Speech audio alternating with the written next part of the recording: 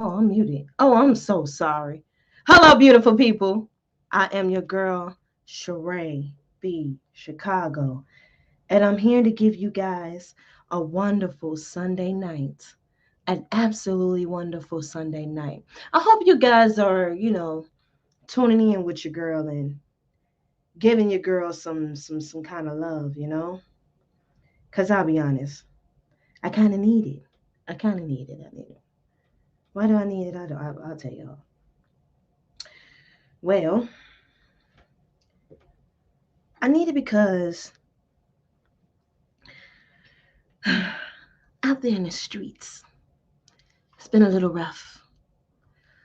Just a little bit, not too rough, just a little bit. Um, Let me go ahead and say hello to my people in the comment section. Shout out to knowledge and relationships. If you guys are not in tune with my beautiful people, I don't know what to tell y'all. Y'all messing up if you're not in tune with M3 and the family over there. And then you guys make sure you tune in with my guy DJ E-Man. Hey DJ E-Man, how are you? Definitely get in tune with that guy. He's a dope DJ. Amongst other things, However, at 100 watts, I love 100 watts. Like, 100 watts. He has such an interesting, perspective. He comes off as a well-rounded man, and we appreciate well-rounded men. You definitely get love over here. Do what my boy Knowledge and Relationship said, okay? While you guys are in here. Oh yeah, you like that 100 watts? I'm gonna keep it just like this, just for you. Let me go ahead and do a little bit of the maintenance. I would love for you guys to like the video. Subscribe to the channel. And if you really like what you're hearing, hit that notification bell. So what are we talking about today? Oh, and if you really want to support your girl. So what are we talking about today? Hmm. Is that right, knowledge in relationships? Okay, in three, he said that's the best part of charade besides her intellect. I appreciate that. I really do. I think I told you guys I have a radio background, so I'm no stranger to this, okay? No stranger to radio. So today's topic, New Year's resolution, and I'm gonna ask you, did y'all see that? It maybe probably came too fast for you guys. Today's topic, did you stay true to your New Year's resolution? Did you? I really want to know. It's the 16th, a little over 2 weeks. So I don't know if you guys did what you had to do. Do you guys like my music? I found this music too. Hold on. You know how I do it, okay? Over here at Sunday Night Vibes. See the glass? Check it out.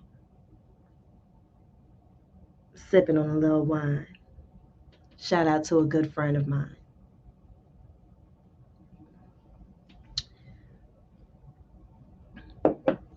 Shout out to a blind guy, his wife, their life.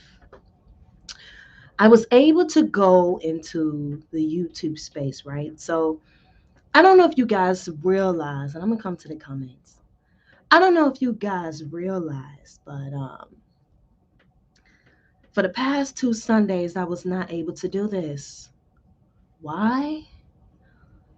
Because YouTube said, "Excuse me, the music that you are using, ma'am, you will not be able to monetize off of it." And I said, "Oop, looks like I need to find some new music." So I was like, okay, maybe I'll find a DJ or something of that sort, maybe a little something, something, right? We gotta find it. Let me get comfortable, you guys. You know how we do it. This is Sunday Night Vibes. I know some of you guys got to go to work tomorrow. So we chilling. We're going to talk about these New Year's resolutions and things, okay? And what happened was, I was like, bring the camera down a little bit. See, I can see me. So what happened? I was listening to Blind Guy, his wife, and they gave me some insight on where to go to get some music. YouTube has an audio library, you guys, and you're able to select the kind of mood you want to create and the genre. Mm. Oh, okay, I see you. You know what? Let me get to these comments because I see some good comments in here, and I want to get to one in particular, okay? Let's get to one in particular. Okay, I'm going to get to it.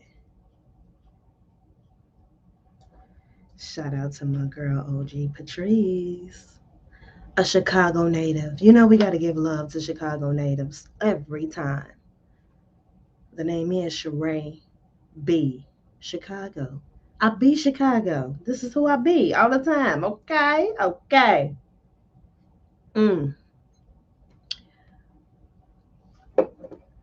100 Watts said he missed radio. I kind of do too. I'm not even going to lie. I kind of miss it. There's something special about radio work. Only other radio personalities and of that sort, they understand. Not everybody understands. Didn't make any. Mm. Well, it's the best in the world. Hello. How are you? Yeah, salute my sister, Miss OG Patrice. Oh, you got green tea with you, huh? Hey, what you guys sipping on? 100 Watts said he got the green tea. I got a little wine. I would say the name. Should I say the name or should I wait for sponsorships? You comments, y'all let me know. Because I got the wine away from the camera in case I want a little bit of a refill. I'm going to check with Chef and for sure coming back. Oh, tell Chef I said hello. I love that man. MLK Day is tomorrow. Yes, it is. So I got another topic I'm gonna put in there.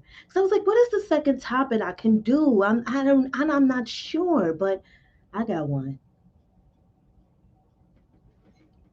I got one. I got one.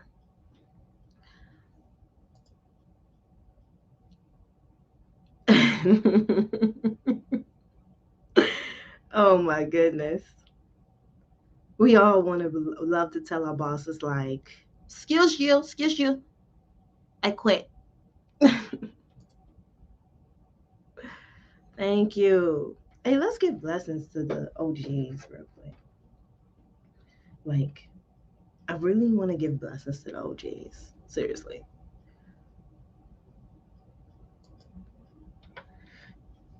You got a questions for me, huh?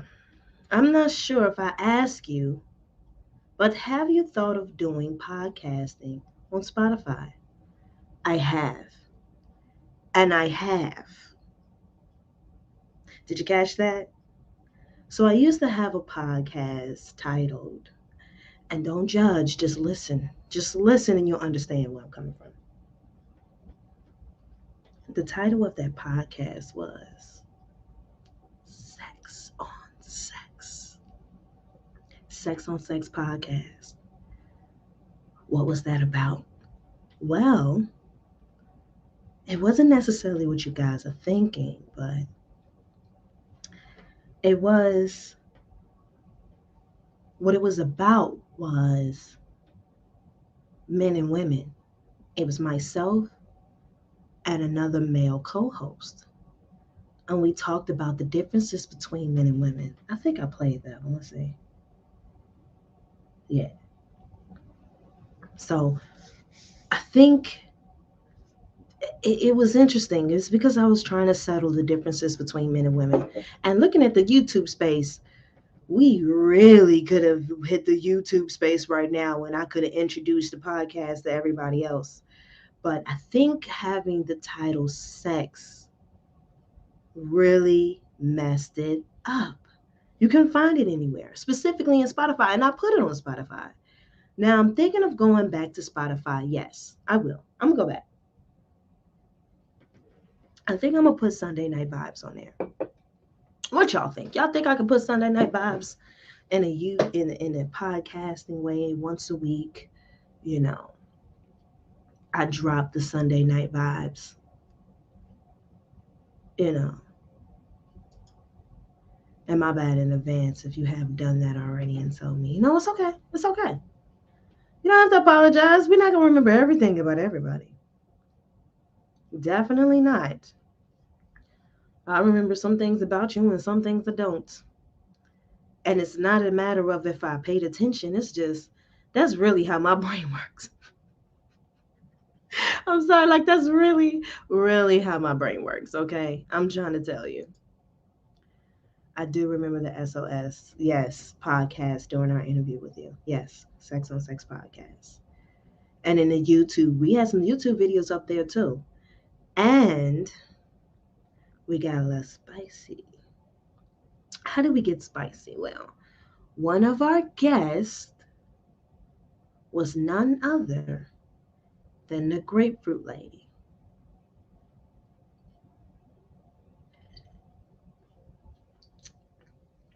Do you know who that is? Let me refresh your memory in case. So, grapefruit lady was the woman that was teaching women how to perform fellatio. I'm scared of the bots now because I said that. On men with a grapefruit. You hear that? And yeah, it would get a little spicy. You know, I personally um I personally understand that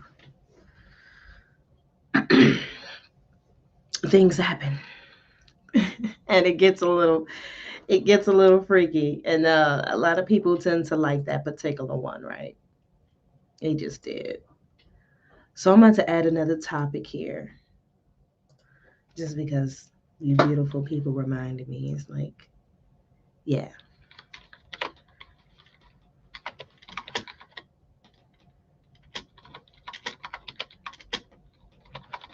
Uh,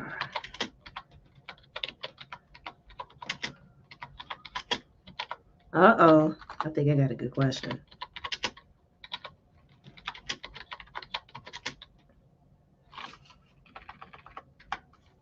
Mm-hmm.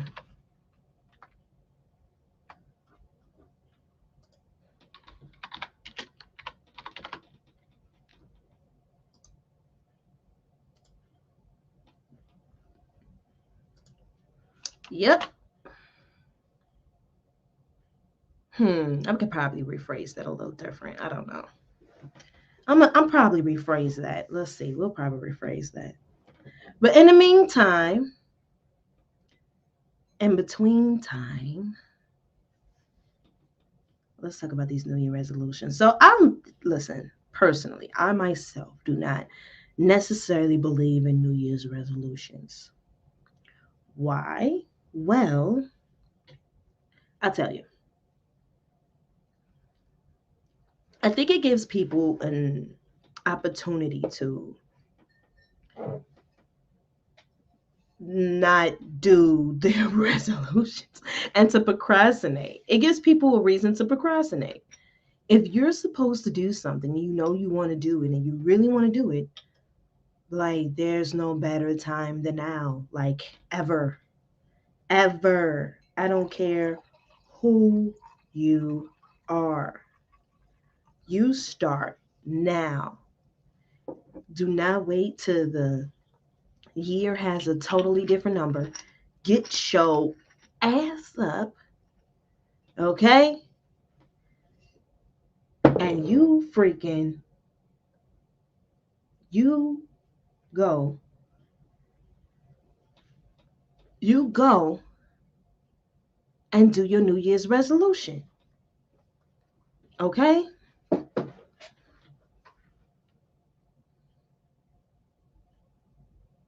Like, seriously, seriously. Okay, I got it. Are you? That's a better question. Are you grateful for?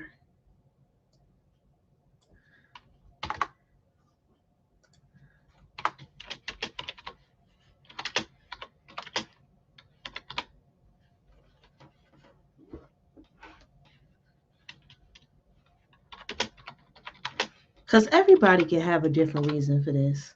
So this is the other question I'm gonna ask you guys. Here we go. I got it. Are Oh shoot, let's edit that. That's what she didn't do that right. Are you? There we go. There we go. Okay, that's better. Are you grateful for MLK? And if so, for what? Now, some of you guys may think this is a simple answer. I don't think it is. Because I don't think there's a lot of us who are more Malcolm than than Dr. King, right? And because of that, your reason for appreciating MLK can and would be different. And I think that people need to really think about that because MLK did a lot, right? He did a lot. See, he said he's grateful for the holiday. You see, everybody's gonna have their reason. I have what I'm grateful for when it comes to MLK. It's right. We got Mr. Jedi Mike. Hey Jedi, how are you? I got something for me and Jedi are gonna work really soon. Um, I'm looking forward to talking with this brother. When you have the opportunity to speak to the youth and potentially making sure that their mindset stays on a great path, um, you help continue to contribute to that. Now that's a young man, so there's only so much I can do, right?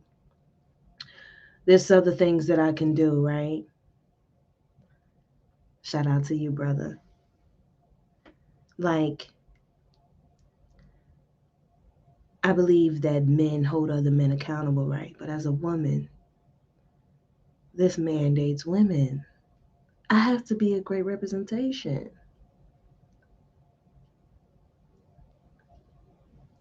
Oh, and a tip, Jedi. As a woman ages, it's no longer hard liquor. We sips on wine. Just to tell you, just to let you know, okay? You see the glass. Shout out to Tanisha.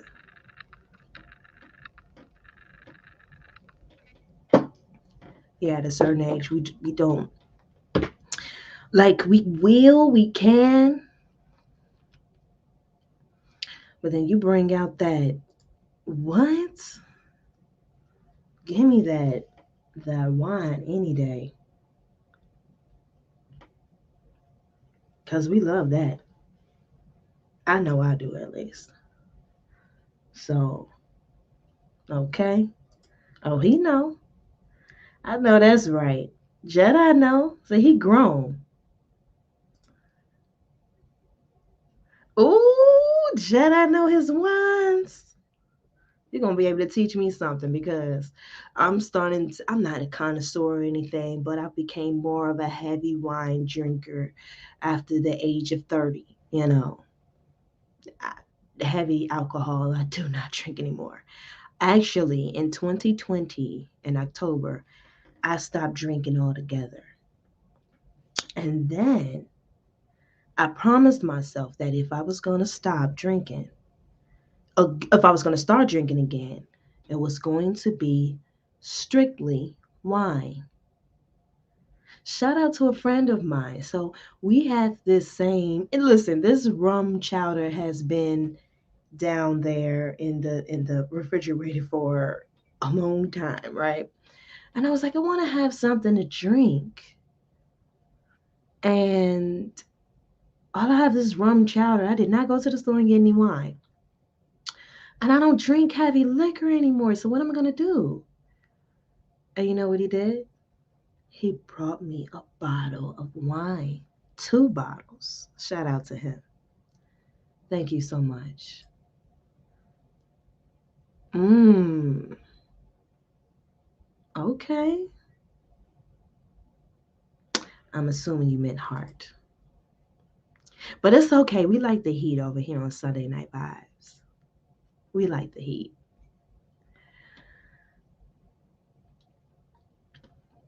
I said we do it grown and sexy on Sundays because listen, the ability to grasp the attention and to keep the attention of the opposite sex, that dance that men and women do, that push and pull, that come here, that I like that. And it doesn't have to be sexual. So some of you guys get your mind out the gutter, okay? Get your mind out the gutter. He just texted me, you're welcome for the wine.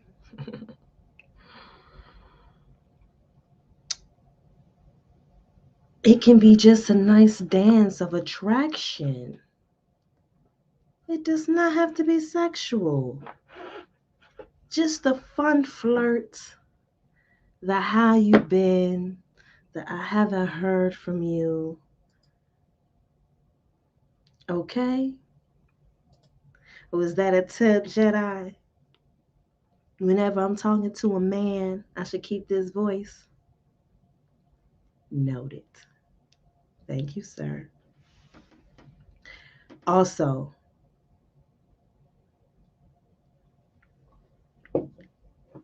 something else when it comes to men and women, right?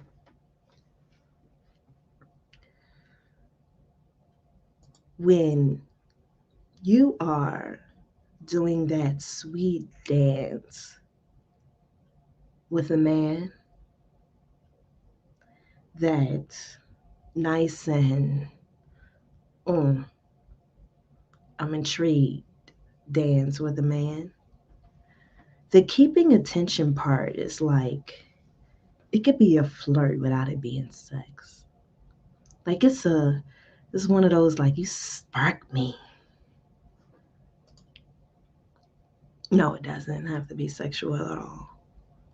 Now it's fun when it's sexual, but it doesn't have to be. Intimacy is there's levels to intimacy. There's fun with intimacy. Oh, shout out to the silver foxes. Hello, I see you. There is nothing sexier to me than a nice, tall glass of silver.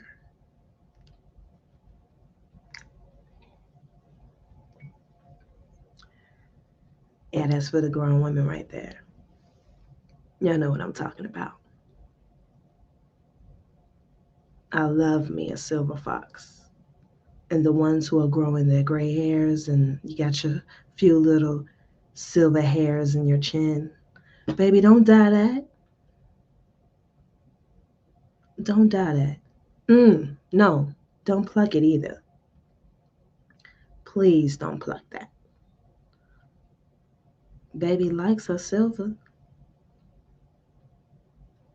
They say gold is old, baby. Maybe we should tell the brothers it's more like a platinum. Maybe they'll appreciate it a little more because y'all be ready to just let it go. I'll be like, do not let that go. Platinum, okay? Platinum. We like that. Now, to get to the topic at hand, I don't know if any of you guys want to call in. You may not get any screenplay, but I'm going to drop the link. And I got a question for you. Question is, we're going to do the first question.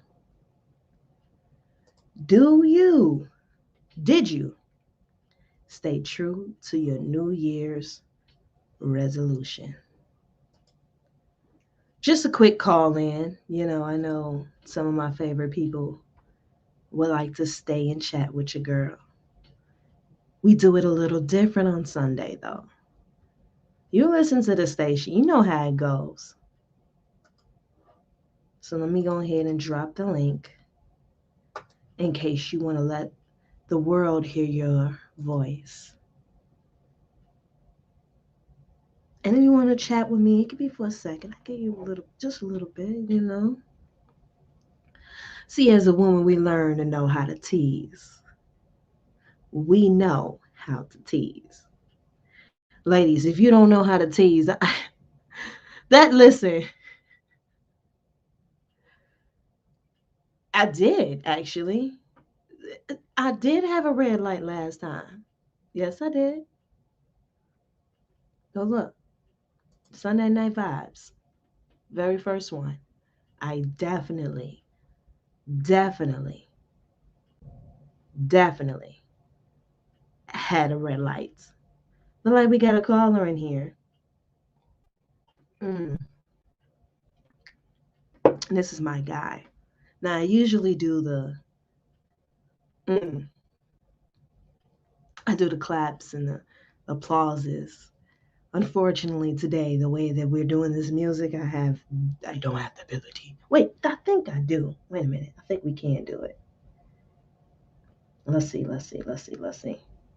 I think I can because I gotta give my guy an applause, right? Ah, no, I'm not.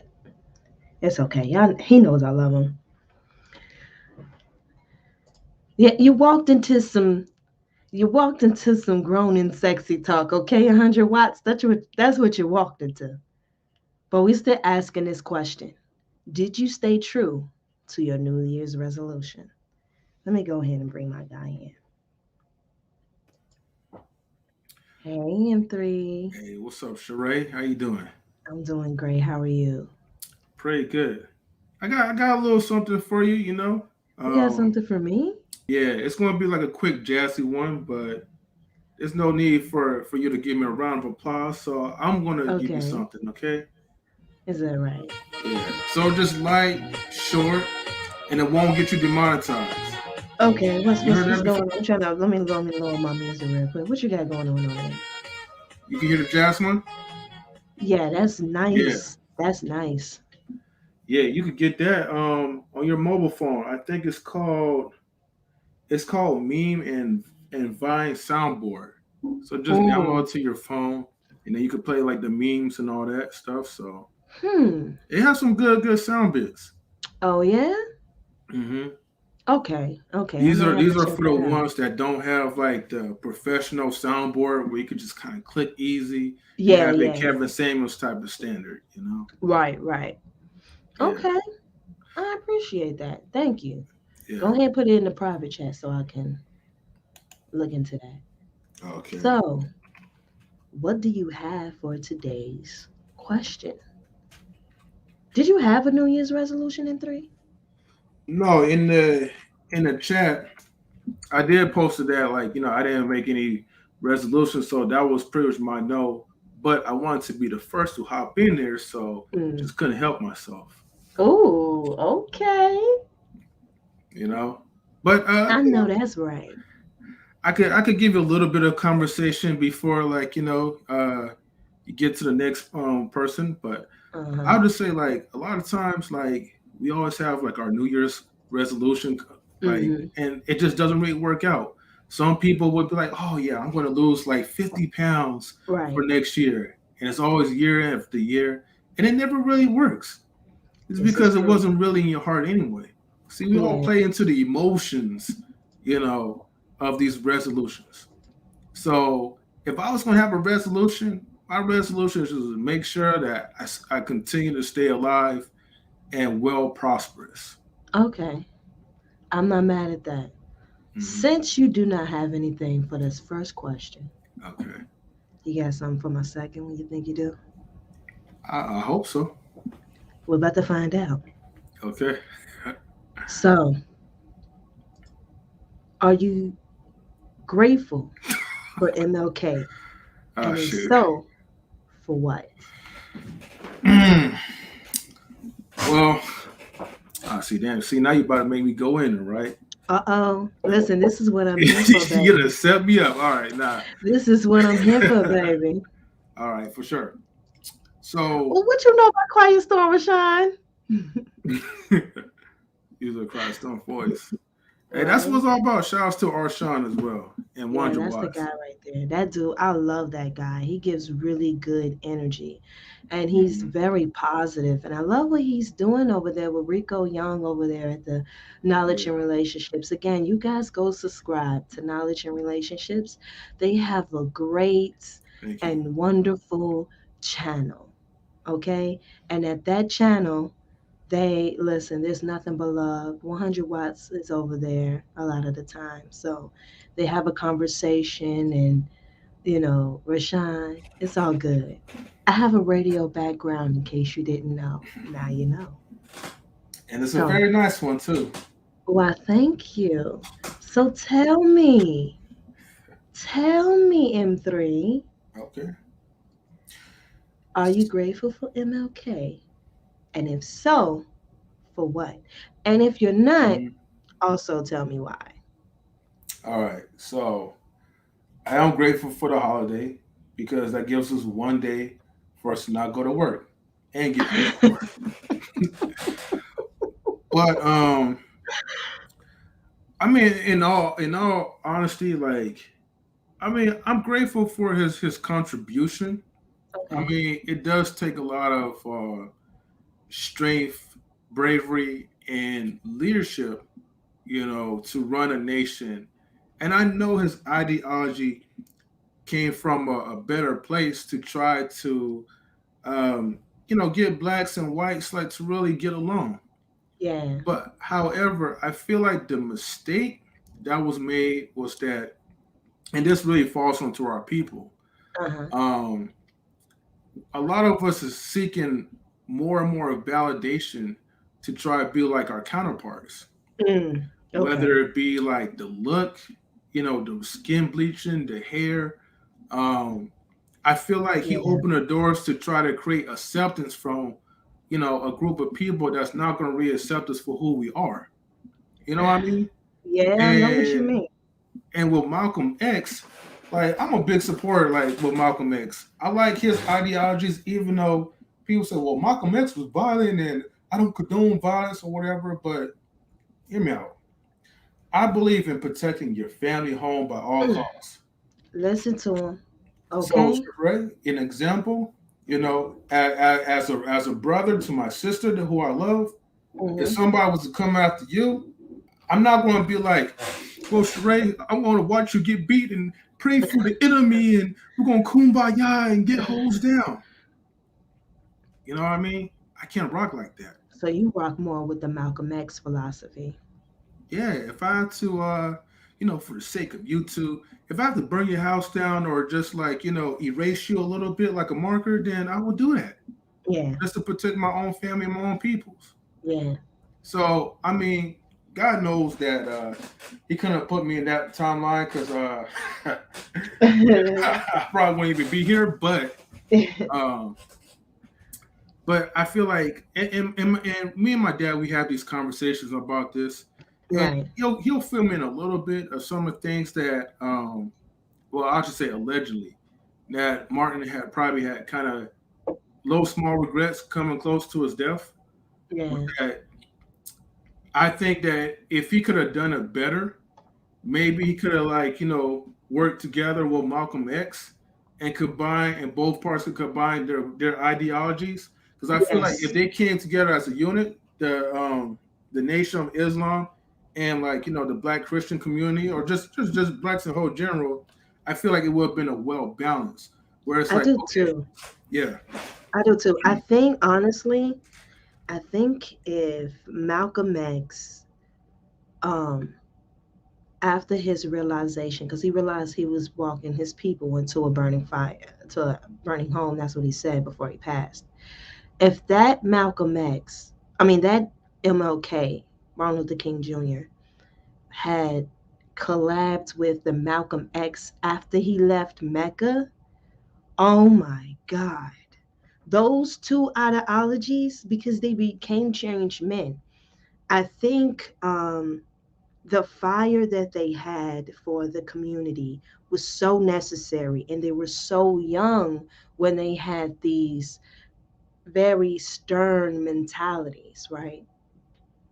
And these two stern mentalities, it helps, progress the community the way that it was beneficial to us to a degree, because the listen, I'm the burning house. I agree, he was definitely walking us into a burning house. So um i I want to say,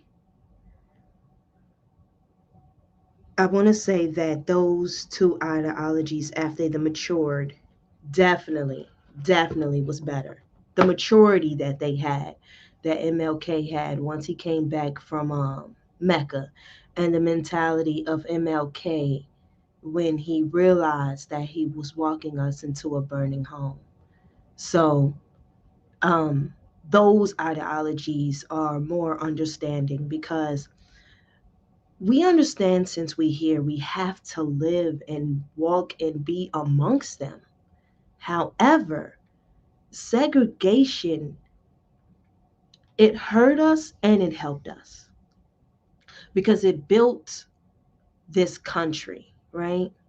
It built the black community. I'm sorry. Black Wall Street is because of segregation. Once segregation left, we were all for building them up, because we wanted to keep up with the Joneses.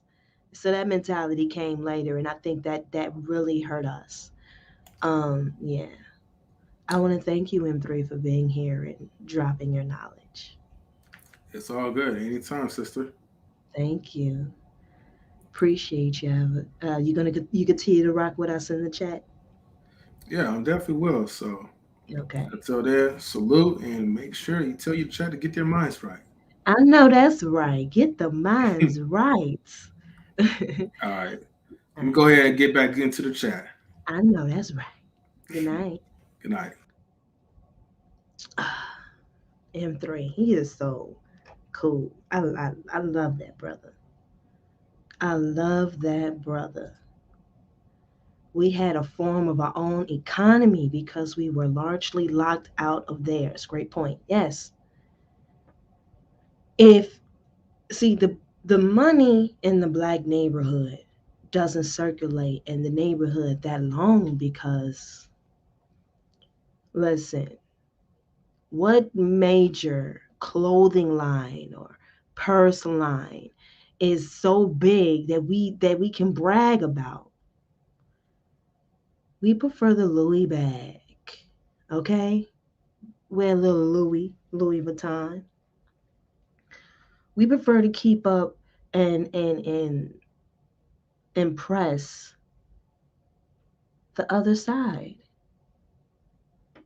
Now, everyone who says that y'all hear what my brother said. Don't forget to get the likes up. Now we all understand that.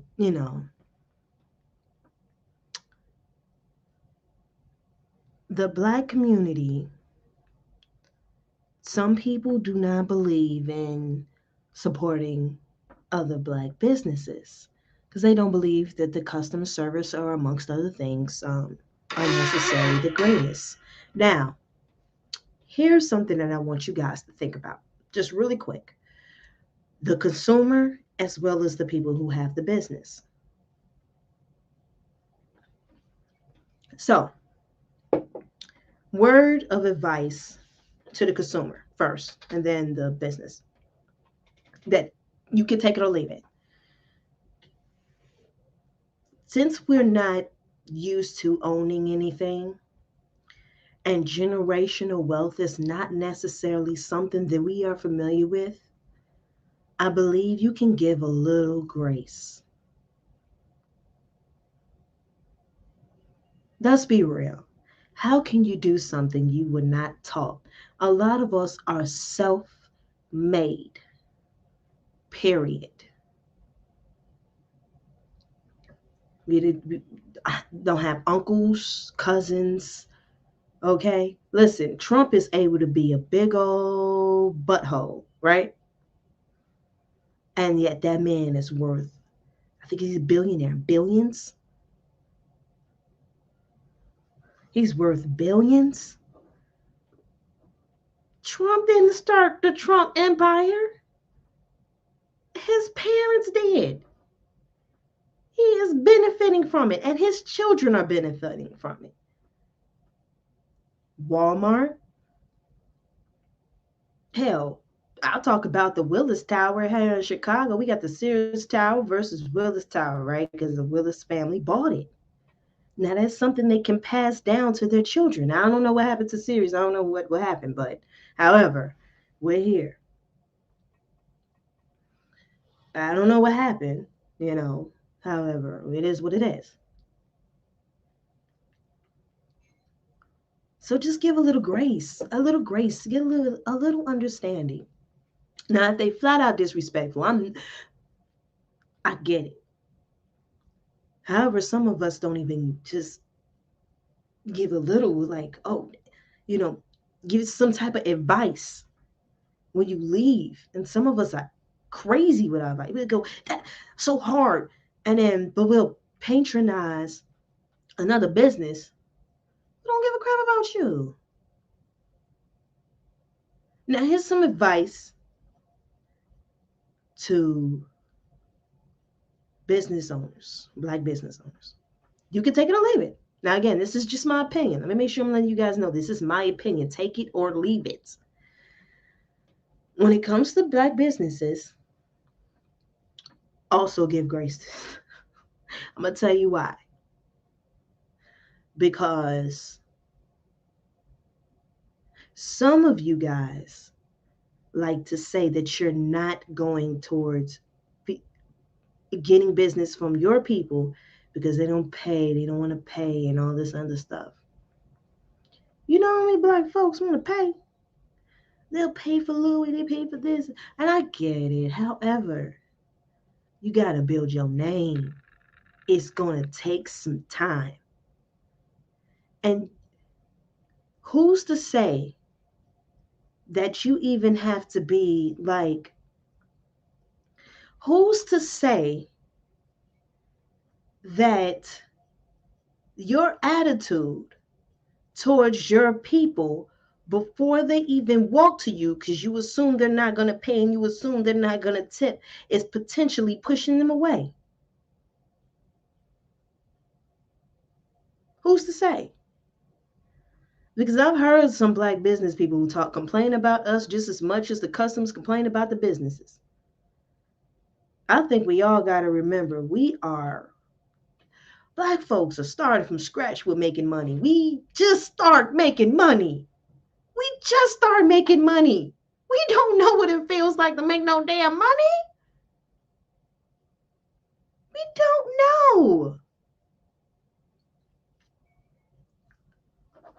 We just start making money.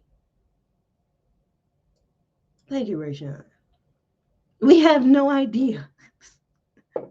Dollar bills is not familiar with us. Shout out to Blind Guy, his wife, their life. Good people, they say. Good day, good people. I'm grateful for MLK being a mantra. Ah, I like that. It takes a lot of guts to do what he did. Seriously.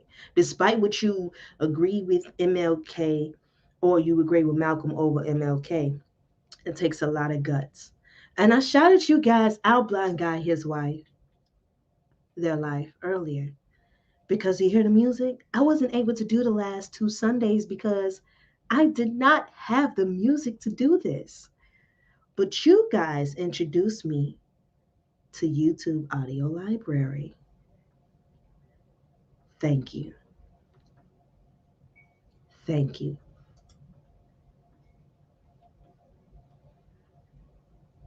Uh-oh, what Tristan do? What he do? What he do for a living to make some money? Is that a business I should be patronizing? Tristan, what you got going on? Also, what are you guys sipping on? Do you have your wine? Oh, your tea like 100 watts. Hold on, let me make sure if that light come in there right. Let's see if that light come in there. It is not coming in there. It's supposed to get a little darker. It's a little more focused. Oh, well, thanks for the shout out. So, are you playing YouTube music now? Yes, I am. Sounds good, doesn't it? Still gets the vibe, it gets the point across.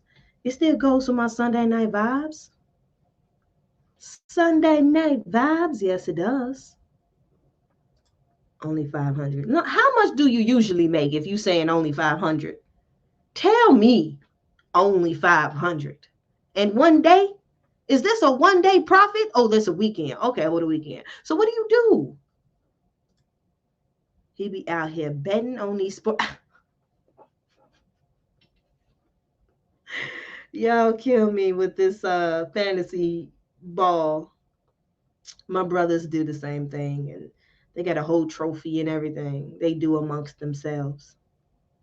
I tend to like that though. It bringing some kind of camaraderie amongst men. Sports bring men together. It's the one time men can get emotional and another man just gonna look at him like, okay, he mad about his favorite team, gets emotional. Because men get emotional about their sports. Dude, how you gonna say what? They get so emotional about the sports, but that's the one time they can really express themselves and everybody's just gonna look at them. Men are able to be emotional about their sports and not get looked at as crazy. Unless they take it like, you do have your over the top. Come on. Shout out to WME. You do have your over the top, right? However, no one really bats an eye. They really don't. Gin and juice. I know that's right. Get your gin and juice on. Get your gin and juice. So let me ask you a question, Blind Guy, his wife. I'm sipping on some wine. I'm thinking of naming the drink. I'm curious. Should I say it in the hopes of a sponsorship? Or should I continue to say that I'm sipping and then someone come and approach me?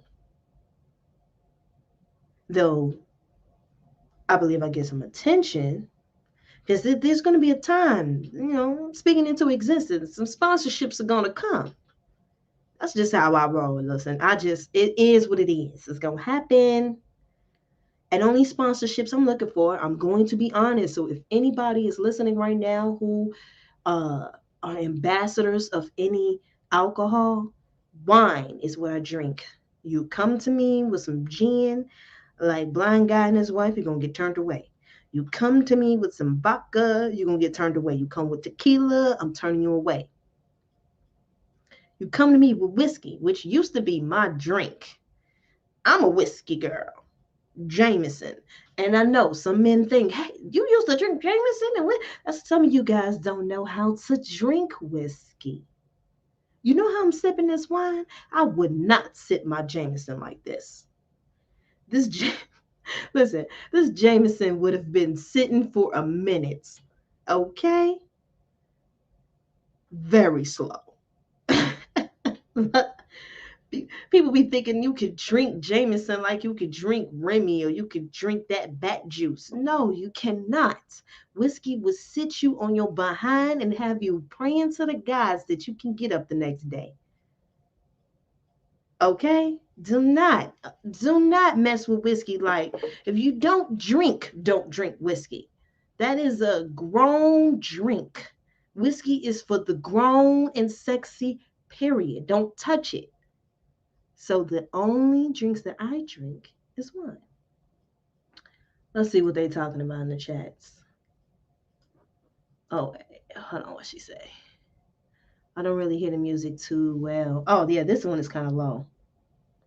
This one kind of low. That's why. I don't really hear the music too well, but it may be that I don't hear it in my headset. Yeah, I had this beat was a little more low than the other ones. You definitely should be able to hear this one. Tell me if you can hear this one, blind guy and his wife. If my Ravens lose, everyone knows not to bother me for the rest of the day. So you're a Ravens fan. Okay. You know who I'm rocking with. charaebarnes. I don't pay too much attention to, you know, I don't pay too much attention to um, sports altogether. However, I brought the music up. Definitely brought the. You guys should be able to hear this. That last song was low. I'll admit it was low. Um, Speak it into existence and make it play in the background to guarantee it. So otherwise, y'all want to know what I'm sipping. Now, I'm not $100 bottle girl, right? We're working to get to $100 bottle. So if you kicked it outside last summer and you hung out, well, at least in Chicago, this is what we drank. And we was outside and you was kicking it, and you should be able to hear it now. Definitely should be able to hear the music now.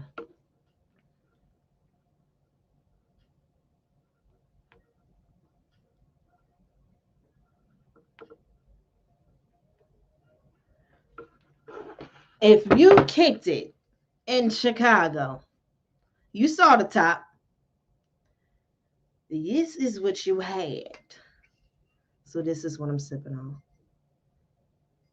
Yeah, that's Stella Rose Black. Say what you want about some cheap wine, but there's some damn good cheap wine. Damn good. I love it. What? This, that, not that one. That shit. That shit is amazing. It's absolutely amazing. Ravens, no, no, not a Raven fan. I'm sorry. Apologize, but then don't apologize. Reason why I'm up about the 500 is because I can hit those. I can't hit the parlays that turn $10 into 100K. I don't know. You guys still can't hear the music? Really? Yeah, Jamison is something special. Really? Because I can hear it. Can you guys hear it now? Please tell me y'all can hear it now. Tell me if you can hear it. Yes, that Stella Rose is fire. Listen, are you guys kidding me?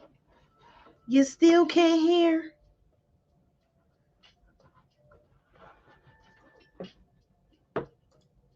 You like barefoot? I used to like barefoot, and I'm not gonna lie. I'm not gonna stun on you. Hear the music. Can you guys hear the music?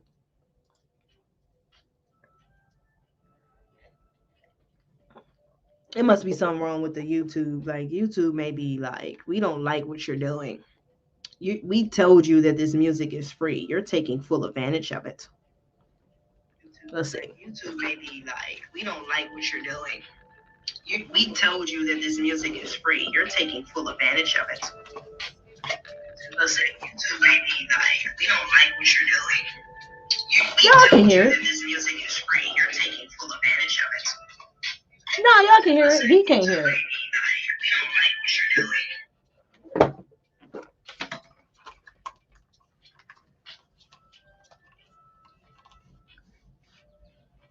I'm about to choke myself.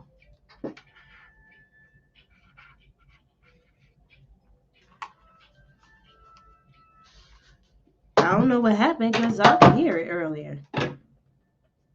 I just played the video and it sounded like y'all can hear it. Oh, somebody said, yeah, now you can hear it. Okay. Tell me if y'all can hear this. No, I don't want to play that one. Let's see if I can play something else. Let's play this. Ooh.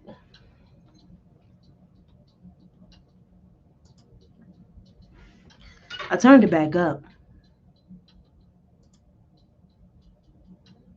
I know, right? I definitely had to switch it up.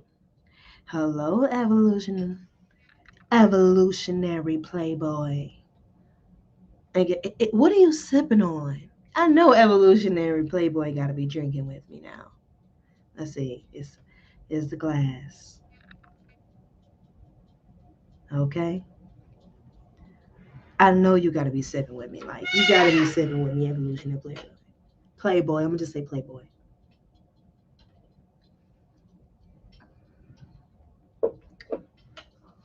Oh, you don't drink.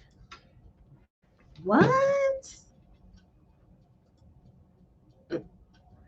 You don't drink. Isn't that something?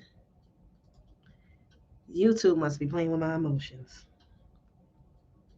You know what? Let's try it this way. Now, y'all tell me if y'all can hear this, okay? Tell me if y'all can hear this.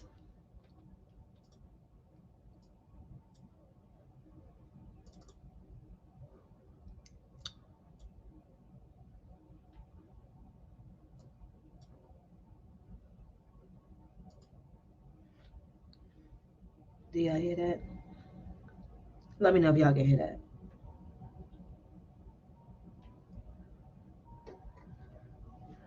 Let me know. Give it a few seconds. I just played it.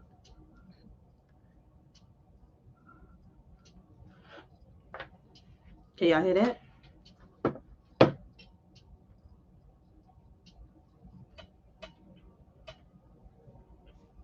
Can y'all hear that one?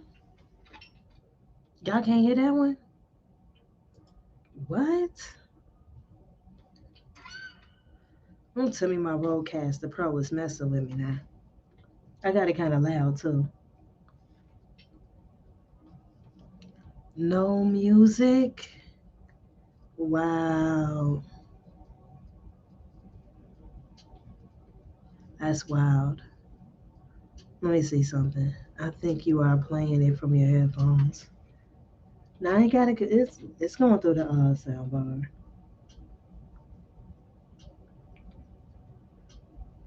Y'all should be able to hear it. Y'all should be.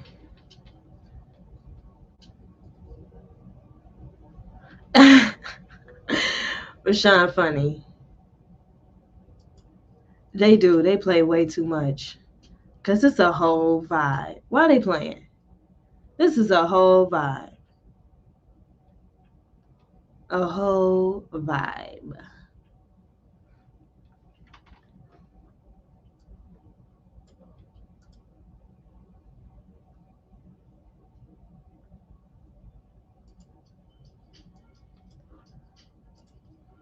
This is weird that you guys can hear me because I'm definitely playing music.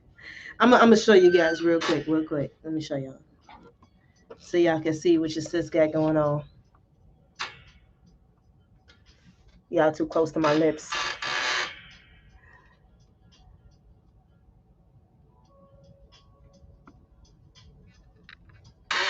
your girl. This is me. This is the music. The volume is up. It's up pretty high too. The volume is definitely up. It's damn near gonna burn my ears. That's how high it is, honestly. I'm gonna have to take the music out and just see. Let's see. Can y'all hear this?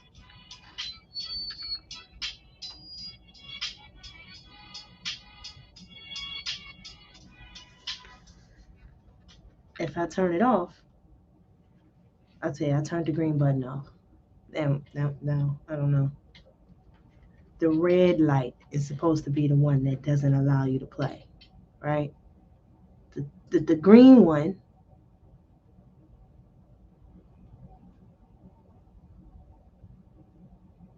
yeah, because I put it to the mic. You heard it when you took it. Yeah, because I put it to the mic.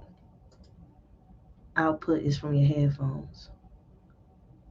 Maybe there is something I need to do for my sound. Let me see something. Matter of fact,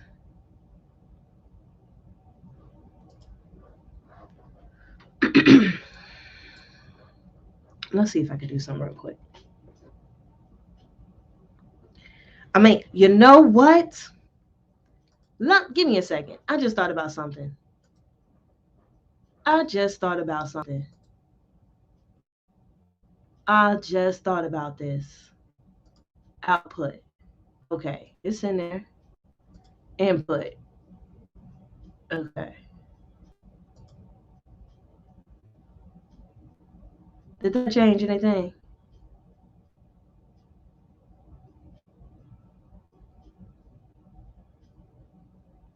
Did that change anything, you guys? I think that probably changed it. I'm hoping it did. Let me see. Yeah. Yeah, I think it changed it. Y'all let me know. Y'all let me know.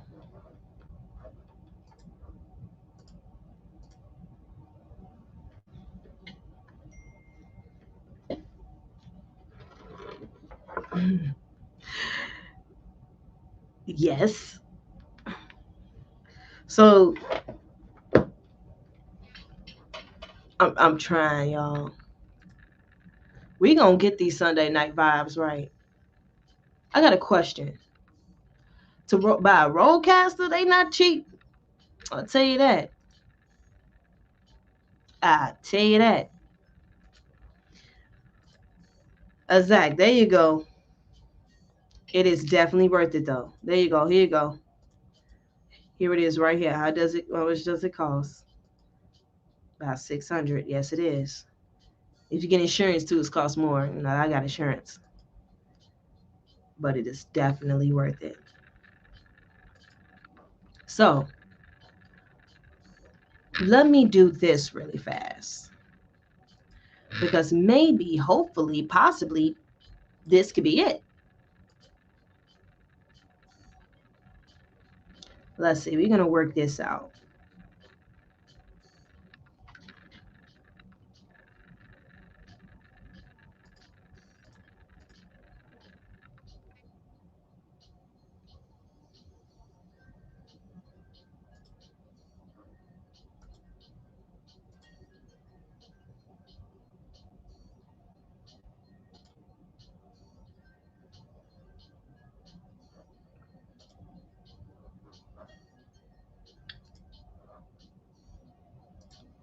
I'm going to leave you guys.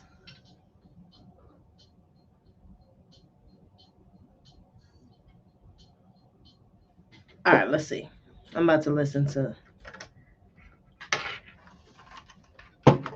Is that better? Let me know something. Is that better? I just did what the blind guy and his wife said. I know, right? Definitely need to save my hearing. Oh my goodness.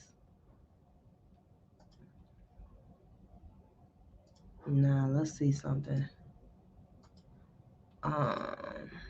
Okay, here we go. Okay, how was that?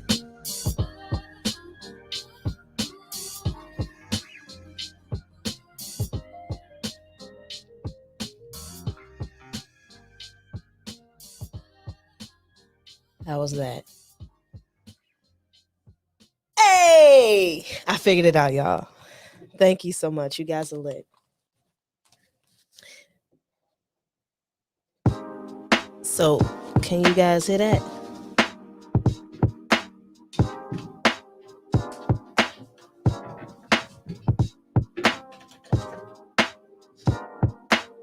Can y'all hear that? Hey, we back. We are back.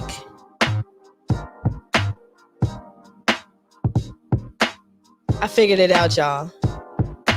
It was just a click of a few buttons. I know what to click next time, y'all. So I got y'all next time. For everybody who stayed with your girl, I gotta say this real quick. Thank you.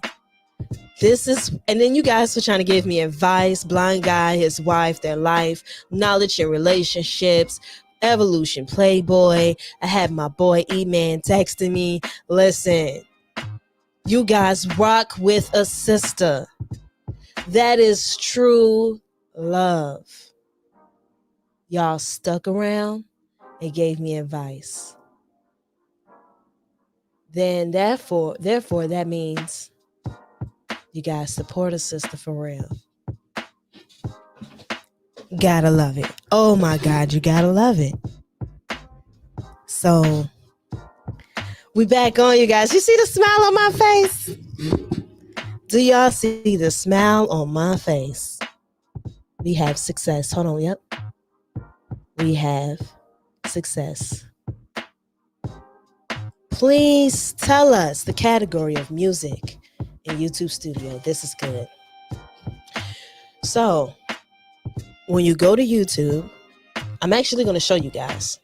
Yeah, let me share a screen. Let me go ahead and do something real quick for my beautiful people who stuck around and want to know. Okay? Y'all stuck around with your girl, so she's going to show you.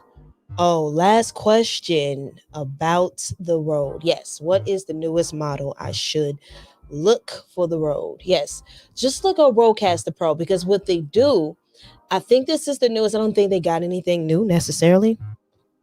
What they do is you have to download the software. So you download the newest versions of it, okay? And you download the newest versions of it. And yeah, I just downloaded the newest versions before I put some music on the Rodecaster. So you just buy this one, download the versions, and you be straight.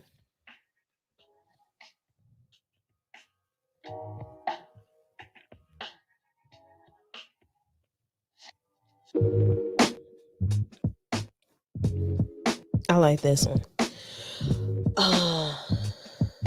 Okay.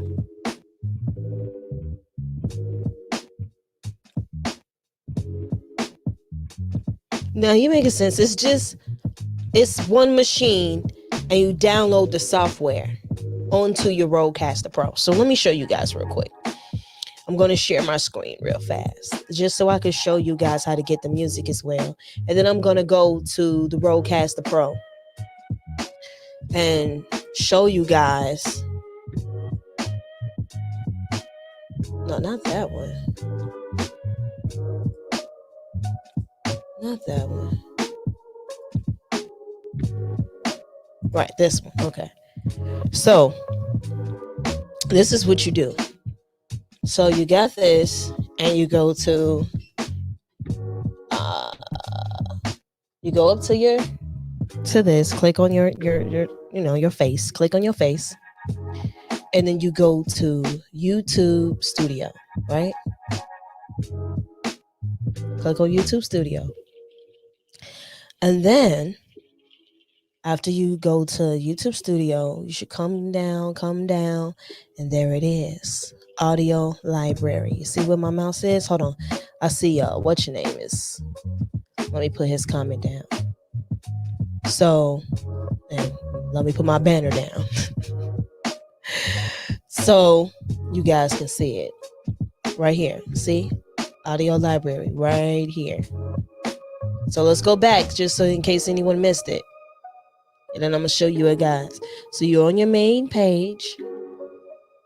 Shout out to Rashida Buff Bay Lucas, a comedian out here in the Chicago area. And you click on their face. I think I played that one. There we go. All right. So then you go to YouTube Studio. Go to YouTube Studio. And you scroll down on your left. You come to your left. And you check out this last video I did right here with Jackie. It's nice. It's pretty nice. And you scroll down to Audio Library. Now, let me show you guys what it looks like. You click on Audio Library, and I'm going to show you guys what I did. And then I'm going to play something, and you guys are going to be like, oh my God, watch, because that's how I was, right? I'm going to play something for y'all. So you come here, and you got a different music. You even get to click the kind of mood, happy, romantic, dark, and the genre, jazz, cinematic, dance. So you know what I did, right? So I went right here to search, click on genre, and I went to hip hop and rap and R&B soul. I probably should get some jazz blues in there too. Well, this is what I chose. This is what you guys are listening to now. You hit apply. Hit apply. Okay? Now, y'all know this is Sunday night vibes. So vibes, you gotta create your mood. What mood are you looking for? So I go back in here, click. The search comes in again, and it says mood. So I click on my mood, and this is a vibe. So this is a calm vibe.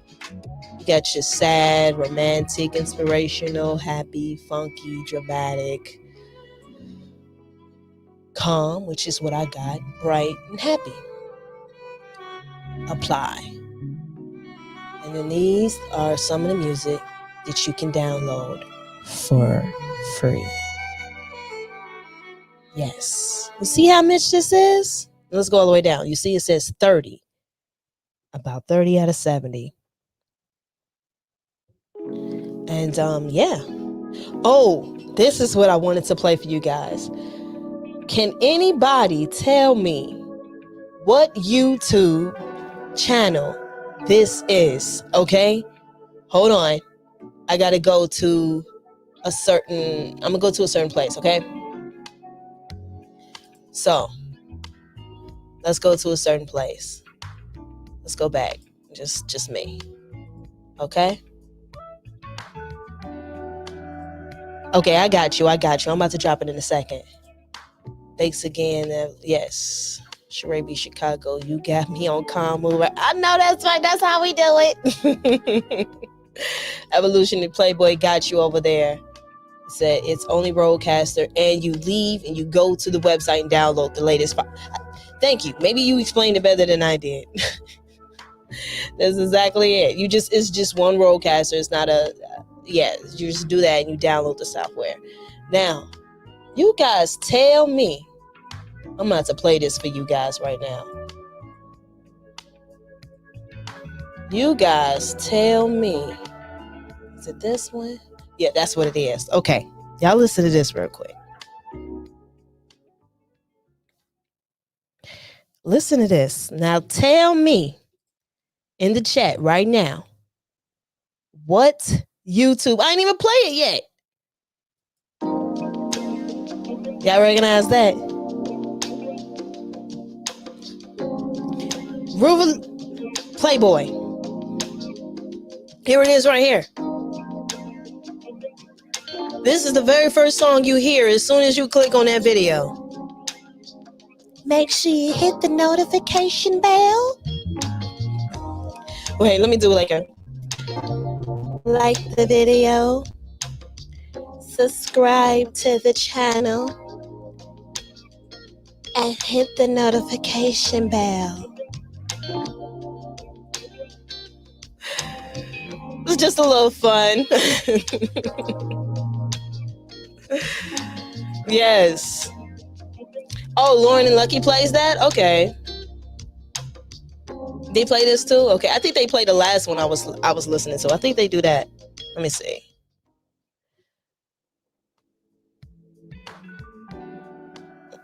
Yeah, I think they listen to that. I don't know. Listen, I don't know. Don't.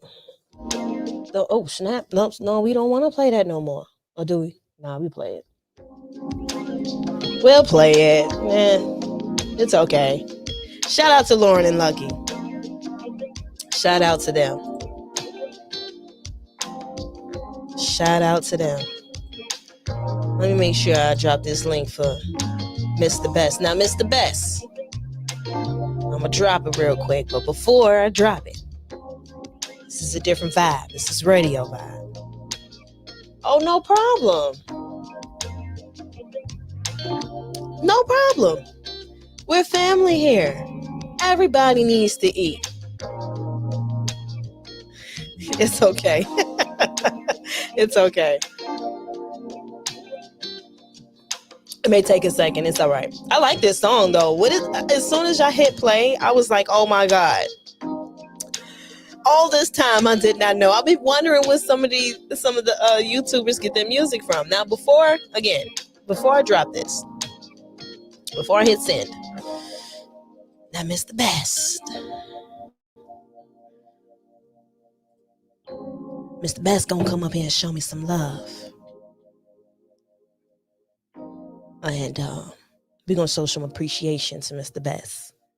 Now I'm gonna ask you 2 questions, and I will love your opinion on it, okay?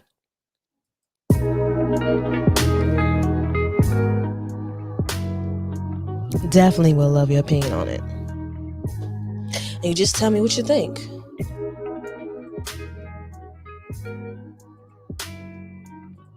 Let me add this to the show. Okay, so you download the music in the playlist and bring it through your stream deck or playing it through other stream. Yes, I play it through my stream deck.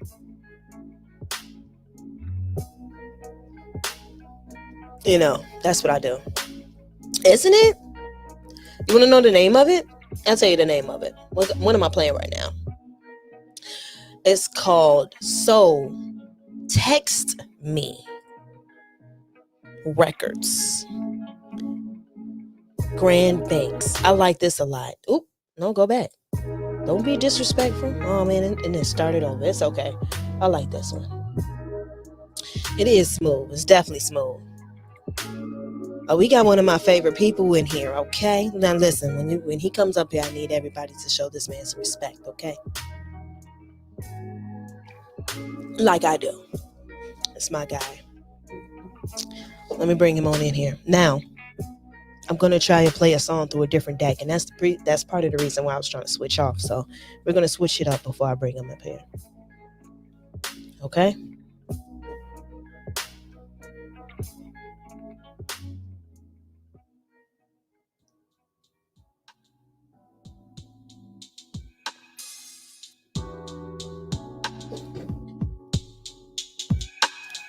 Because Mr. Best is going to be through that one.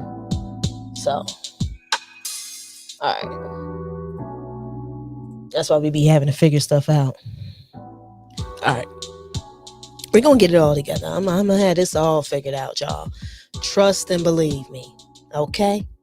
Trust and believe me. Now, you guys, give a warm welcome to my guy, Mr. Best in the world. Hey, family. What's going on, family? What's going on? What's going down? How was your night going? This is a beautiful Saturday night. Man, you know, it's going well. You know what I mean? Chilling out. You know, it's Sunday, right? Oh, yeah, you're right. Woo, She been drinking that drink, girl. That drink got you.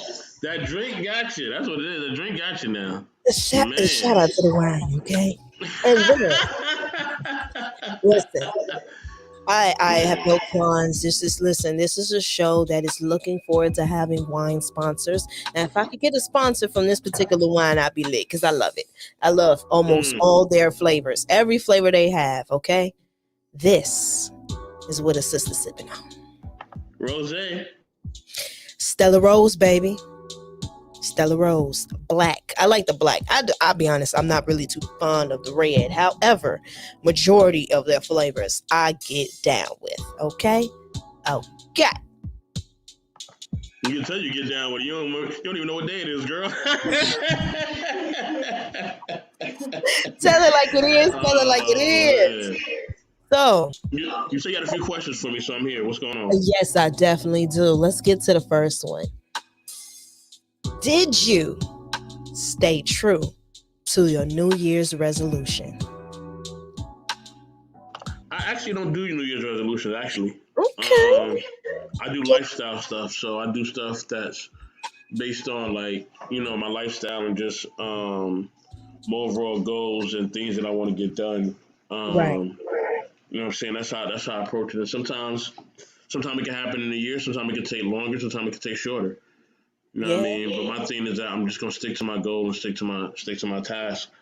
And by doing that, I've been able to pretty much accomplish whatever I've actually Yeah. wanted to seek or do.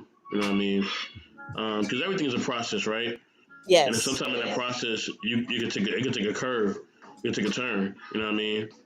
Our current world situation has shown us that. You know what I mean? You could be able to go outside 1 minute, next minute you got a curfew.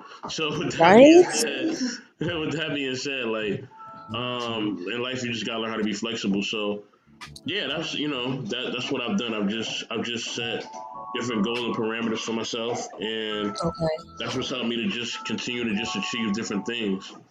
So yeah, so Mm. that's my answer to the question. Okay. I like that. Now, this next question is a little bit more controversial. That's lightweight. This one, I have to ask. Are you grateful for MLK? And if so, for what? Oh, most definitely. I Okay. think MLK has affected all of us, no matter what life, no matter where you're from. This is You true. know what I mean? No matter where you're from. Um, I remember they showed like what he was doing in Chicago, what he was doing in your town. Mm-hmm. He was like actually helping families to have heat. You know what I mean? They didn't have no heat, and I think they didn't have running water in certain places of people of color. And this Right. man was going to these homes, working as a servant. Mm. You know what I mean? To make sure these people had heat, and I believe Wow. water as well. I know Wow. heat very specifically. And I didn't even know that Chicago was that racist. I ain't even know. Like I Wait a had minute. no idea. Are you talking about Mr. Huey P. Newton? No, I'm No, talking about not Martin you're Luther not talking King. about you're not talking about Huey. Because Huey is the one that started of it all. You're I'm talking talking about about Dr. King. Dr. King did that too? Yeah. Oh. Yeah, Dr. King was on it. He was on it. You know what I mean? Like Oh wow. I respect that. There's a documentary about that came on HBO about 3 years ago. I would say Okay. 2018, 2017, something like that. Do you remember the But title of it? I do not. Okay. Matter of fact, Goopy, man, I got so many devices. I can find this out like right now. Okay. Um, you know what I'm saying? With that being said, like he's impacted everybody's life in this country if Yeah. you're a person of color. Um, you know what I mean? So I think that with that being said, we need to honor him. Yeah. We need to show him respect. Oh, it's called King in the Wilderness. Okay. King in the Wilderness. Can you put that in the chat for me, please?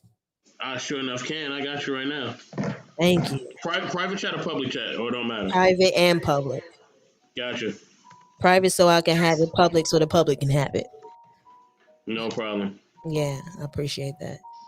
Yeah, I Um, mean it was bomb, yo. Like I mean it it just shows you so many different sides of what he had to go through, and it was deep. It was deep. Like I got to see his human side. You know what I mean? Because Yeah. he almost he like God like in a sense. You know what I mean? Like we already Yeah. knew him like a regular person. You know what I mean? But No, you don't. this You don't. documentary, like you got to see his family life.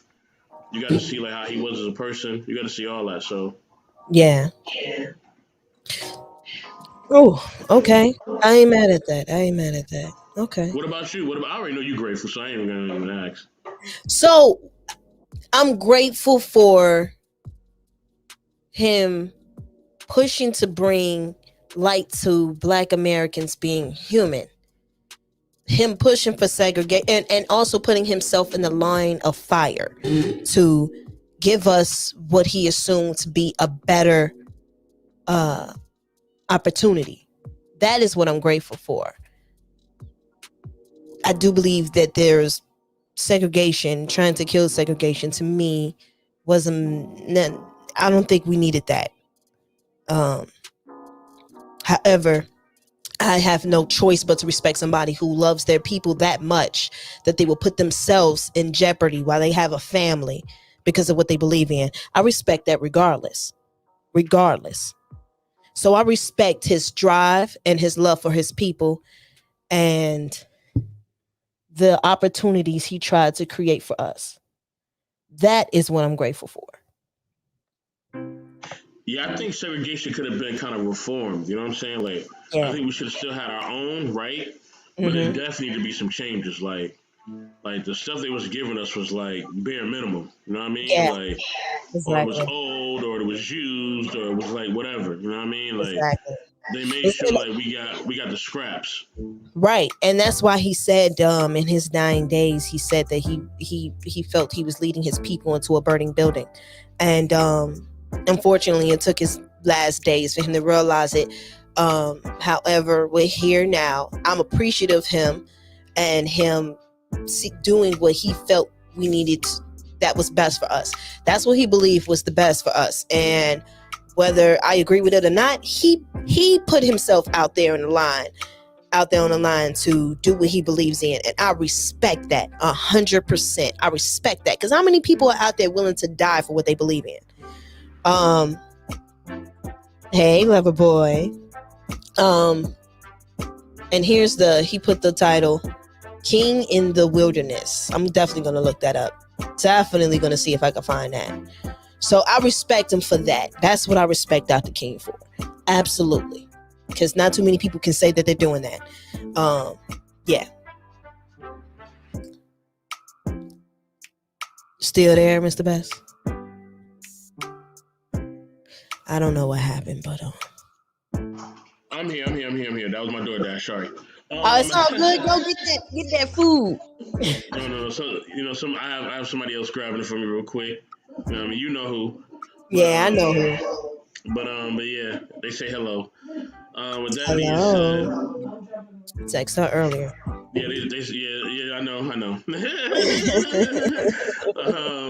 She said she'll be on soon, but yeah.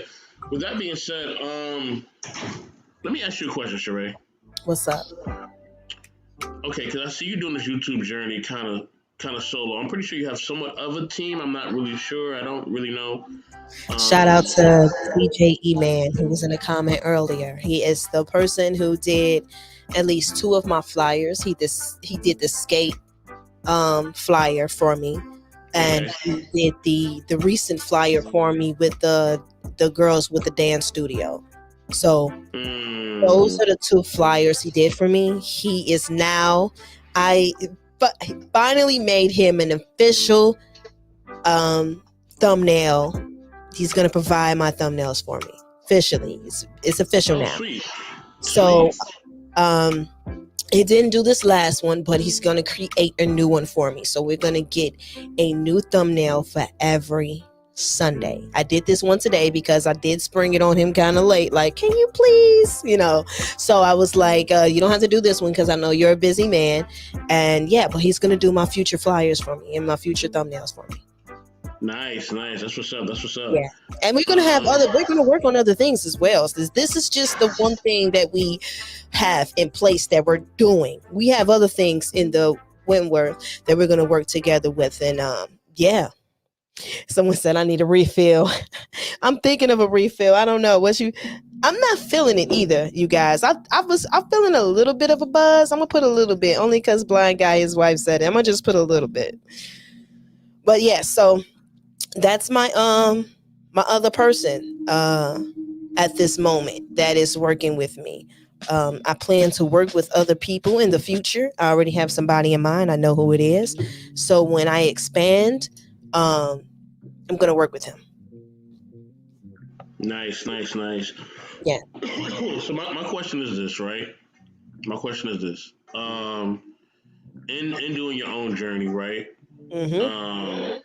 Of course you probably have ups and downs, of course, right?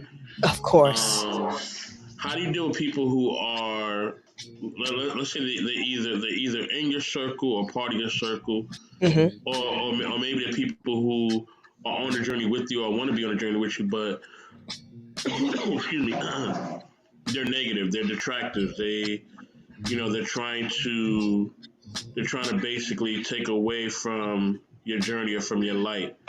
How do you deal with that? Ooh, look at her face. Woo! Wow. I'm sorry that those people don't exist in my world. Mm. Excuse me. What is it? We what?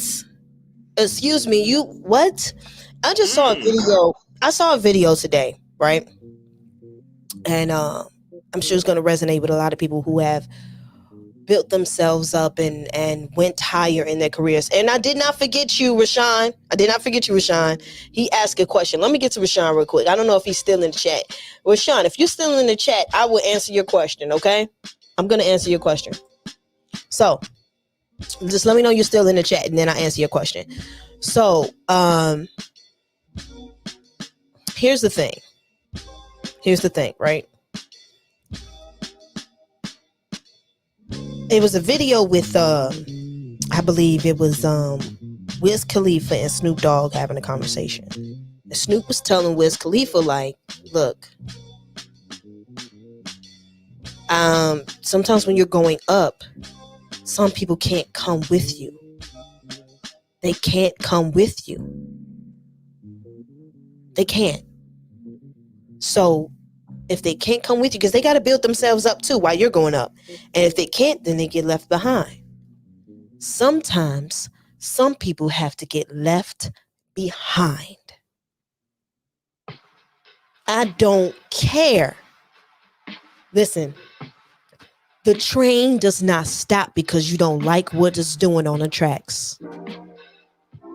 If it's going in this direction and it sees the clearness of where it's going and it has this vision, just because you standing there on the sideline waving, hoping for yourself to get picked up, you better catch this train when it's going.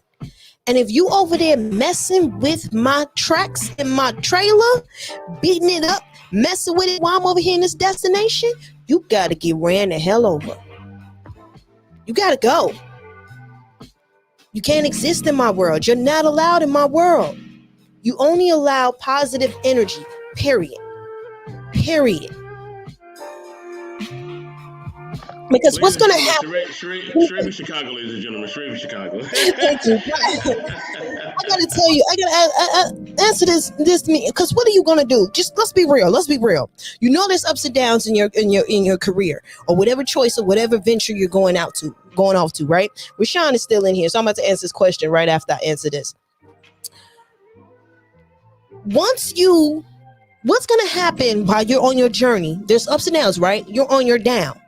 And while you're on your down, you know those are one of the times where you need positivity the most. So what are you going to do when somebody is around you bringing negativity at the time when you need positivity the most? That's when you need people who really mess with you to be in your circle. So, nah, screw that. You are not allowed.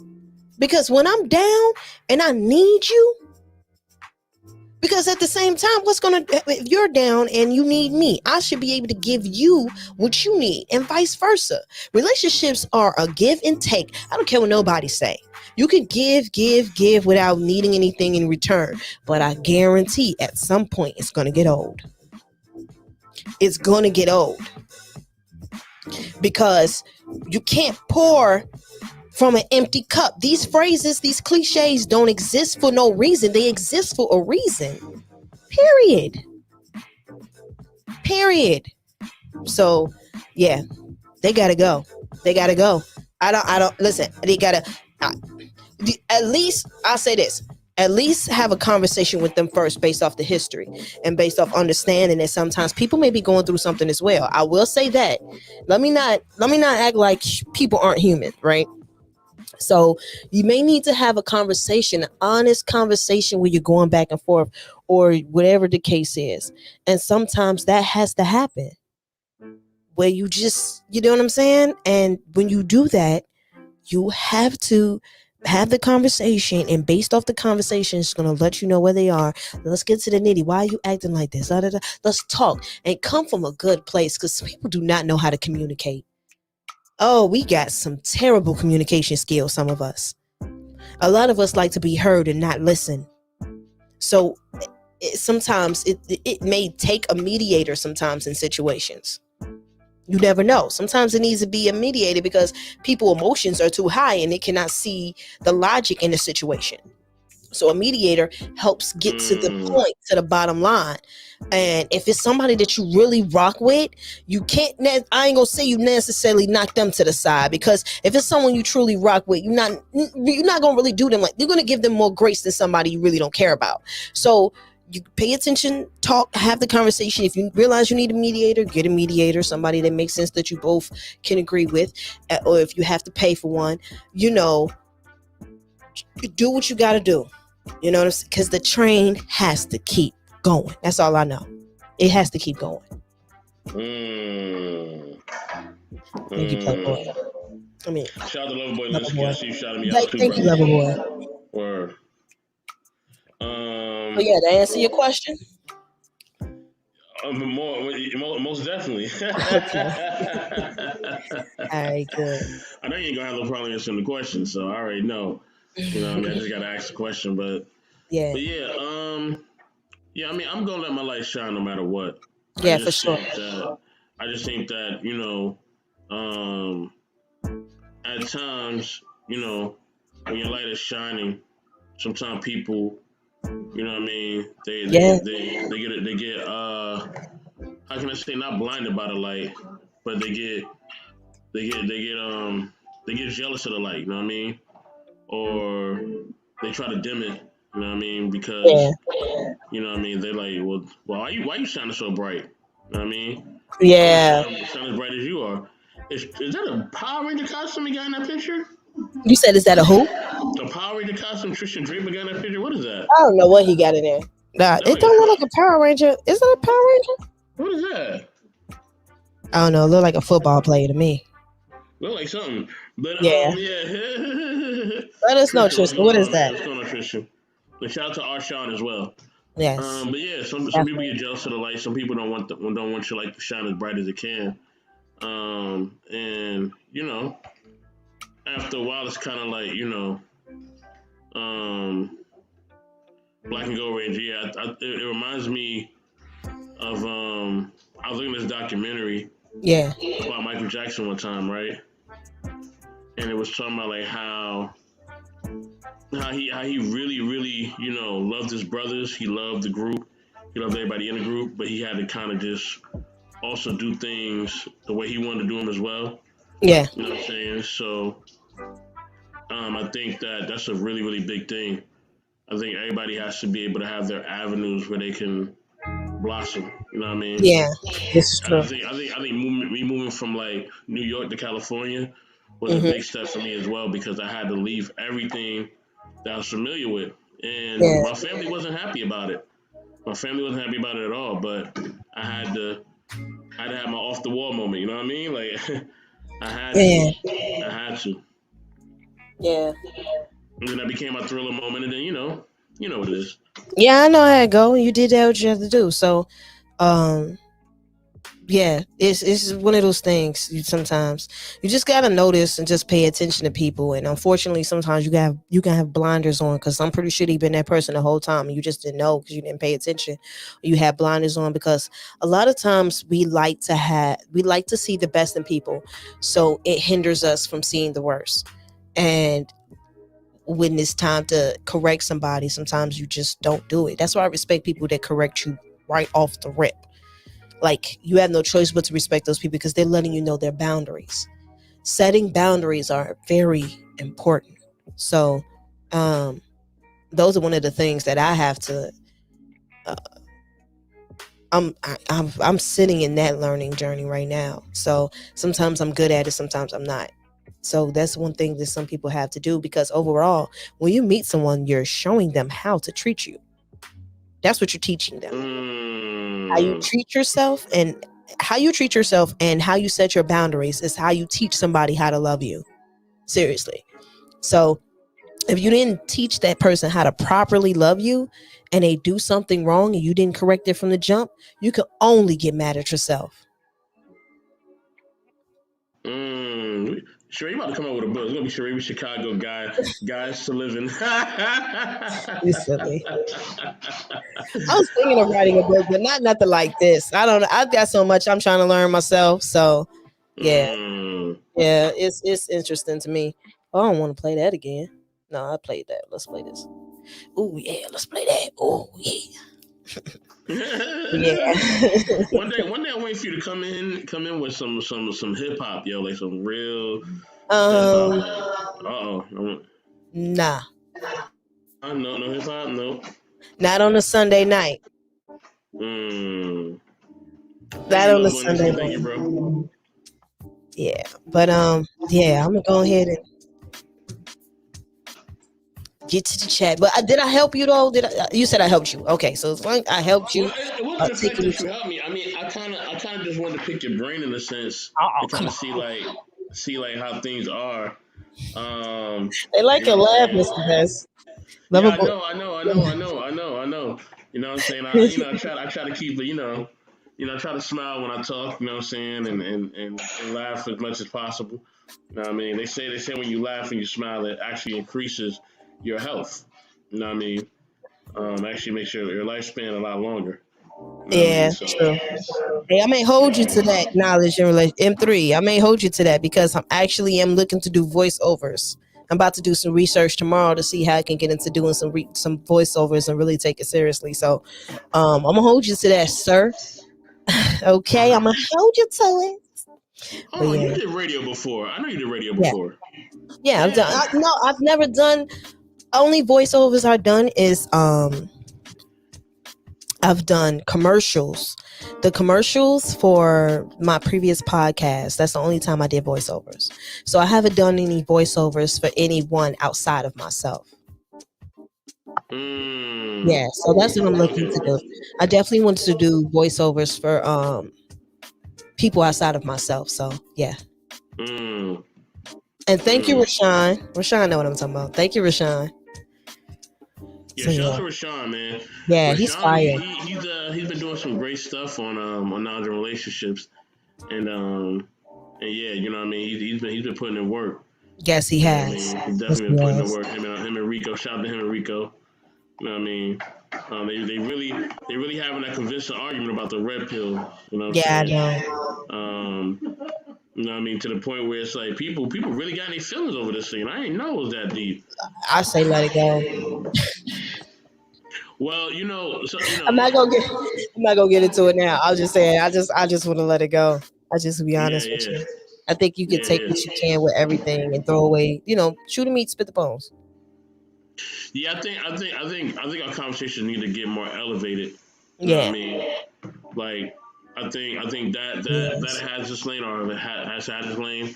I think the last 2 years, yes, it's been on fire. It is what Yeah. it is. People have taken advantage of, but now I think it's time to kind of change the narrative in a sense. And like how you talked about like the whole skater thing. You see what I'm Yeah. saying? Huh? Yeah. Like we need to have conversations like that where we are actually talking about things that are different. You know what I mean? Things that people are not talking about or shining light on communities that are just not, that haven't been shined on. Exactly. No And problem, that's Marshawn, no problem. yeah, But for yeah, sure. I know you vibing with your Stella Rose. You know what I'm Mm-hmm. saying? I know somebody else about to come up through. I just want to show you some love real quick. I You know what I'm appreciate you. saying? You know what I mean? And you already know what's going down tomorrow. So come through. You know what I mean? Come through and rock with us. And All listen, right. everybody, like and subscribe to Charae Chicago, all right? You Show heard what some he said. love, hit that bell, you know what I mean? Hit that bell. Definitely like and subscribe to Knowledge and Relationships. Hit that bell for us. If you don't like and subscribe, like I keep telling y'all, no hearts for Valentine's Day. I really, really, really, really, you know what I mean, set on that. I'm not giving y'all no love for Valentine's Day, for real. Ola, But you yeah, said you oh my, you silly. I'm not gonna mess with you. Anyway, what you mean? you said you ain't getting no love for Valentine's Day. No, I said if they don't like and subscribe, they ain't getting no love for Valentine's Oh, Day. okay. I'm about to say, You like, know what I I was mean? about to get you. But anyway, Yeah. Oh boy, here we go. Do you celebrate that stuff, or do you think it's like kind of pagan or whatever? I mean, everybody has their views on it. I think it is, but it is what it is. People gonna do what they want to do. Sometimes it's fun to do it, so I understand. But yeah, I'm gonna let you go ahead and let you go. Thank you, sis. Thank you. Much You are. love. You know what I mean? Much love to everybody in the chat. I'm gonna check y'all. Holler at y'all later. Peace and All love. right. Peace. Oh, we got somebody else in here. But first, before I bring up my next caller, I'm gonna do this real quick. Cause y'all know how I like to get down, so y'all know how I like to get down. I like to shine a light on the people that I rock with. So that's what we about to do right now. Right now. These people rock with me, so I rock with them. Okay? What? You know what? I got questions for y'all now that I see this. Now that I see this. We I got questions for y'all. All right.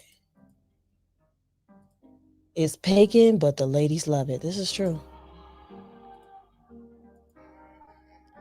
This is true. This is very pagan, but the ladies love it. And you guys make sure you go subscribe to Knowledge and Relationships. I have a question for y'all when I get a chance to talk to you guys. And three, I will be hitting you up. All right. Now let me bring up my next caller. All right. Y'all give a warm welcome to Queen Forever 2K. Hey, what's going on the Sunday streets? How you doing, Queen? I'm good. I'm good. I'm blessed. I'm great. I'm Great, glad. man. Is your Sunday going smooth and you rocking with the Sunday vibes? Your Sunday's going nice?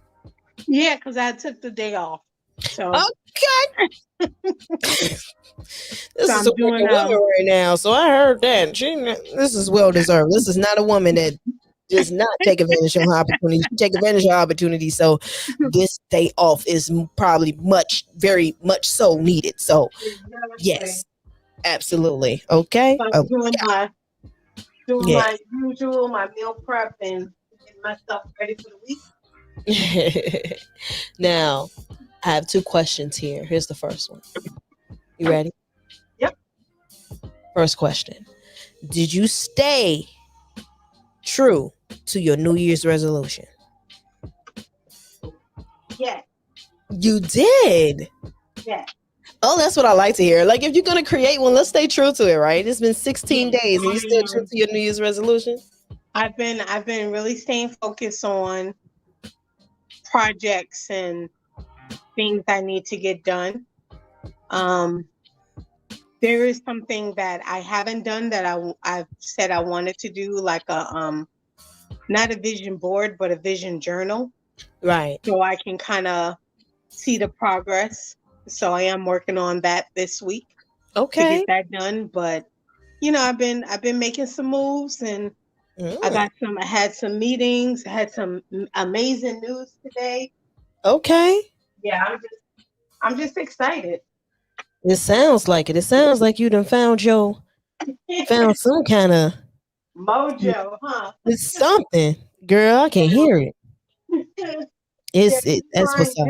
just trying to stay focused. Just trying Yeah. not to get caught up in stuff that ain't got nothing to do with me, that I can't change. Just trying to Right. make an impact. Yeah. Yeah. Like That's true. That's true. like I just feel like I don't wanna have to respond to the shade of pettiness. You Mm. know, like I know what I'm not gonna say too much because I don't wanna discuss it again, but something happened earlier and it bothered me.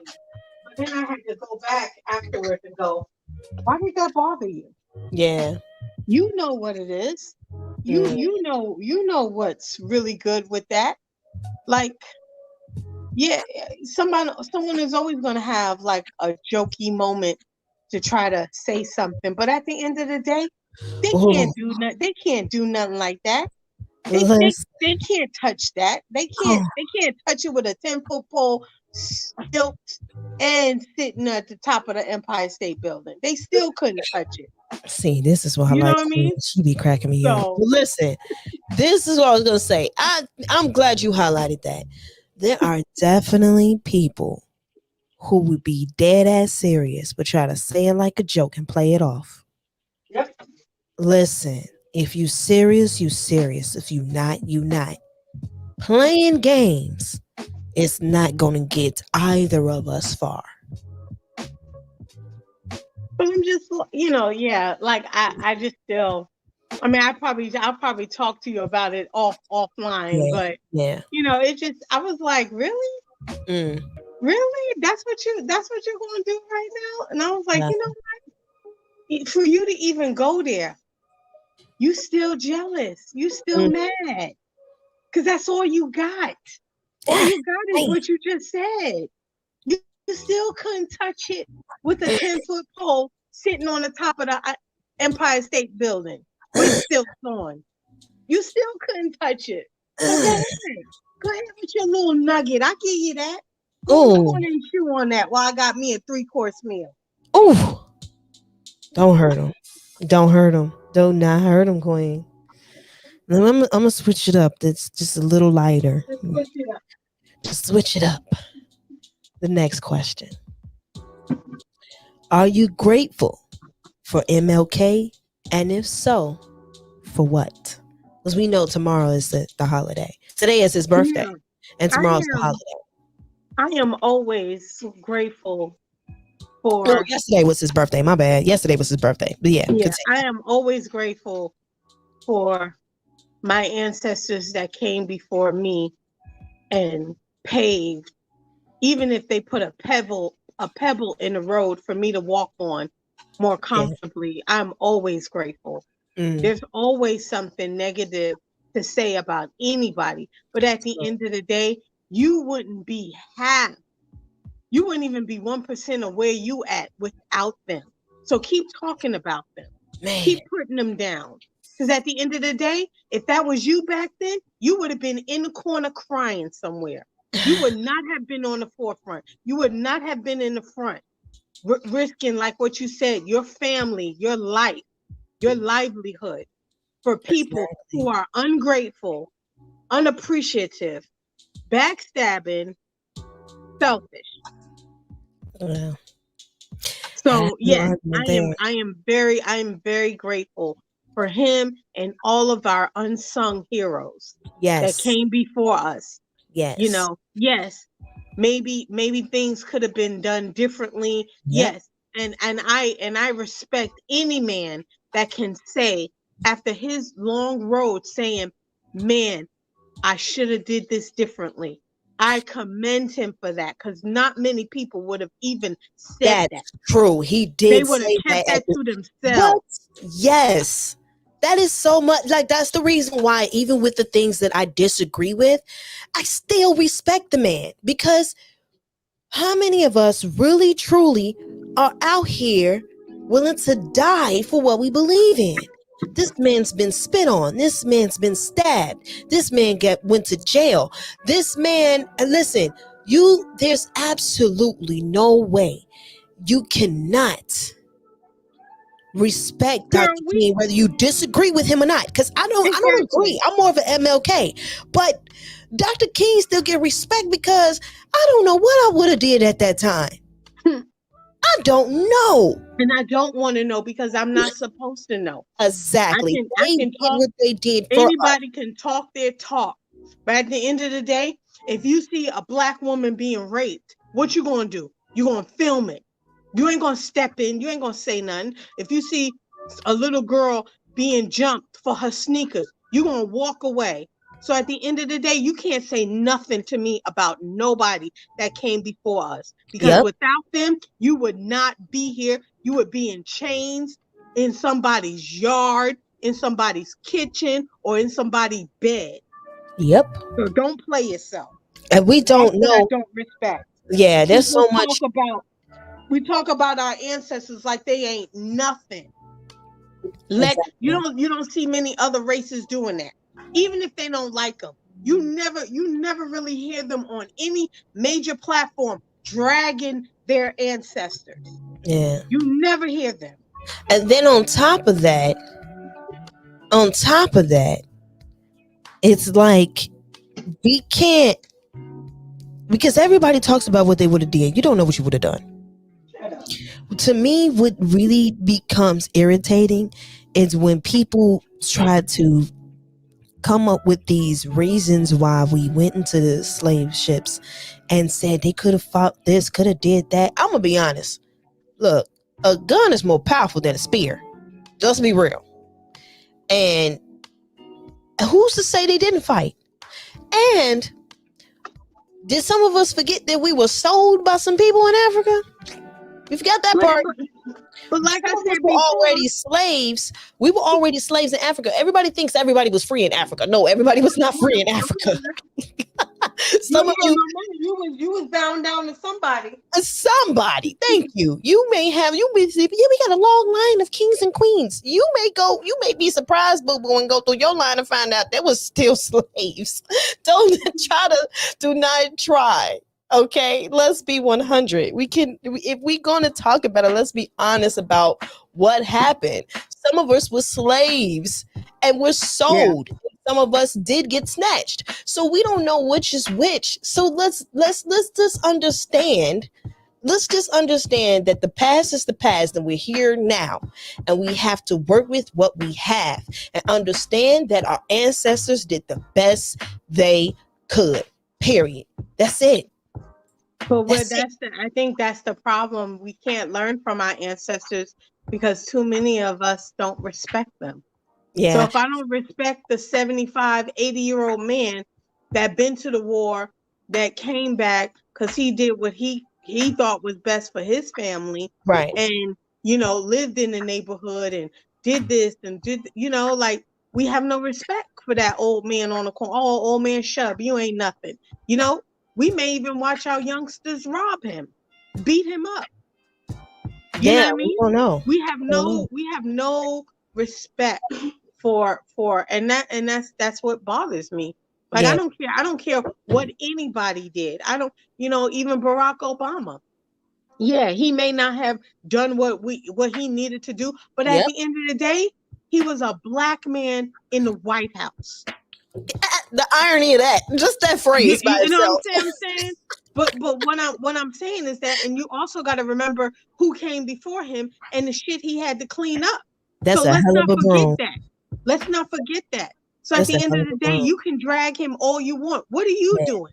What are you doing for your community? What are you doing for the little homies on the corner? So, Queen, you walk by them.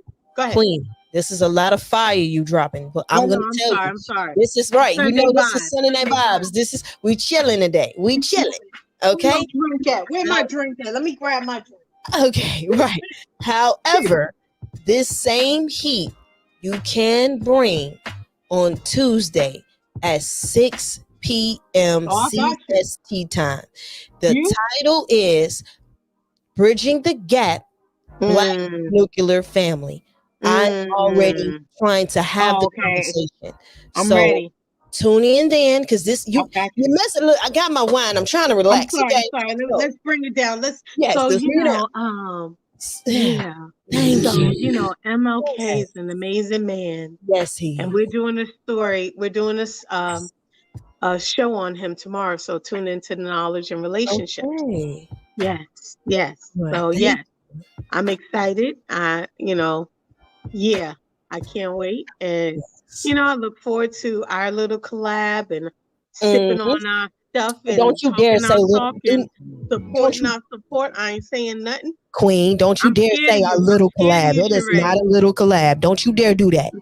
Yeah, it's a little something, something. It's a little something, It's something, a but little yeah. something, something, but we ain't gonna tell them how big it No, is. we But not. We not. you know. We are right now. uh, you guys, be sure, definitely be sure to go and subscribe to Knowledge and Relationships. Drop the link in there for you guys to go click it. Go subscribe if you haven't already. Um, Shout out to the people in the chat. Knowledge and Relationships. Uncut with their long. Rashawn. Blind Guy, his wife, their life. Loverboy, Linsky. So many people in the chat. Tristan Draper. We got some dope people down there, okay? Mr. Best in the World. And shout out to Queen. All right, Sheree. Enjoy your cocktail. Let me get back to my meal prep. All So I right. can take my behind to sleep. I know that's right, girl. You go ahead and get ready. All right. I got my banana pancakes on deck though. Oh, girl, Oh stop it. yeah, girl. I'm a banana I head. gotta sing you. I gotta figure out how to sing you some. I know, right? Oh my god. Hey, if you send me some, I'll find a way to send you a deep dish pizza. Ooh, okay. Don't play with me. Don't play with me. I got you. I All got you. right. All right, girl. Have a good night. You as well. Thank you. Yeah, y'all make sure you go get in tune with Knowledge with Relationships, okay? Those my people over there. I love them. And shout out to DJ E-Man. I don't even see him in the chat anymore, but I'm sure he's still listening. Since I didn't see his name, I didn't say it, but I'm going to say it now. Shout out to Playboy. Everybody who came and chimed in with your girl. Let me take some of these. Because I don't necessarily want that. Make sure you guys like the video. Subscribe to the channel. And while you're in here and you really like what you hear and what you see, hit that notification bell. Y'all been working with me for 2 hours. Yeah, E-Man is still here. You guys go subscribe to my boy DJ E-Man because listen, if you're in the Chicago land, that's a DJ you gonna want to hire. Okay? Okay. You're always my people too. Yes, absolutely. We rock over there with Knowledge and Relationships. We definitely do. You guys got to get into it with Knowledge and Relationships. And I'm done drinking. So Blind Guy, his wife, their life. You guys, listen, I'm done. I'm finished. That's it. Got my fingerprints all over it. Okay. There you go. You can see that charade clear as day. Yes, you can.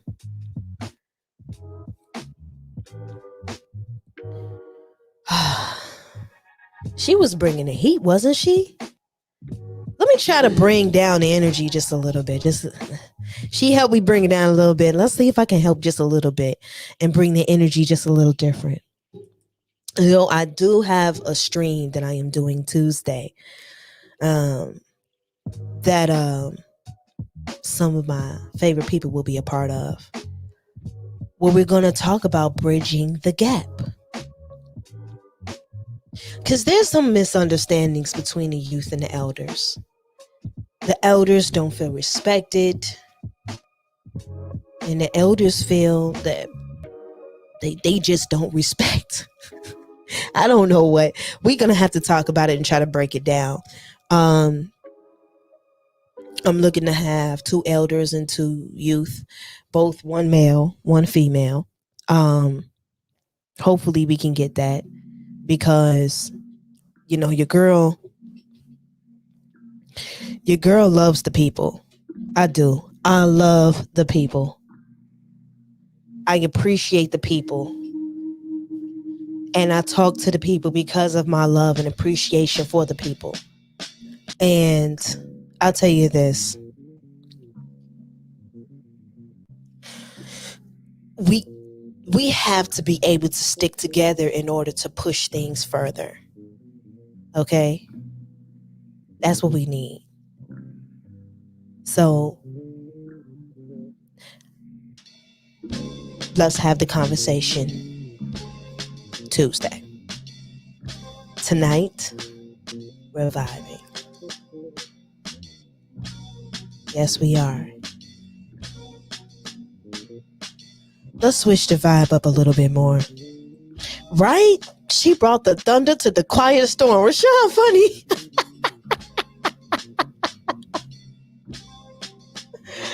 Didn't she? Oh my God, Rashawn.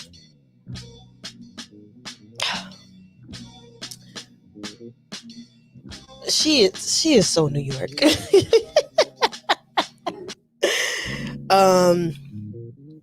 So one of the things that I do want to say while we're here and we're talking and we're vibing still, one of the things that I do want to highlight, let's see, I gotta bring it down. One of the things that I do want to highlight is the people that do have the love for their people and showcase it. Here on Charaebchicago, I highlight people who are giving opportunities, who are providing for the community, who are taking care of the community, informing the community. I have a video with a brother who is out here giving out free fruits and vegetables. I have another video about a sister who is feeding the homeless, aka the friends. I have another video with a woman, 2 women with a dance studio, where they're giving other dance instructors the opportunity that they otherwise may not have had. I am highlighting a man who is informing people of the history of where they stay here in Chicago. Did you guys know that the reason why you have lids on your food and containers is because of the casualty of Americans here in Chicago? I learned that from this brother, Jay Dilla. This is a good night. Even after the thunder, she did bring the goodness. Yes, she did. She did. She did. She brought that activist spirit. Absolutely. We need more of that in the community. Happy MLK Day, folks. I guess that's what I get for bringing up MLK. That happens. I should have known, but I love my people so much. Sometimes we got to have that conversation. However, she said she will rock with me on Tuesday. I see Uncut is over there showing love. Hey, Uncut. Matter of fact, let me drop the link. I want to talk to this brother real quick. This is right here from Mr. Daryl. If you don't mind. As I had dropped the link earlier, and you probably didn't see it, but I want to talk to this brother real fast. I got some words for him. Yeah, showing some love to Uncut with Daryl Long.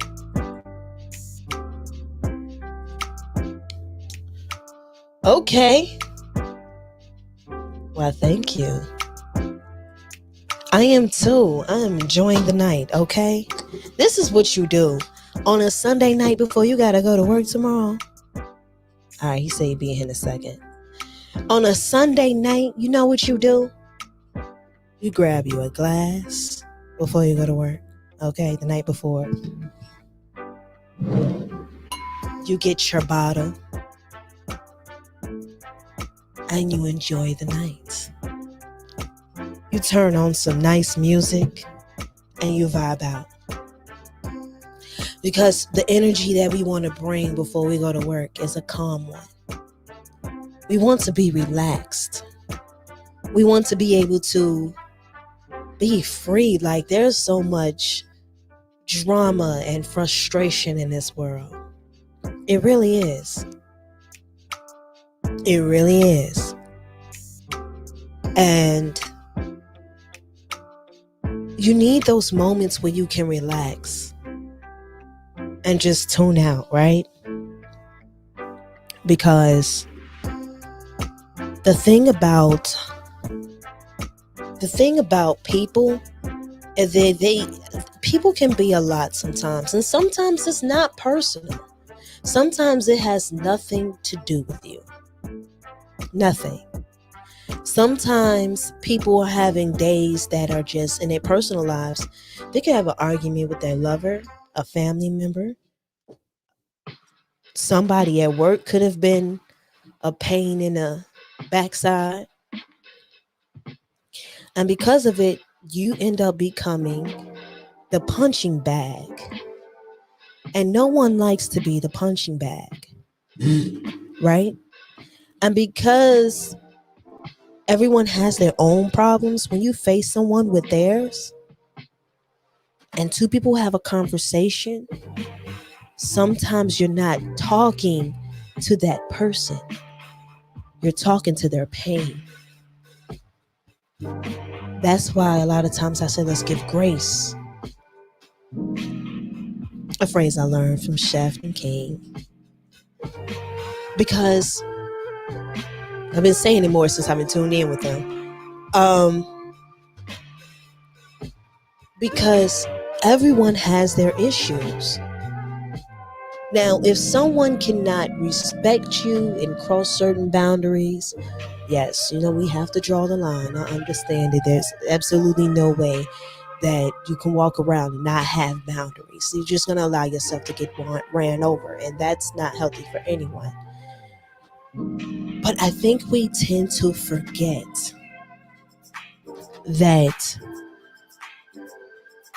people are not talking to you.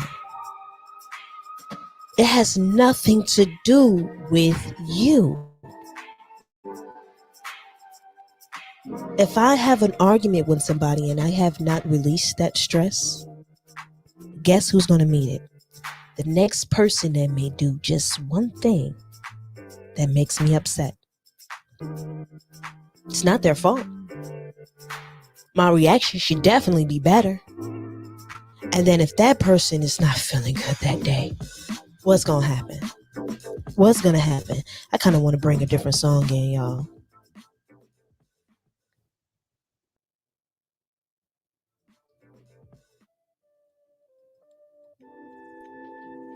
Yeah, that was a little bit too jumpy for me. I may have to take that one out, put something else in. But yeah. That's what happens. So let's try to respect people. I think the person I asked to come is now here. So I'm gonna have to bring him up because I just like to give this brother a little bit of, I don't know, some love sometimes. Hello, Daryl Long. How are you? I'm doing good. Can you hear me well? Yes, I can. Good. New place. I was just getting some new internet installed, et cetera, et cetera, et cetera. How you doing today? I'm doing beautiful. How are you? I'm doing good. I'm off my iPhone and my AirPods. My daughter is watching Frozen 2 and I spent the weekend with my family. And just trying to really put myself back into the spirit of grinding and being happy and staying happy, meditating, working out like yourself. But that's pretty much it for me. How about you? I'm taking it a day at a time, one step at a time, allowing myself to approach things with a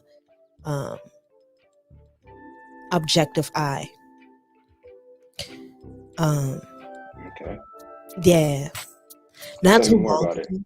ago. Not too long ago. I'm just gonna share this a little bit.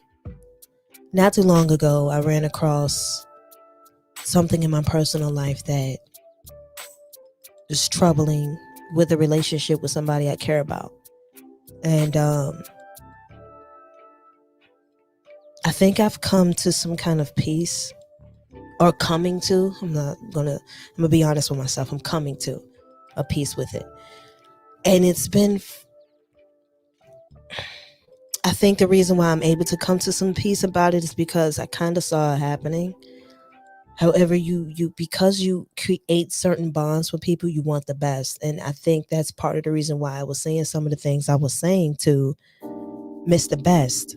Because when we see the best in people, sometimes it's hard to see the other side. So I saw some of the other side, but I was being friendly. And there were certain boundaries I think we both crossed. Okay. And it caused the friendship to come to an end. I've had something like that recently happen to me as well. Yeah. There was a young lady who I really liked a lot, and our friendship has come to an end as well. A lot of it is my doing, some of it her own. The Yeah. conclusiveness of the relationship was definitely something that I did. I think I could have put myself in a situation to work it out again, even now if I wanted to, but I had to really ask myself this. Is right now even a good time for me to be dating or talking to somebody? Because I find myself in situations where I'm always physically in a good space with women, but not so much everything else recently. So for me, I just been trying to just stay focused on meditation and what can I really bring to somebody's life outside of like a handsome face and some fun places to go. Yeah. I just started to reevaluate myself about how much of a better man I can be. Right. You get what I'm saying? For myself, for my children, for my daughters. Those are the most important things. So I definitely understand why you would want to, if you feel like y'all crossed the boundary. It would kind of remind me of that song that Music Soul Child had about how he fell in love with a friend and he wish he can go back to it. Yeah. And how they had sex or whatever. Sorry, they crossed the intimate line. And that's something that I definitely understand because you're a highly attractive person. And Thank you. you're welcome. And I'm pretty sure you know this, but when you dating as an attractive person, you come across people who really not good for you. They might not bring out the best in you. So I think that it might be good that you pushed him away. Yeah, I think that's some of everybody though, because there's some people that's ugly on the inside and out. Let's be real. Um, let's just be honest about it. The thing is though, I think we both just made certain mistakes. We just did. I can't in no form of fashion put it all on him. I can't. Yeah, that'd be Because immature. you said what? So that'd be very immature. Exactly. And like I said, it's still certain boundaries that I did to myself, and then things that I did to him personally. So yeah, I did some things that was a little frustrating. So but yeah. Can I ask you We, this? we're gonna grow And though. and what ways are you like what are you doing to heal yourself or to keep yourself grounded? Or is this what you're doing? The radio show, the TV show. Is this what you're doing to keep yourself grounded? It kinda is, I'm not gonna lie. And then also giving myself the opportunity to understand that giving myself space to myself for my thoughts, and then also I'll show you this. I have a journal that I keep my Is thoughts. that the Twilight? Yeah, it's so funny, right? It's the what, but this was a gift from somebody from my old job that they gave me for Christmas. So it didn't even dawn on me that it had something to do with the Twilight. I was like I read those books a too. book with Great empty books. pages. It's a journal though, but Okay. I think I have two journals here. So that's how I really do it. Like when I'm at night and I'm really thinking and I'm tossing and turning, whatever the case is, I grab a pen and I let it flow. And then after that, shortly after, I go to sleep because now I got my thoughts out. Now I have expressed myself, and those feelings that I may have, they are now released. Because I seen that you keep the a banner in your space with the chakras, right? I did. I did. It was You actually did. You took it down. no. I didn't take it down. So Oh, what happened was everything that happened in those lives I was talking about, certain stuff I damn. end up leaving, and my tapestries was one of the things that I ended up just leaving. It was only so much stuff I could pack into like the car and then the truck that my brother brought, but there's only so much stuff I could pack into there to bring to the new place, Yeah, to keep me and Leia safe. But I am planning on getting the chakras tapestry again with all yeah, seven chakras. But I definitely understand the place that you're in, because finding finding a place to really let your thoughts flow is something I've always had a problem with. And just like you, I've always been a big writer. It's something that people don't know about me because I don't talk about often. I right. probably keep about four journals that I write in daily. Yeah, Some for myself. Yes, absolutely. okay. Three of them is for myself, and the last one is for my daughters. It's the book is like pink. It's real big, and it's actually titled "Letters to My Daughter." That's what it says on the book. So I just write daughters. I write my daughters different letters to tell them how, whatever I'm going through and how I feel about what's best for them and why I'm doing what I'm doing. And I hope that it resonate with them when they get older. Yeah, Even after I'm gone, it's something that they can have on my handwriting and my own words from my experiences. And that's that's something that I definitely love doing. And I do it often. I talk to a therapist often. I meditate daily. Um, as you know, I've been trying to really pivot my channel to mental health. Um, I've been really trying that. So that's what my mind is focused on. My next few lives I'm doing on postpartum depression, okay. schizophrenia, et cetera, et cetera. But the postpartum depression is something that, you don't have any children, from my understanding. No, yeah, So, but I definitely that's something I want to talk about is the stuff that's been affecting the women in my life, okay. not just my daughter's mother, but even I found out one of my aunties, she told me about her situation with postpartum when I was a child. And I would Mm, have never known because she was like my happy place. I would go over there, yeah, watch TV, have fun. Had no idea about postpartum. So the fact that you're writing in a book, I think is extremely healthy. I mean, that's something that I think is just really, really, really good. And nights like this when you're drinking wine and relaxing and talking to yeah. people that really love you, that's important too, Sheree. That's very true. Very true. I'm glad we here. I want to highlight this comment real quick. Rashawn said, "It's funny how life puts you in the right spaces.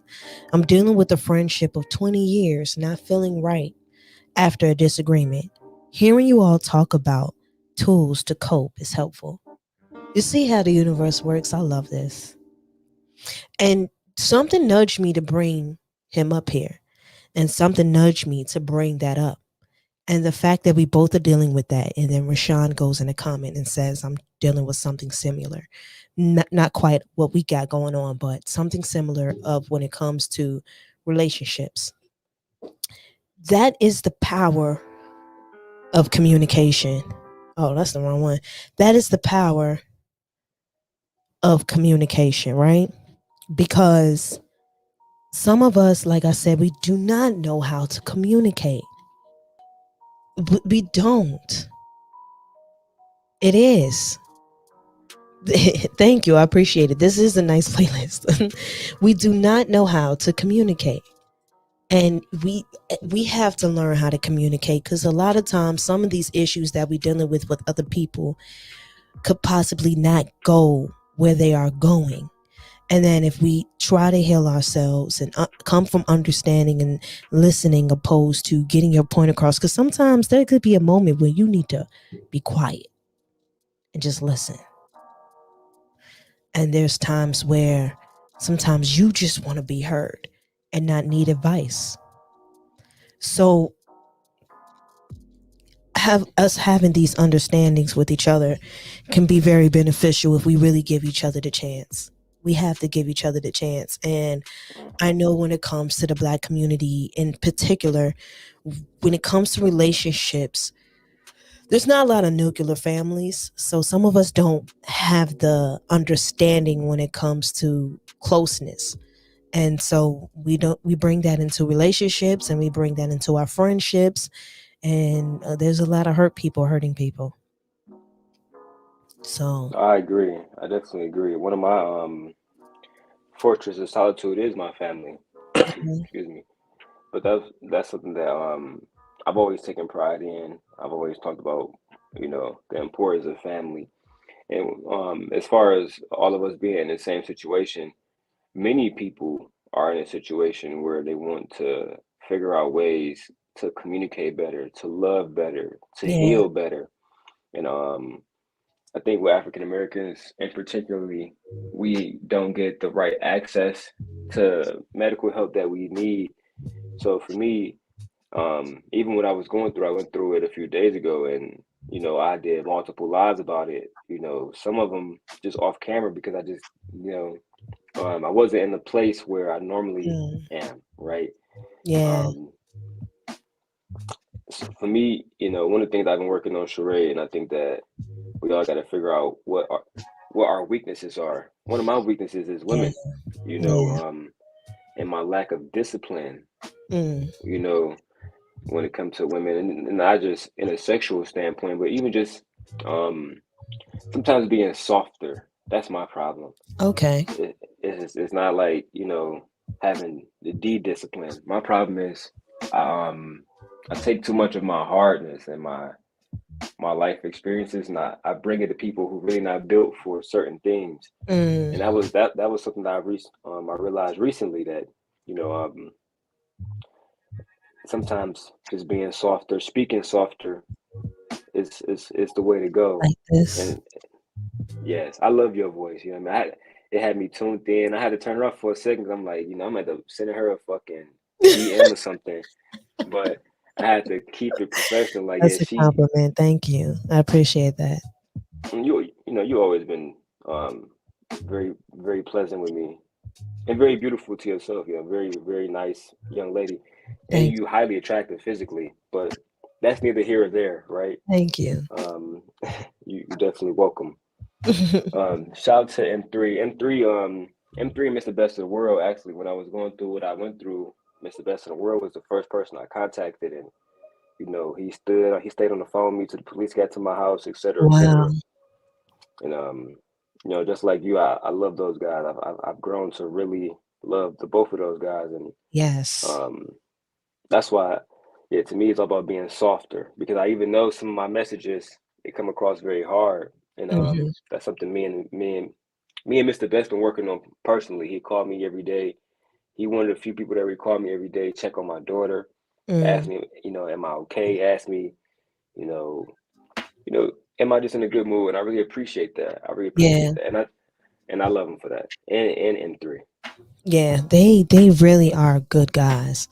Um, I don't even think I read it there. I'm glad that you are speaking more about mental health for men because I had two spiral moments in my lifetime, and church basically gave me the boot. Wow. Wow, I didn't even read Wow. that either. That's fucked up. But Wow. you should come up Wow. here and talk about that because I would love to hear about that. To be Oh my honest, God. with your That's, oh, listen, one day we're going to have a conversation about the church and the Black community conversation, okay? This week I'm doing it about bridging the gap between the youth and the elders because I think it's so necessary. Um, And I have a Black nuclear family series that I started last week, and I want to continue doing it because we need to have these tough conversations. And I want us to come from a space of solutions. We always complaining, and complaining does nothing for anyone. So let's talk solutions, right? And um, we thank you, M3. You're giving me the next video idea. I got Bridging the Gap this week. Next week, we're going to talk about the church because we are so. It's one of those things that I understand why we go to church. I get it. A lot of people. I get why people like it. I get why people dislike it. I get why people read the Bible. I get why people don't read the Bible. I understand both sides. So we need to communicate about that because sometimes it's helpful, sometimes it's hurting us. And the fact that a brother was kicked out of church, I really would like to know what happened. Just like you, Daryl, because the one place church is supposed to give you is the opportunity to lay down your barons. What are you going through, right? And you know that's tough. But salute to you, M3, for even sharing that. Um, without the Yeah, details, just the fact that you even mentioned that, because I'm pretty sure that hurt because you went there for a reason. So I know that had to hurt. That had to hurt. So salute to you for even sharing that. yeah. Salute to M3. The one thing I would say for me, everybody knows that I'm Buddhist, like you brought up earlier. Oh, okay. So Um, that's what it that you okay. I didn't know that. Yeah, the chakras for me is a part of, I don't like to call Buddhism a religion, even though technically I guess it is a religion. Right. But people within the Buddhist religion, we don't consider it a religion, like a cult. That's what a religion is. Mm, What we do is we try to find different ways to live better, different paths of life that we can take, which is essentially different paths of thinking better, being yeah. in a balance of alignment. We understand that we're never gonna be all good, just like we're never gonna be all bad. We have to find a you have to find spaces where we can align. And for me, what I used to do is because I was ostracized by the church as well for a lot of different reasons. But what I found was there was a monastery in Perry, Michigan. Hmm. Um, and I used to go to this monastery all the time and just relax with the monks. I would meditate for hours. I would cry. Yeah. Um, a lot of different emotions that I can just flesh out. And I would get a lot of good advice about the burdens that I brought to myself. Yeah. Yeah. That's good because that's part of self healing right there. That No, definitely is part of absolutely. self healing. Um, and to even bring forth the um the knowledge to even understand that self acknowledgement, that's so important. That self acknowledgement to understand what you may have brought on yourself, and then understanding how you may allow people to treat you, what you brought onto yourself, what energy you're putting out, like you said, that balance. Absolutely. No, definitely. That's something that I'm continuously working on. Yeah, I Just can being a tell. better version of myself and calming down some of my angry spirits of going to war, realizing that some fights I don't even have to really fight. Um, Yeah, absolutely. I'm glad you still there. agree about. Yeah, can you hear me? Yeah, I can hear you now. Yeah, I'm sorry, I was Absolutely. going out. But yeah, uh, even with certain content creators who I don't like, I'm learning to just let that go as well. I'm getting it all out of my system right now. And like M3 said, I'm more focused on trying to talk about mental health. I'm making a video about Keith Raniere, who is a really bad guy.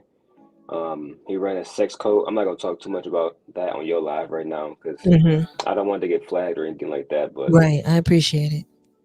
I'm definitely and we talk afterwards, I guess. Not tonight, but a different day. Yeah. But I definitely appreciate you letting me up here.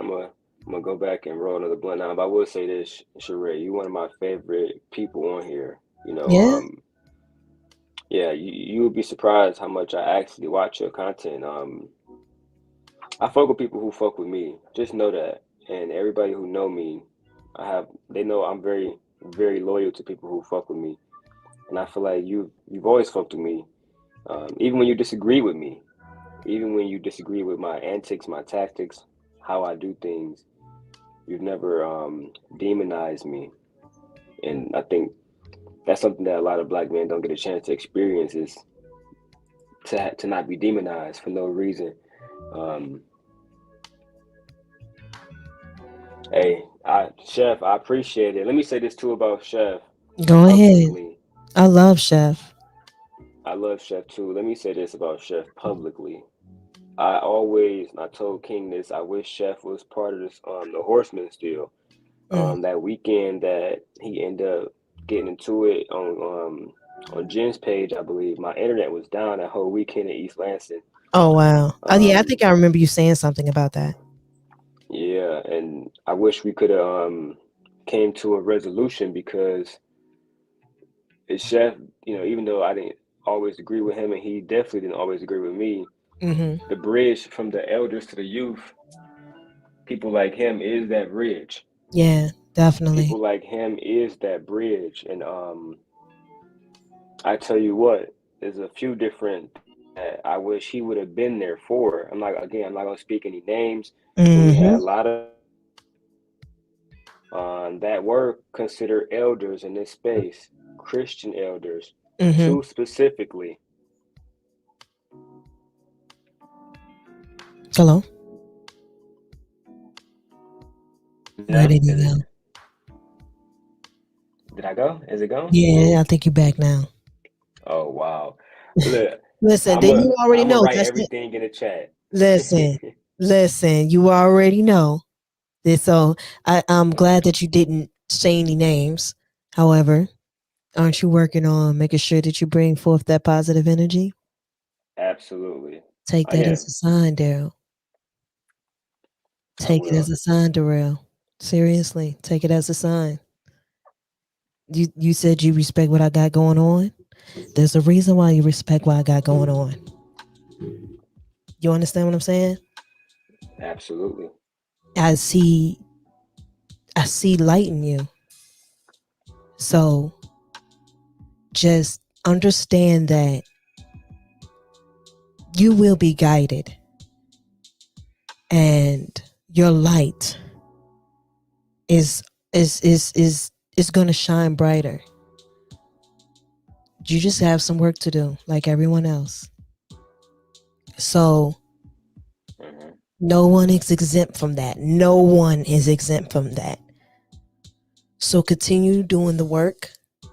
I see you doing the work and I check in on you sometimes and I'll tell you honestly, I'm waiting for that day cuz my button is still red.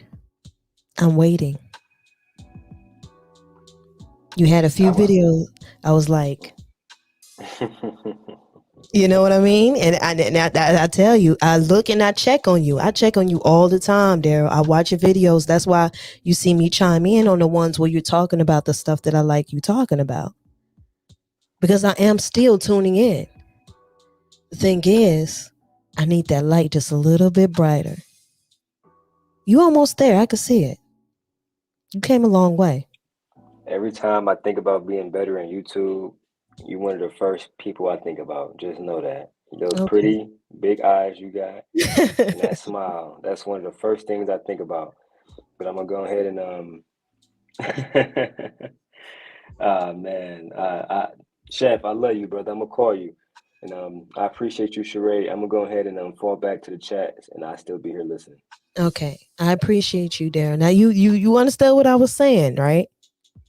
I definitely understood it. I definitely Okay. understood it. And that's why, like I said, after that's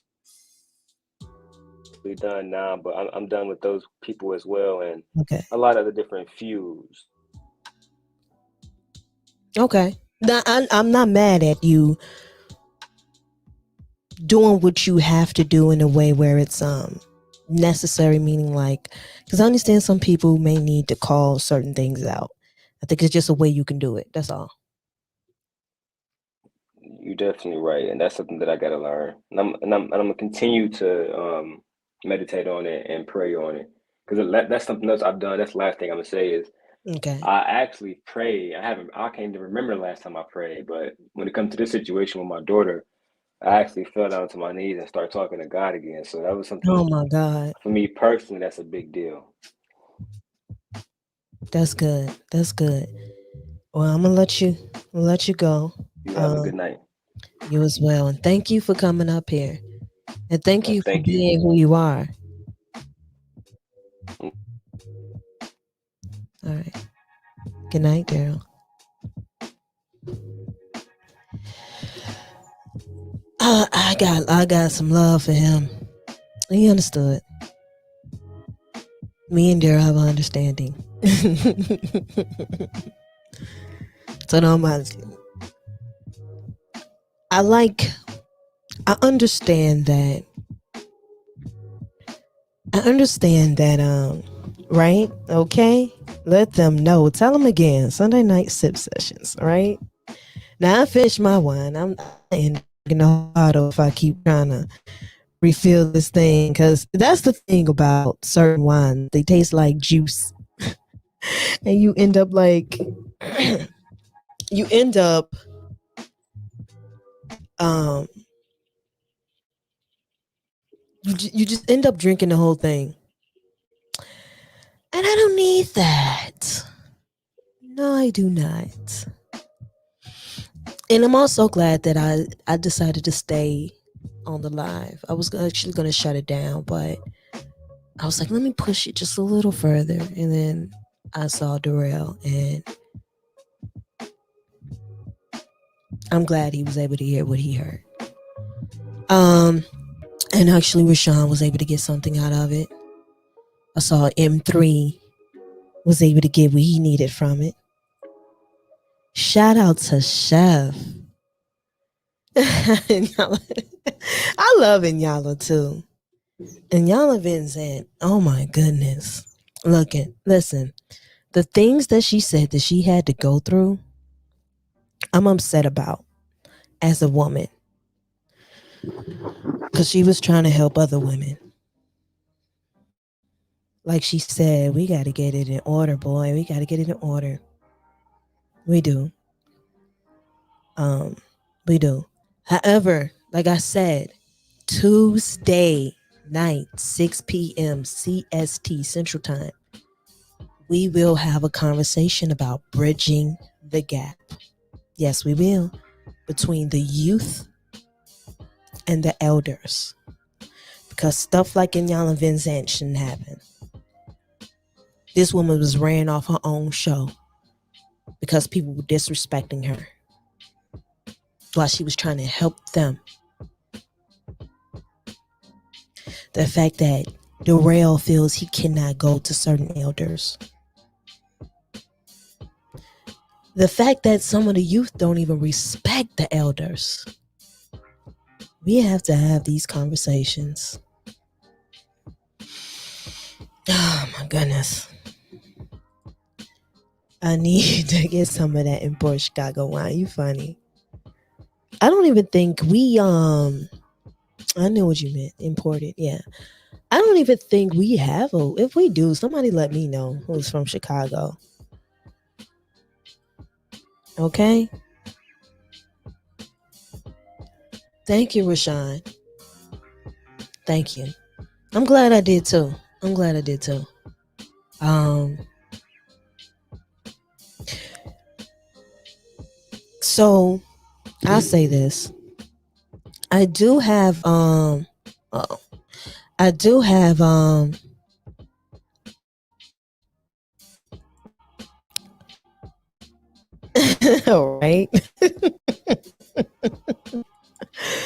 I do have it gets deep sometimes. And I wasn't even trying to get deep. I'm still trying to stay in my vibe, but when things are necessary, what can I do? I just listen to the Most High and keep it going. But when things get necessary, let's just say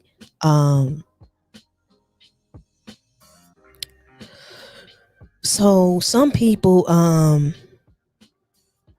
who are young and don't respect the elders, I kind of understand. Because some elders do not know how to speak to you. They don't. And some youngins, I don't like that one. I think that's the one I gotta take off, you guys. I don't really care for that one. Okay.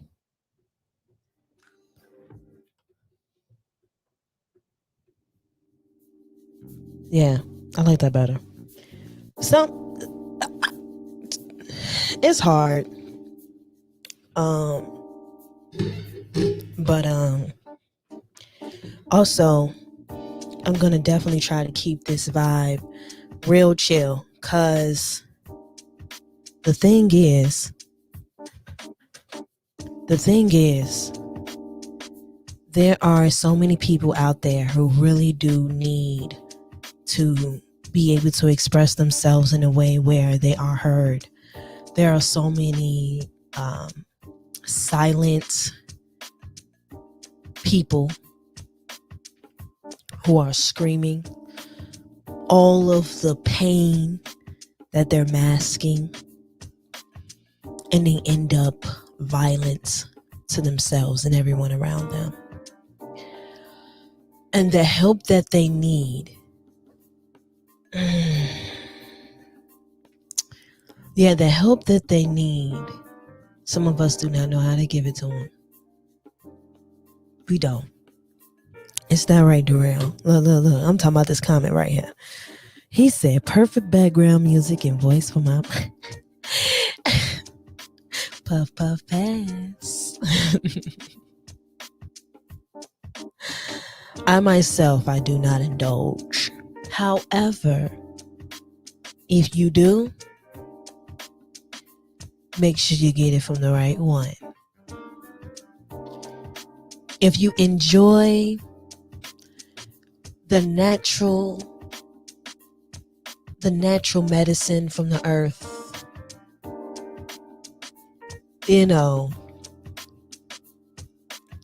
just enjoy it.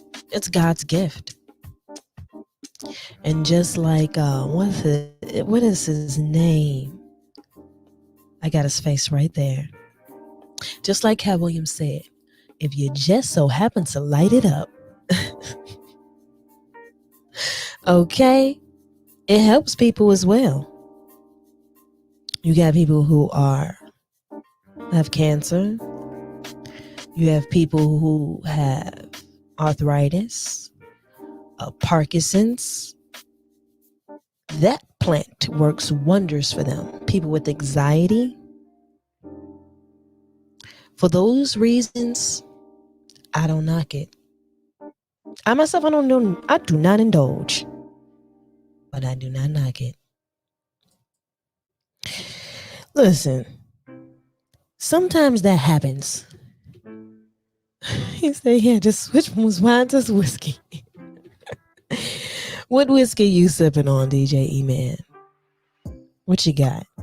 Let your sister know what you got. What you got?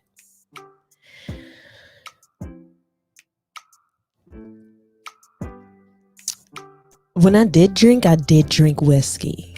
I was a whiskey girl. So it was Jack Daniel's Fire. Just letting you guys know when I did drink the type of alcohol.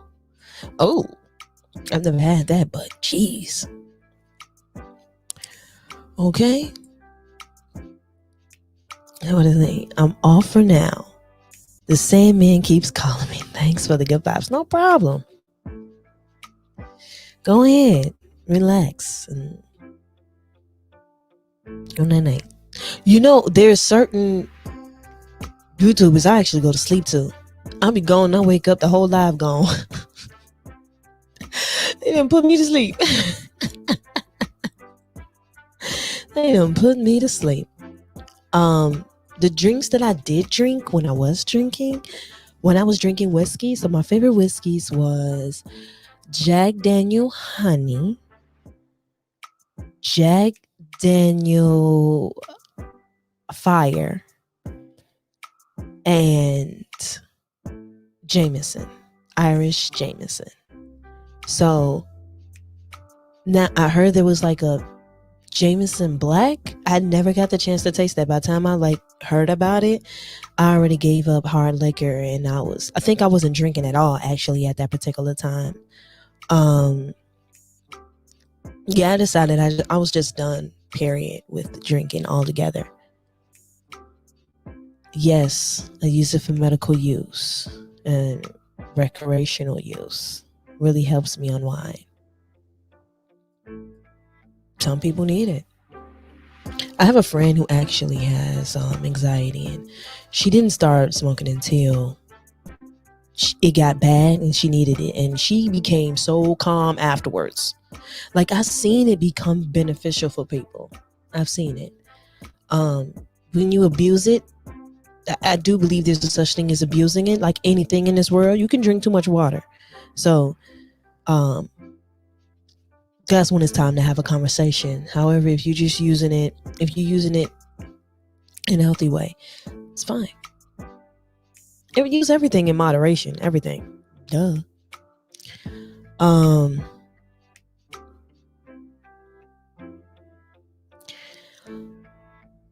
I think so. We got some of that rum chata in the house, and my brother is the only one that drinks, right?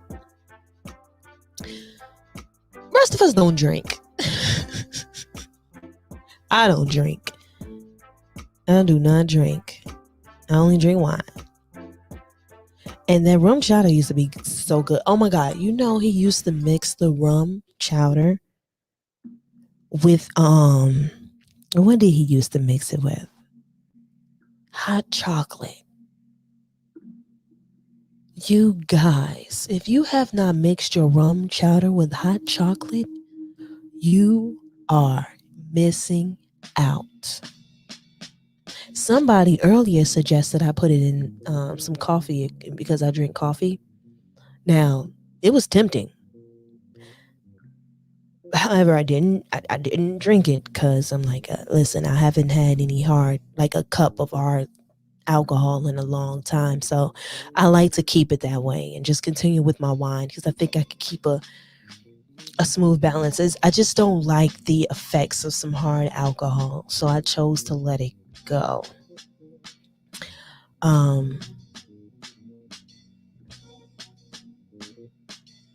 However, all you hard drinking alcoholics, not alcoholics, but alcohol drinking. I'm sorry. No, I don't want to call you guys alcoholics. I apologize. You're not. Yeah, it's always good to see Chef. With all of those hard drinks, right? I don't really care for the effects of it. I'm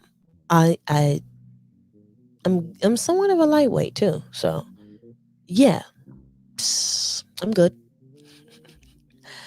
Plus, I really got into my health thing when I was like working out all the time. So I work out. Good. Thank you, Chef. I appreciate you. I do. I appreciate you. So the effects that alcohol used to have, I didn't like. I'm about to, speaking of selling, let me just sell the rest of this rum chata. Anxiety, man. Anxiety is like, ugh.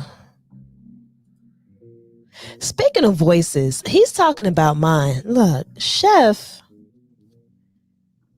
has a nice voice as well. Why are you talking about me? You think I don't know that, Chef? I like your voice too. Now, what is this? What's that? I don't know what that is. Is that who I think it is? Victor Freeze Music. I wonder if I know who that is. I seen him in the chat though. How you doing? How are you? Welcome to charaebchicago. While you're in here, can you do something for me? Like the video. If you haven't already, subscribe to the channel. And if you really like what you hear and see, hit that notification bell. I do this every Sunday. This is our first night back because I had to find the right music so that I can get monetized when the time comes. So I do this every Sunday. It's Sunday Night Vibes, where we play music that's real nice and smooth, and we bring that quiet storm and that what's another one from Chicago? It's Quiet Storm and Whispers in the Dark. That's for all the Chicago heads. They know about Whispers in the Dark.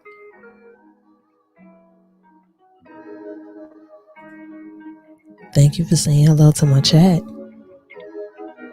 Yeah, you getting respect here. It's just Vic, huh? Okay. I got you, Vic.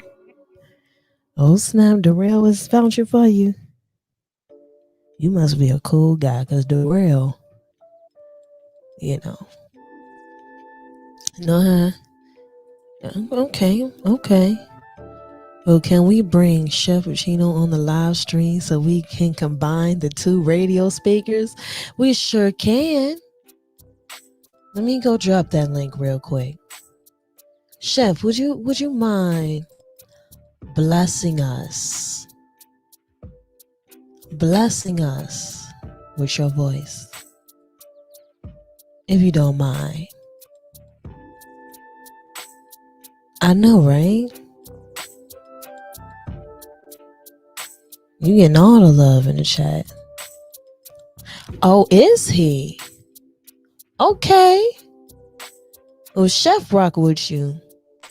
You getting some love and respect from some people that I really love and I rock with. If you want that right talk, catch you at a Nighthawk every evening at 11. Only on Chef Chupinos. Chupinos, right? Am I saying it right? Chupinos. He gonna correct me. He got me. All right.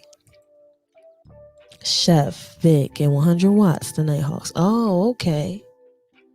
I subscribe to your channel too. I just had to show some love to it. I'm gonna have to come over there one day. I came over there just to show some love in the chat. I think I'm gonna have to show some real love over there to Chef. Over there to Chef's channel. If Sheree whisper in my ear with that voice, she gonna have a baby. Gonna have to put a ring on it first, brother. Well, thank you. I appreciate it.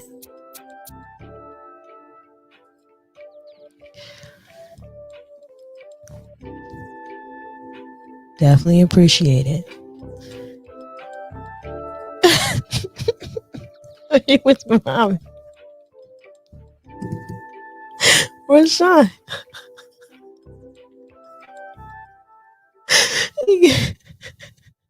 That was good. Oh my God. That was good. I wasn't expecting that. Oh man. That was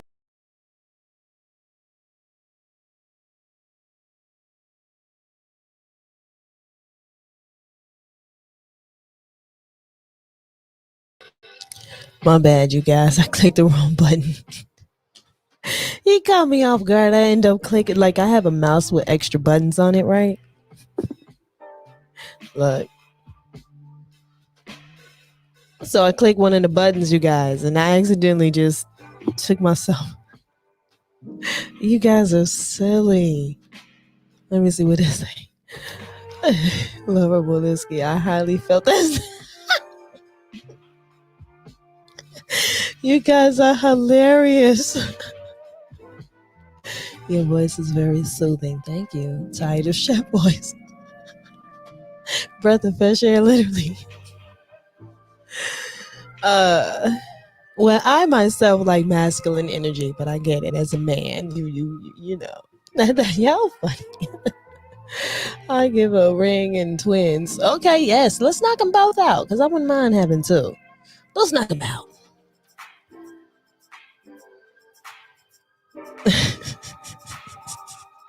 So silly. Why, thank you.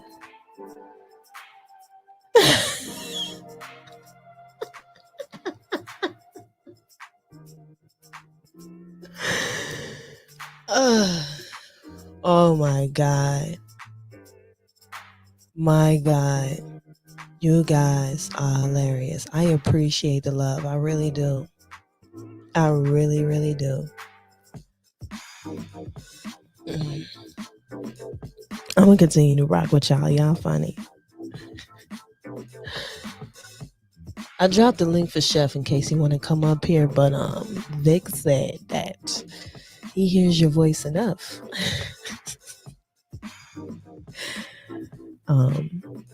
I, as a woman, I appreciate masculine energy. So, and Chef definitely has one of those voices. Oh my God, that man.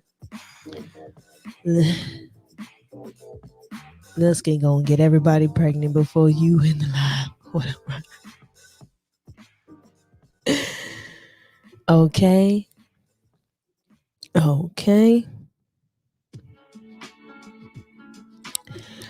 She needs a job on 107.5 Chicago radio now. Well, thank you. Plug me if you have any strings. I actually used to work for a station. I used to work for Power 92. So I worked for the broadcasting company.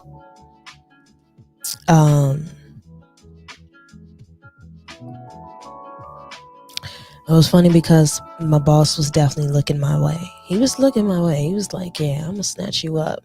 Because I was at the gospel station. That's where they get you started to train. And then you venture off to Power 92 and 106.3. Because now you're ready to shine. Shout out to JoJo Alonzo. Got her own show over there on Power 90. If she still does. She's doing a lot of things now. I know she was traveling back and forth from Atlanta and Chicago. So shout out to her. She's doing great things. And what you know about 107.5 WGCI? What you know about that, Darrell? I know you a Michigan native. I can't name now one station in Michigan. Oh my God, I cannot at all. So the fact that you can shout out one of our largest hip hop and R&B radio stations here in Chicago, kudos to you. Seriously, we all shooting her shot. You mean shooting y'all shot? But not her cash app, fellas. We are simping in the wrong way. This is not top level simping, fellas. Oh my God. Let me see my phone real quick. Did he get something started? Uh-oh. He got something started. Okay. Well, thank you. Who is this? I don't know who Guy Ford is, but he showed me some love. Thank you. I greatly appreciate it. Definitely. Loverboy Linsky. Silly. Updating laptop. Trying to jump in. All right. Waiting on you, Chef. I used to listen to WGCI for a bit.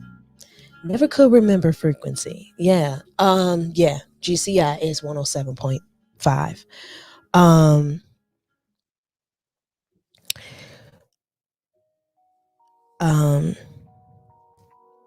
They're the biggest hip hop and R&B radio station here in Chicago. Next, you have Power 92. So, just to let you know. Yeah. Oh, wait a minute. Derail. I used to come to Harvey, Illinois and Chicago to visit my cousin. She lives in Chi-Town. Harvey. She stay in Harvey? Man. Harvey is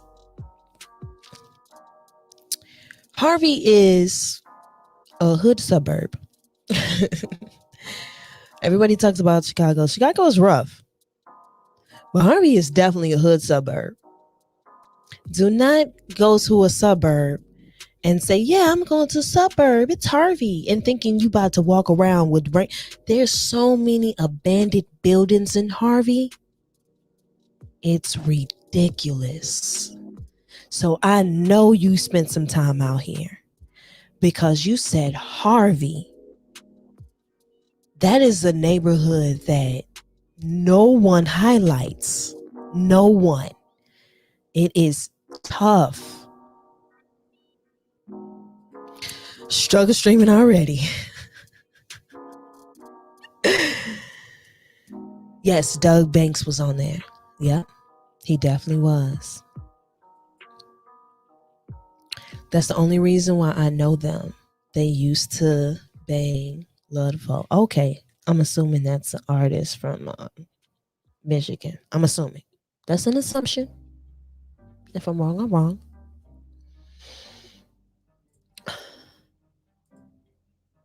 Okay, Guy Ford. Was that your radio name? Is that what you're saying, Chef? Was Guy Ford your radio name? Let me know something. Yes, it's ghetto. Yes, in Harvey. It is. Yes, it is. Oh, is he? I don't know him. Sorry. Let me look him up. I'm about to look him up. Oh, some more people. Okay, I appreciate you guys. I appreciate you guys. for the simp train. You guys are funny. Definitely. Okay. Let me look him up. Since you said he's a Chicago legend, that means I should know him. Oh, he popped up quick. Oh, he definitely a rapper. Yeah, I'm not familiar with him, but I see he's standing next to Lil Durk. So he probably did like some drill music. I'm not a drill music fan. I'm gonna be honest with you. Not at all. You see what I'm listening to right now? I do 90s R&B. I do old school hip hop. One of my favorite old school hip hop rappers is Rakim from Eric B and Rakim. Yeah. Eric B and Rakim. That's what I listen to, okay? Tristan only sees opportunities. Love that in you. When you see an opportunity, you go and seize it. I know that's right. LOL, yeah, LFO was nice. Him and King Louis, my faves. Yeah, King Louis. Oh, you know about Chicago music if you mentioning King Louis, an artist I'm not familiar with. Now I met King Louis. He was at a studio that a buddy of mine was recording at. Shout out to LaShonda Flair. And he was recording with another woman. And as we were leaving, they was like, yeah, King Louis in the other room about to record. I'm like, okay. So we leave out. I go in there and it's like 6, 7, maybe about 6, 7, maybe close to 10 fellas there. And about 3 or 4 females, maybe about 3 or 4. And nothing but smoke. King Louis loves his grass. Yeah, he does. He definitely does. He absolutely does. If you don't know that by now, you should know. If you're familiar with King Louis, then you know he loves his grass. He absolutely does. Right, I ain't no joke. I used to let the mic smoke. Now I slam you and then make sure it's broke. Don't get me started, okay? Because I literally know paid in full from top to bottom. I almost know all of microphone fame. Almost. Don't sweat the technique. Listen, I am a Eric B. and Rakim fan. Okay. I used to. Here's a little tip. Anyone can take it because I don't think I'm going to do it. But I used to want to name my record label Microphone Fiend. That's how much y'all love Rakim. Seriously. Guy Ford is a government name. Okay, chef. I'm gonna look that up. Rashawn, hey, we gotta buy it before the other demographic does. What are you talking about buying? Maybe I missed something. Oh, some opportunities. Okay. Oh, is it? That's a nickname. Yeah. Yeah. Listen, I am old school hip hop. I am. Okay. I listen. I'll tell you get some of the artists I listen to, right? I think so I listen to some, and this is the right vibe for what I'm talking about right now, this song. So I used to listen to some I listened to Rakim.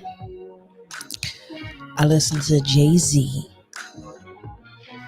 I listened to, just so you guys can get a mix, because it's actually like a mixture.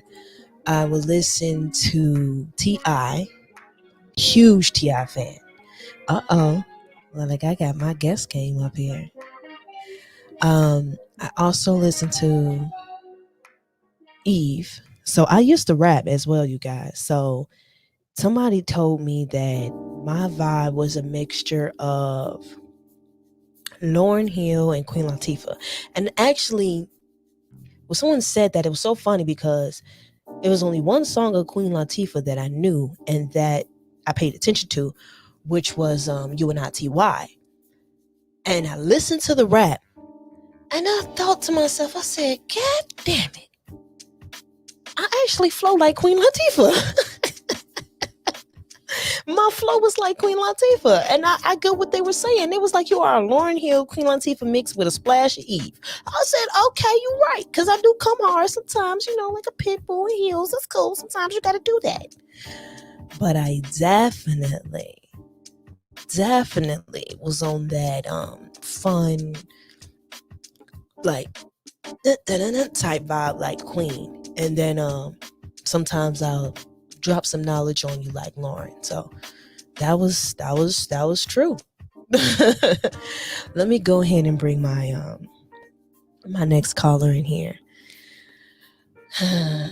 You guys ready for my next caller? Everybody give a warm welcome. A nice warm welcome to Chef. Hello, Chef. What it do? What it do? Oh, What's going wow. on? Listen to that voice. What's up? What's up, Sheree? What's going on, man? Listen, well, not man, but you get it. The I get vibes you're creating right now is so chill. It's like yeah, man. But it. I'm feeling this. I'm feeling this. I like what you got going on here on the channel as well. Thank you.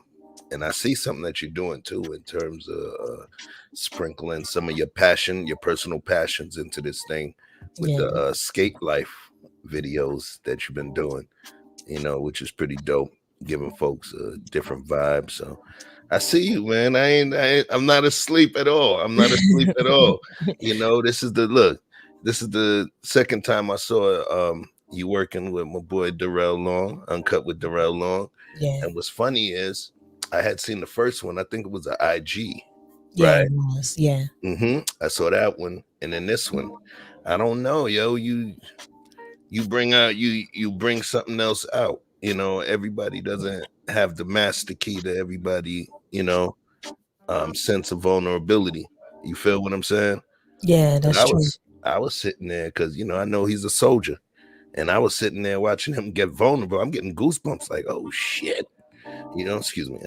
Like, damn, I had to, that's why I said something like, yo, this is, it's a different side. Right now I popped in, but I'm kind of giving you your props. I like Yeah, that. thank I you. like that reaction video you did too. I'm gonna need you to react. I'm gonna have to hire you to just follow and do reaction videos to my regular old bullshit. For You real. already know. Like, I appreciate what you're doing as well. I think one of the times you said this a couple of times, and I actually agree. A lot of times you and I see eye to eye on some things, and I think part of it is because we come from the same place when it comes to understanding that things need a balance, and that not everything needs a war. Now, you understand that some things do need a war, and I think that's the masculine in you. So I appreciate that. That masculine energy is needed because that's how things get built. So I can't help but to appreciate it. As a woman, my job is to make sure that we keep the peace as well. Because when you guys go to war and y'all come home, what you need. So I appreciate you, Chef, for being able to be balanced enough to see it and at the same time still expressing that masculine energy. I love it. Thank you. I can't hear you, Chef. What happened? You got your mic muted. Yeah, I got the mic. Damn it. But yeah, so what I was saying is that life is balance. Yeah. Life is balance, and I understand where me in my past times when I could have exhibited a certain level, a modicum of grace, Yeah. and I didn't. I went lion style, Yeah. I went savage. So I'm able to recognize basically at my age a certain level of regret for Mm. certain movements that I made. So what do we do as people, as adults, as OGs? Because you, even though you're young, you're still an OG to a teenager. You get what I'm saying? You're an Yeah. OG to a 21-year-old. And maybe I don't know how old you are, but I'm over here. I'm 10 years their senior. So I'll say this. There was a 20-year-old. My cousin was at my house, and I think she was 19 at the time, and her friend was 20. And they were sitting there talking, and she was like, "Yes, ma'am," and "This, ma'am," and I was like, "Oh my God, Jesus!" And I could tell that space was coming from a respect space because I'm an elder to her, right? And I'm like, I'm 31, I'm still kind of young, but I gotta understand. I think I'm starting to understand that I am older, so I am someone that someone younger than me can potentially look up to. So if I have to hone on to that because you never know who's paying attention. yeah, So it's important to understand that. So she planted that seed for me to understand that. I really didn't get it at first, because the only people I necessarily paid attention to when it comes to making sure I'm moving in the right way is my siblings and my little cousins. And I am the oldest of five, so wow. I understand it. I guess I just never thought about it when it comes to people who are not that close to me. So I want to thank that young lady actually for allowing me to really see it that way. Do you imagine this? I want you to think about this. We have the ability to create wise people. Mm, We have the ability to create wise people. How is that?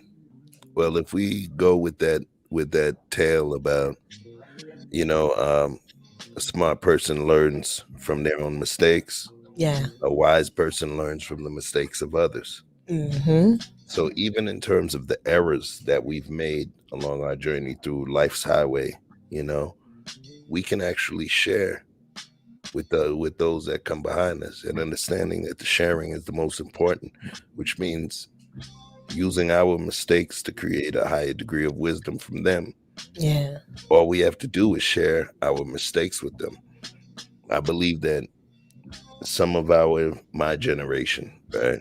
I Hmm. believe some of my generation was so focused on being themselves and enjoying their own personal life and still wanting to be the star in that show of in their show of life as opposed to the kids. Our generation kind of messed things up a little bit Mm, because we tried to maintain a certain degree of swag, a yeah. certain degree of infallibility, which means not making mistakes. Mm-hmm. And Yeah. what we did was we didn't share our mistakes with them. We didn't share our mistakes with them. Mm, We put them in yeah. a position. Yeah, you know, Yeah. is it That's is it true. any is it any surprise that the newer generations at this point they popping pills like crazy, Mm, you know, and some of them actually need it. There's a lot going on. So I believe that in terms of us, if we consider ourselves an OG to anybody, a 21-year-old is an OG to a 14-year-old. yeah. This is true. We need to start showing our mistakes Yeah. and so they can learn from it as opposed to hiding them because they will reveal themselves. And what happens when those people that we're trying to school and we're trying to look perfect for, when they find out our mistakes, what they're gonna be like, look Yeah. at that man, hypocrite, and we lose credibility.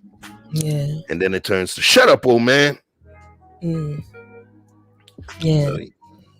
So I'm and if you loved, I would love for you to chime in. Tuesday I am doing a live stream about bridging the gap between the youth and the elders because I believe it is absolutely necessary.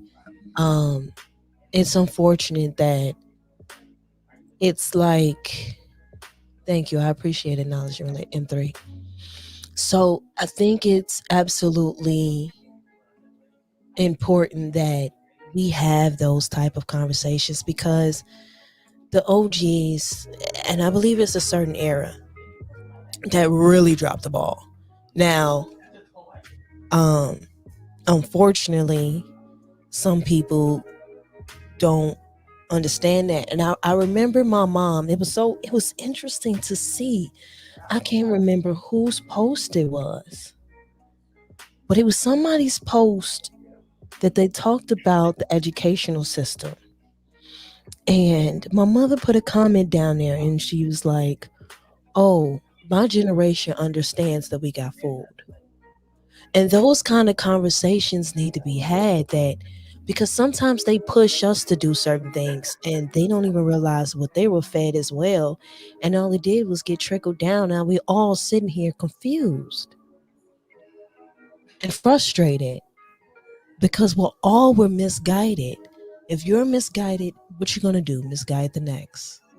So I don't necessarily blame the elders.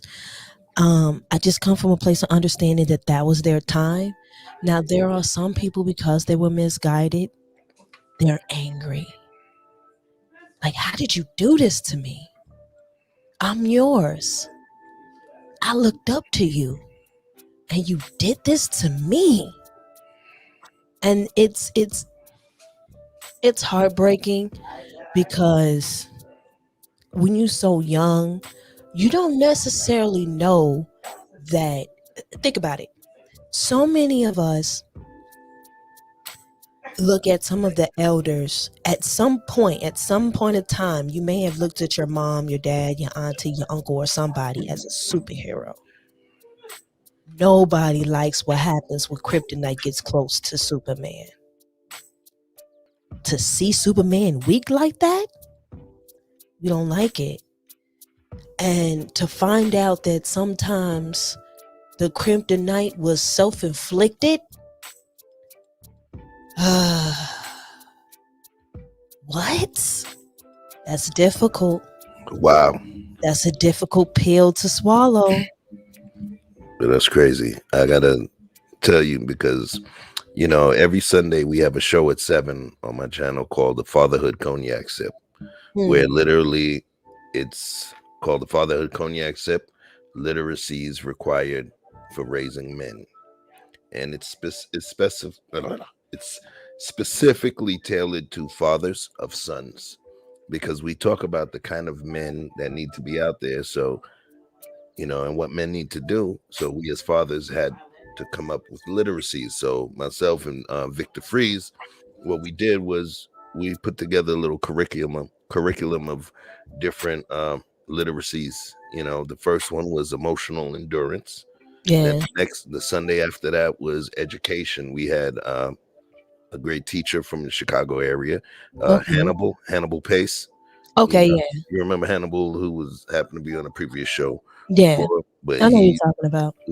and then we did an episode talking about violence, Mm. but we addressed it in a different way in terms of certain aspects of necessity of violence. And Yeah. then I think that's tonight, that's a man thing.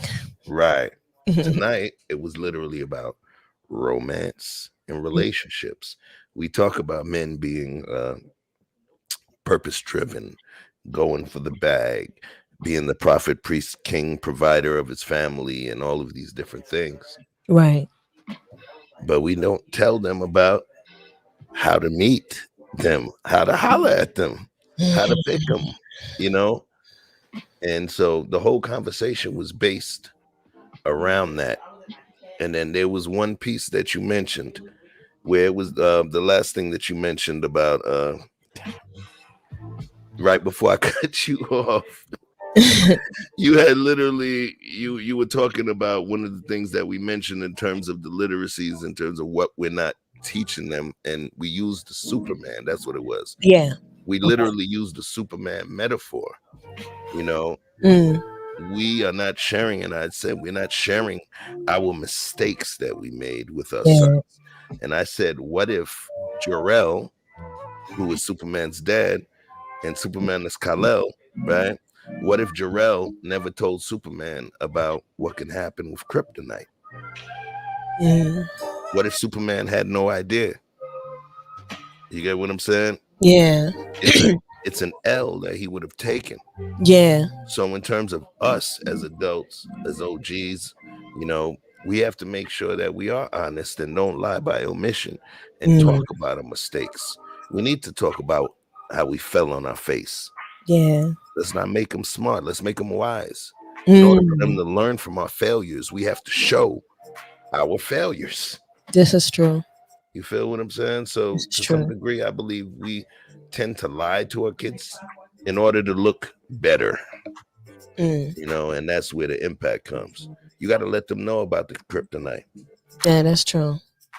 That's true. I like that. I like that you're doing that, you setting that tone and you having these conversations. I really do, because Superman would have ran across kryptonite and not even known that he was about to get weak. So um understanding those weaknesses are very important. So I want to shine a light real quick on something that my mother taught me um when I was younger. And it's funny because when some people have conversations or they talk about their parents and people around them, I think back to the things that my mother did give me. Like when I was younger, I remember I grew up in a single parent home like most people, right? And since it was just my mother, and I came to her one day and I said, Ma, you really, there's certain things that I just don't understand about guys. And she was just like, I'm going to give you as much as I can. What I want you to do is pay attention to people around you who have what I can't give you. I was like, oh, okay. My auntie is married. I have cousins who are married. They've been married for over, at that time, they were married for at least 10 years. So with her telling me that, or maybe even a little under 10 years, and her telling me to at least pay attention to my surroundings and not just take because sometimes parents do make it seem like they have all the answers. They don't tell you that they don't have all the answers.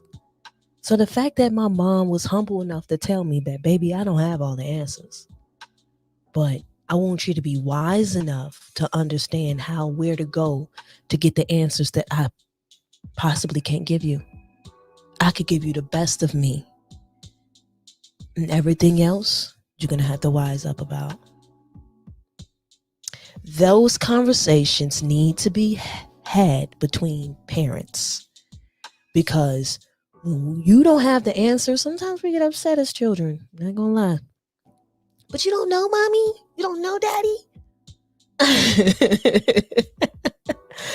And then what happens? A young man goes into the streets and the gangs have all the answers. That's what happens. Because mommy and daddy didn't set certain tones and wasn't real. So he got to keep it real with the gang. And what happened with the girls? Oh, he giving me enough attention. I'm good now. I'm getting all the attention from him. Daddy wasn't giving me no attention, and mama didn't know how to show affection because she had to pay the bills. So I need some attention. And we all know women love attention. It's kind of tough, but these bridging the gap conversations I think we need to have. So yeah, I appreciate you, Chef. Oh, you good? You good? You took. There was something about the gangs, right? I see Darrell put the gangs love us more than anyone else. Man, On one of the previous shows about education, we were talking about the need for more teachers. yeah, Oh, the third piece. I see the third piece of the Nighthawks just popped in 100 watts. But yeah, we talked about what we literally talked about was the need for more male teachers. I took a poll and I asked the chat and the panel, male or female, who were your most favorite and most impactful teachers? mm-hmm. And it was literally 90 something percent that said male. And I showed a clip that talked about the impacts of male teachers, but the fact that we're not seeing them in the classrooms now. They make up a small percentage. And the curriculum and structure was different. And then I made a statement. I said, what if I told you that the gangs and the street hustlers actually got it right in terms of curriculum and structure and education of our boys? That's why they're able to steal them out of school so easily. God damn. Think about it. There's curriculum, there's structure, there's rules of engagement, there's code, there's a level of ethics. Even though as crazy as it is, you could say somebody's in a gang, but there's a code of ethics. There's a code of ethics. No snitching. No this, that, and the other. You get what I'm saying? Yeah. There's a certain level of discipline that's taught. Don't talk on the phone. Don't ride more than 3 people to the whip. Don't keep any work at your crib. All of that stuff. What takes place? There's structure, and there's a certain level of discipline that's within there because of that low level, or not even low level, that medium to high level threat of violence. I thought I was done with my wine. I'm getting a little bit more, Chef. You in here? Get that Stella. I see you. You in here cooking. I think I need to pour a little wine for some of this food you over here chefing up. Okay. Hey, don't worry. Get you a plate. Let me sprinkle a little garnish on this.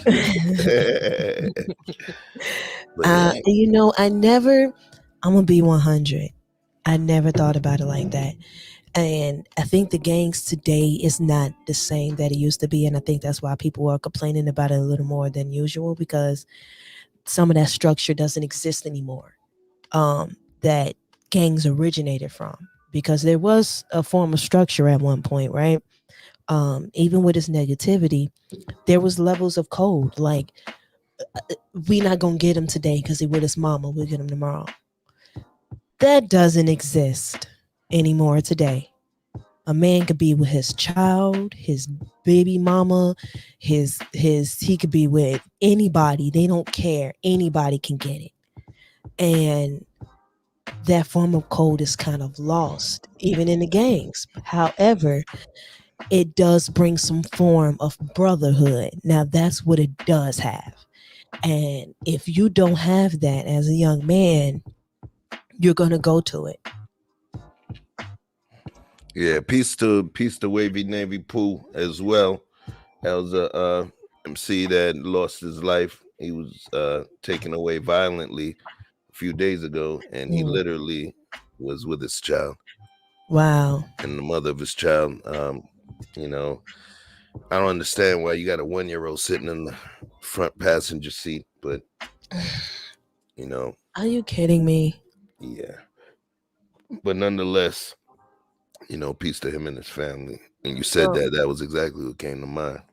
you know, with you saying these stories, there's a lot of stories. Here in Chicago, not too long ago, there was a young lady who got killed. She was pregnant. She was going in the house to get something or do something, and she came out and she got shot up. She was pregnant, Oh, and the baby shower. yeah. So I think it was a baby. It probably was a baby shower. That was the And one that she was coming home from the baby shower and unpacking the vehicle with yep, gifts. yes, and um, so of course, the streets are talking, and it, it they were saying that because they couldn't get to the baby father, that's why they got to her. So these things, I think sometimes men don't understand the dangers you even bring to the people around you when you go into these streets like that. One story that hurts me the most, and I'm going to tell this story. I'm sure a friend of mine doesn't mind me telling this story. This story is close to home, so allow me to share it. Um, a friend of mine, his twin brother was riding in the car with his daughter, who I believe is about 9 years old. And he was taking his daughter to school. Now, he's not in the streets. He was taking his daughter to school. A guy pulled up. I'm assuming had some words with him. I'm assuming that he was trying to take the car or something. I'm not sure what went down. No one knows. And a guy comes up to the car and shoots my homie's twin brother. And the autopsy shows that that man, based off the patterns of the bullets, got shot and jumped behind that seat trying to protect his baby. So the bullets show that he was trying to shield his child. So basically, that man died on top of his daughter. That one right there, That's it heavy. hurts. Because that man didn't have to do that. You know what I mean? Like, he's with his daughter. I know men are gonna do stupid things. You guys are gonna fight amongst each other and all this and other stuff. I'm not a man. I'm not gonna understand it. However, I do understand there are things about men I don't understand, and I leave it at that. But can we bring some form of respect back? He did not have to kill that man. Like, that hurts. And then my homie lost his identical twin brother.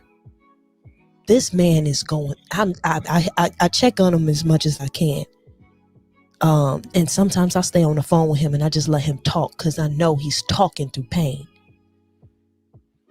So I think we really need to start thinking about the things that we are doing. And we really need to reach the youth. That's why I want to do that live, because it is absolutely ridiculous. Absolutely ridiculous that we would do something like that. That man was not a street man. And I think that's what hurts the most. Because if he was in the streets, I would have been pissed at him. I can't even be mad at this man. Oh yeah, that's tough. Yeah, it's hard to deal with because he's going through a double set of guilt. Not even guilt. He's dealing with a double stack of emotion. One is the emotion of losing, or three, triple stack. One is the emotion of losing his brother. Yeah. The second is and they were identical twins. Yes. So literally losing your identical twin brother, which is a different type of bond that some That folks is don't a understand. totally different bond. Yeah. You guys were split from the same zygote. You get me? So it's a totally different kind of bond that folks don't understand. And then Hmm. the third piece, which is probably the most harmful, is the fact that he's going to live feeling as though he is the reason that his brother is no longer here. Yeah. Because his brother, if you said it correctly, his brother was the square, the brother that lost his I don't life know. I was wouldn't, the only one wouldn't say he was a square. He was a. I think he was a Q dog. No, he wasn't a square. uh, He was. He was just not a strict dude. That's all. right. Cause When I I'm say square, I mean I don't mean like in okay. terms of frat. When I say square, that's like L7. That's neutral, civilian. He's not Oh, okay. not a street dude. You get Yeah. what I'm saying? He was not into the street life, but then the one that lived was the one that was in the street life, correct? No, neither of them were in Oh, the streets. These okay, is okay, both okay. civilians. Okay, see, I'm my mind went Shakespeare. I was thinking that No, somebody was trying to get him and they got no, his twin. Okay, okay. no. These were civilians, and the dude that got him was some young dude, probably trying to take the car or something. So it's that story hits because these were two people, straight civilians. Um, a man just taking it. These dudes are not in the streets. I just mentioned him earlier, actually, when I said that my boy, when I mentioned the story about King Louis, and I was in the studio. That twin was in the studio with somebody, not the one that was shot, the other one, the one that's closer to me. And yeah, we went to Columbia College, Chicago together. That's how I met him. We met in college and we talked about aspirations and radio, and he talked about his music. So I'm talking about radio, he's talking about his music career. We are everyday folks walking every day. And his brother went to college, went to a frat. He's a cute dog. Like some of the cute dogs were at the funeral. The we everyday guy, everyday guy. It was just something that happened. And I think that's what hurts because it's a casualty. Because now that girl I'm sure she's traumatized, you know? Mm. So yeah, nah. Mm-mm. No. No. So how do you, because listen, I know you talked about the fellas and how we handle conflict and the Hmm. way that we relate. With this new generation, y'all sisters are tough. Y'all know how to be savages too. You get what Yes, I'm saying? So women are a little different, I will admit. so with you recognizing that difference, how do you Hmm. navigate how do you navigate those feminine streets and still maintain your level of poise and balance? Because you seem pretty even keel and poised. How do you maintain that? Luckily, I just never got necessarily corrupted, quote unquote, because I came from a family that were, like you said, squares, L7. So my mother wasn't in the streets. My father wasn't in the streets. And that's not to say I don't have family members who may be doing their thing. It's just to say the ones closer to me, the ones that I saw every day, the ones that I can call that was at arm's reach, they weren't. So the distant family members were the ones that were in the street. So I can't necessarily relate to it. I was far enough away from it. Now I did, since Darrell, I want to make sure I say his name right, Darrell, um, knows about Chicago. I don't know if he knows about the South Shore High School. South Shore High School was one of the roughest. I see you back there, Victor. I'm gonna bring you up. Uh, South Shore High School was one of the roughest high schools on the southeast side. And with that school, the thing is, luckily, and I don't know if I'm the last of this particular generation, but the chicks and the dudes knew I was square. They left me alone. Now I may got teased, but no one. I remember a homie of mine literally showed me, on. He said he familiar with it, and he can vouch that South Shore High School is not nothing to play with. I um what it is that I remember a homie that I went to grammar school with. Um, he showed me some of the drugs that he sold. I just looked at it and I said, "Oh, okay." Still be in the square. Still be in the square, just looking at it, right? And then he put it back in his pocket and he never showed it to me again and we never talked about it. Now, I'm not sure if he was showing it to me just so I'll know. Because like I said, we went to grammar school together. And the girls, they really never really messed with me. When it came to being in the streets, no one tried to bring me to the streets. I just got teased in school like most people. Everybody cracking jokes amongst each other and things of that sort. That's it. I think because people saw that I was a square, they left me alone. Now, I don't know if I'm the last of that generation. I don't know. Because it was a certain level of respect that would happen. You know what I mean?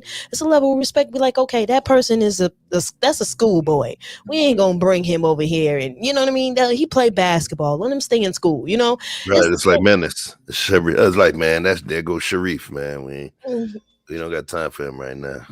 Exactly. So it's like I think that they gave me that kind of grace. I think that's what it was. Even the understanding of being young. Like I remember that same guy looked at me and was like, he never looked at me that way. And then I later found out he had women selling drugs for him in the school. I didn't even know. Wow. So I think he peeped me and was just like, nah. I'm about to bring up Victor.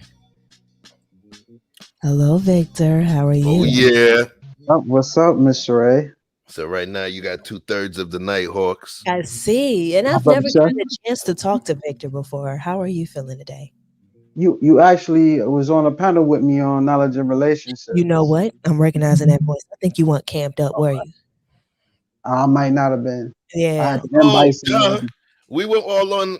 Remember me, him, because the Nighthawks is myself, Vic, myself, 100 Watts, and that was the night when when Rico was trying to kill us.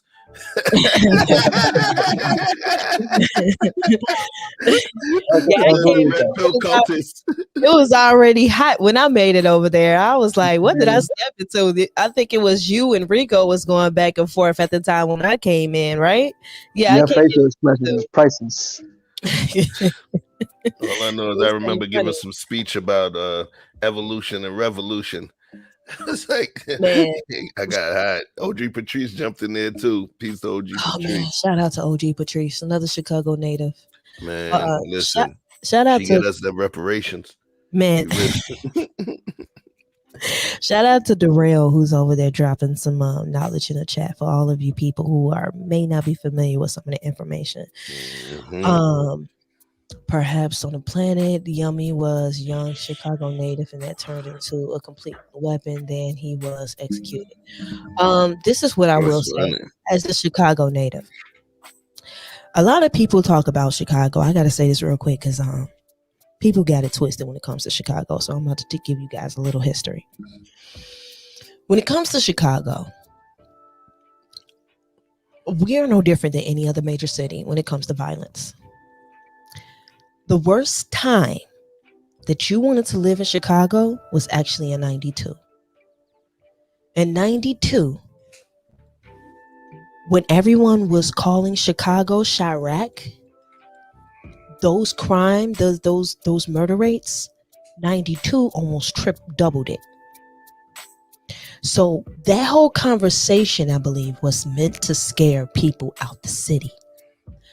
Because the next thing you saw was a bunch of signs saying brand new Chicago. And then you saw them fixing the train lines, building new bus lines, fixing the bus lines, right? My old high school, South Shore High School, they knocked down one of the buildings and built a whole new one. And that school is a charter school and has been a charter school for the past 10, 15 years. When I tell you that some people just didn't see the bigger picture, they just didn't see the bigger picture. Not to mention in the early 90s, they were knocking down a lot of projects. A lot of projects were knocked down in the early 90s as well. Now, later, Chicago did get a little rough during COVID. That's when our crime rates went back up. Rightfully so. I mean, ain't nobody got no job. Right? What you about to do? Gonna go rob you some. I remember when I was at a friend's house and some family members text me like, where you at? Don't go home. Because by even where I was, because I stay in the South suburban area right now. And they told me, don't go home while I'm in Chicago. Because in the suburbs, they were acting a fool. Then this was during 2020 and during 2020 when we was having riots. Everybody was stealing toilet paper and everything. Shit, they was going crazy in Aurora. In Aurora and Naperville, even they was going in. It was bananas. Okay? So when people talk about Chicago, and I get kind of upset because some of the young rappers are up there talking like, yeah, it's tough when this. I was like, man, slow down. It's tough. Now, it ain't much different than like certain areas, you know where not to go. However, you still know how to move. You can still go if you want to. It's nothing like 92. In 92, they were snatching up men to be part of gangs. Snatching them to be part of gangs. Forcing them to be part of gangs. Ain't nobody doing that today. So when people that I kind of got that passion about it because in the media, they're gonna paint the picture they want to paint. And as a Chicagoan, I see it. And I tell you this, some of my rent, when I stayed down there, I think it was in 2018, I think, when I stayed in one of those prominent areas in the Chicago area. Yeah, I think it was 2017, 2018. They went up on my rent. And that was another, and that's why I moved there, because I saw what they were doing. I was like, you ain't gonna push me out. I'm staying in Chicago, right? And my rent went up. I think they added like $120 on my next month when my lease was up. I was like, get out of here. And at that particular time, if I still had it, I would have stayed. Oh, I would have stayed. I would have just found another place or something. But yeah, so this is just a little education for some people who are not familiar with Chicago, and y'all think it's really not that much different than any other major city. The time you didn't want to stay in Chicago was in the early 90s. You be damn if you wanted to stay in Chicago in the early 90s. Now today it is rough again. I ain't gonna lie, it's a little rough today. But during the time when he was trying to make it seem like a big deal, it wasn't. They're just trying to, push the Negroes out. Oh my God, it's always on the news. I'm sitting here like, we never been on the news this much. Why the hell we on the news like this? We ain't never been on the news this much. Have you ever lived anywhere else? Have I ever who? Have you ever lived in another state? No. Oh, I'll take that back. Yes. I stayed in because my mother and father actually did move out in 92. And it was because my father joined the military. He fought during Desert Storm. So we stayed in Kentucky. We was on a military base. I was there. I think my mother said we moved when I was like 18 months. And we stayed there until I was about 6 when my parents separated. So when they separated, my father stayed in Kentucky, Fort Campbell, Kentucky. And I moved back to Chicago. We moved back to Chicago when I was 6. So my earliest memories are all Kentucky. That military base. I really don't remember, because remember I was 18 months. You really don't have any memory before then. I think I got maybe one memory, but majority of my memories are from Fort Campbell, Kentucky. And it was interesting being there because it was very, it was mixed. I had a white friend, I had a biracial friend, I had an Asian friend, I had some of everything down there. So when you went to school in Chicago for the first time, how was that compared to what you? Culture shock is real. It is real. I'll be honest, I didn't know how to receive it because I've never, and this is just me being honest, I never, from my memory, because of course we stayed in Chicago until I was 18 months, but listen.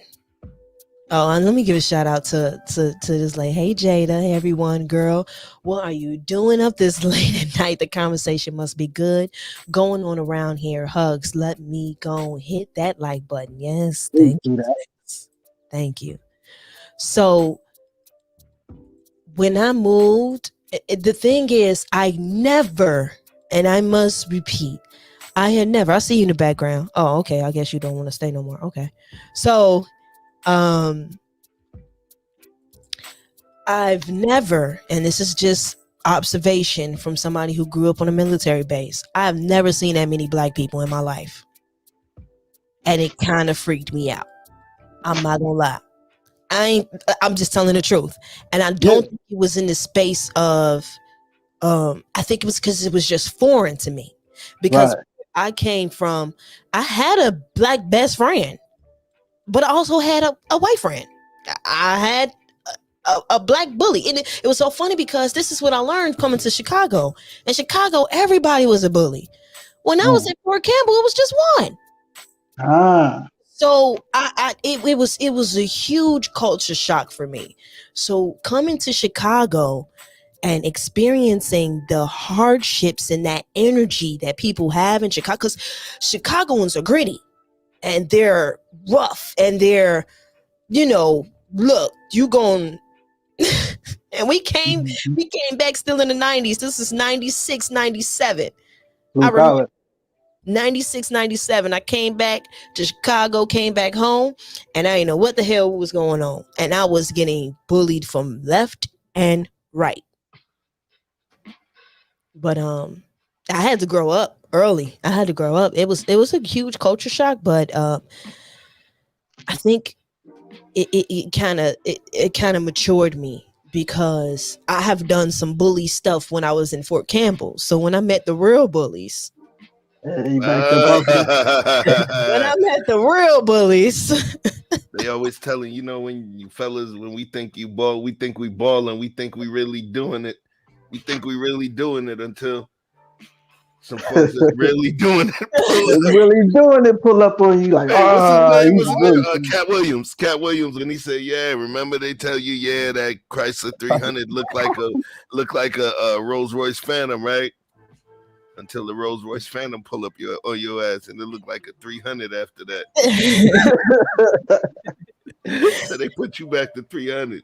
listen, that was a hell of an experience for me. I wouldn't trade it though because fortunately it did bring me to be humble.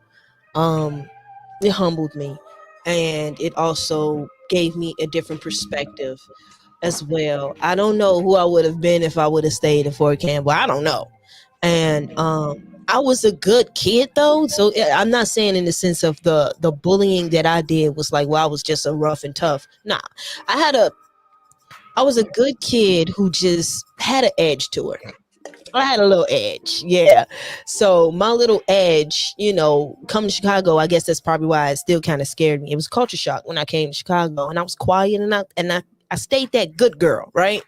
Okay. Coming back to Chicago, I tried to stay that good girl, and then I was like, all right, these people are rough, and I think it was so funny because I think what did it is when my mama dropped me off to the school, right? And I'm walking through the school, and my mama dropped me off, and there's this kid who has a ton of freckles on his face, light complexion with a ton of freckles all over his face. You can't miss it. It's all over his face.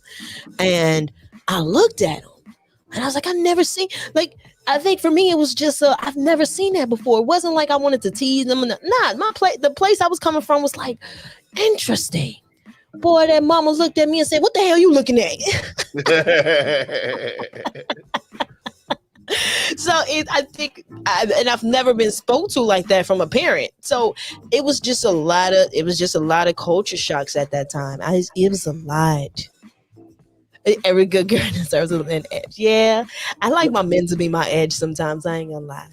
I like my men to be my edge. Let's talk about that though. You Ooh, can't just ooh, ooh. gloss that. You can't just gloss that. So All right, you just said Give me 1 second. I'll be right back, you guys. I gotta run to the Place. restroom. I got you. So don't worry about that. So we gonna hold it down here. So flowers. You know, we talk about the rocks and the flowers. So for the flowers in the garden, do you guys find yourself in a place where, or do you ladies find yourself in a place where a certain level of machismo, a certain level of gangster, a certain level of man shit tends to put you into a more feminine place? Are there any of y'all that are willing to admit that? That's a good question, brother. You know, because look, Look, bro. I'm slow. I'm slow walking. I'm glad you went there, but I'm slow walk.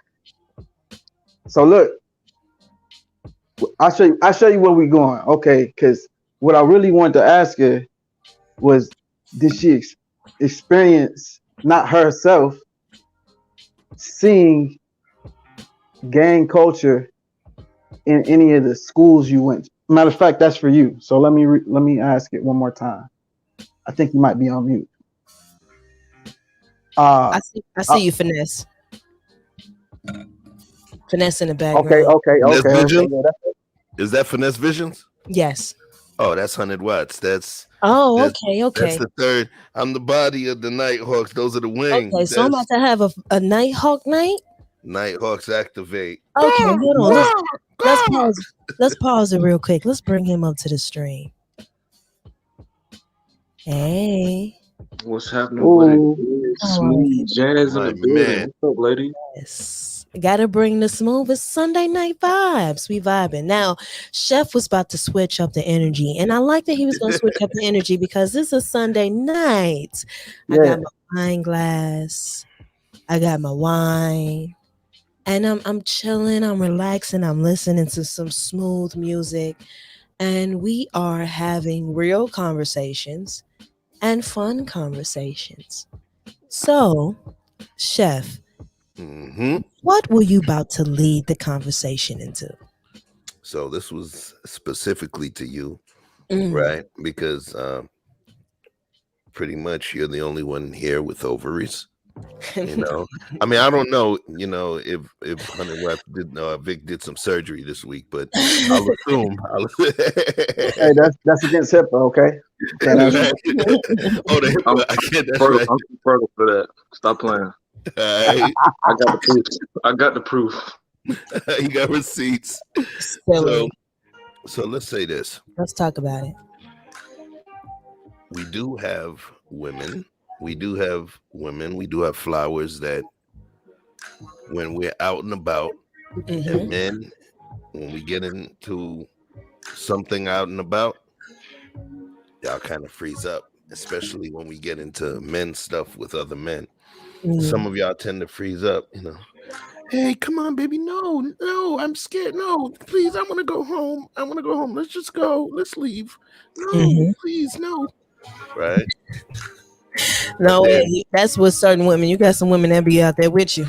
And so now, there's a couple that might there's a couple that might be in there with you. Yeah, there's a couple that when they see you on that man aggressive stuff and they see you let the lion out the cage, it's funny, it's interesting.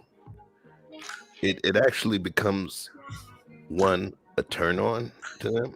And you can almost see it happen. And then it almost puts them into a next level. There's ladies that I had dealt with where an unfortunate situation where they see me have to get on some man shit. It's interesting in terms of the way that they behaved after. It was almost like they looked at me as more complete to them. It's crazy. Like, you can give the poems and show them how tender and gentle you can be, but it was almost as though when they seen the lion come out, it was like, okay, cool, he got that too. All facts. I, So I'm now so I I can need you speak to to that. talk to me about that. I can speak to that. Definitely. Definitely can speak to that. So I think we all are smart enough to understand that women like to be protected. We know that, right? Now, when you show us your soft side, that's the side that we like. We enjoy that soft side, of course. It's what leads to the fun time and the other things where we're just kicking in and having a good time. When I could play board games with you and we're just having a day. Now, some men unfortunately don't know how to set boundaries early so that we know that line already exists. So we have to see a little something extra in order for us to know it's there. Because we have to know that you can protect us. And the number one thing that a woman has to have for you is respect. I love is fun. Love gets us in the bedroom. Love gets us to get you cuddles and stuff. But if we don't respect you, you can't get the best of her. You can't. You gonna get Stop, you gonna get some I other. low key gotta find out what her love language is now. I stop, see. stop. So Let wait, that simmer. Let that simmer. I need you to go back to that. Now. What you gotta have? What a woman gotta have? we have to have respect for you. That's number one. Number one. Number one. It's number I, one. I heard it here. I'm so serious. It's number one. Loverboy say he got pushed back. I would love and Loverboy, I never seen you Who? communicate. If you come up here, I don't Pitch know how you got flashback. pushed back for that. But hey, okay.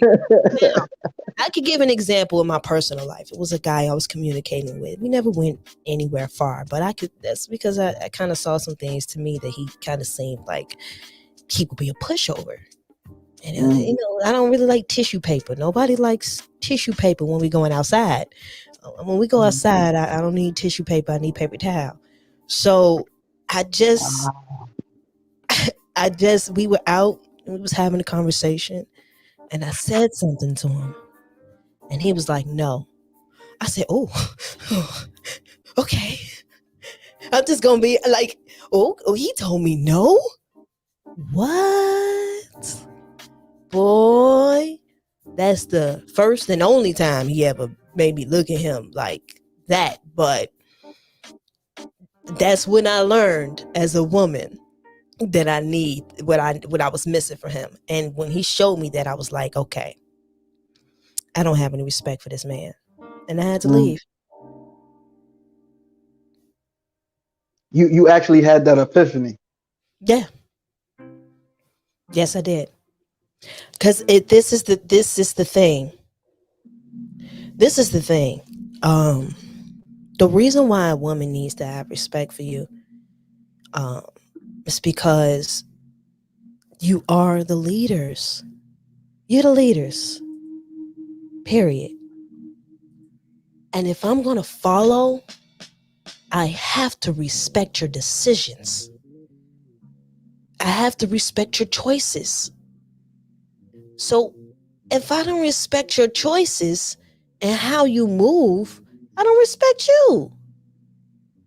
They kind of go hand in hand almost. Almost. Because you can respect somebody and not like their choices.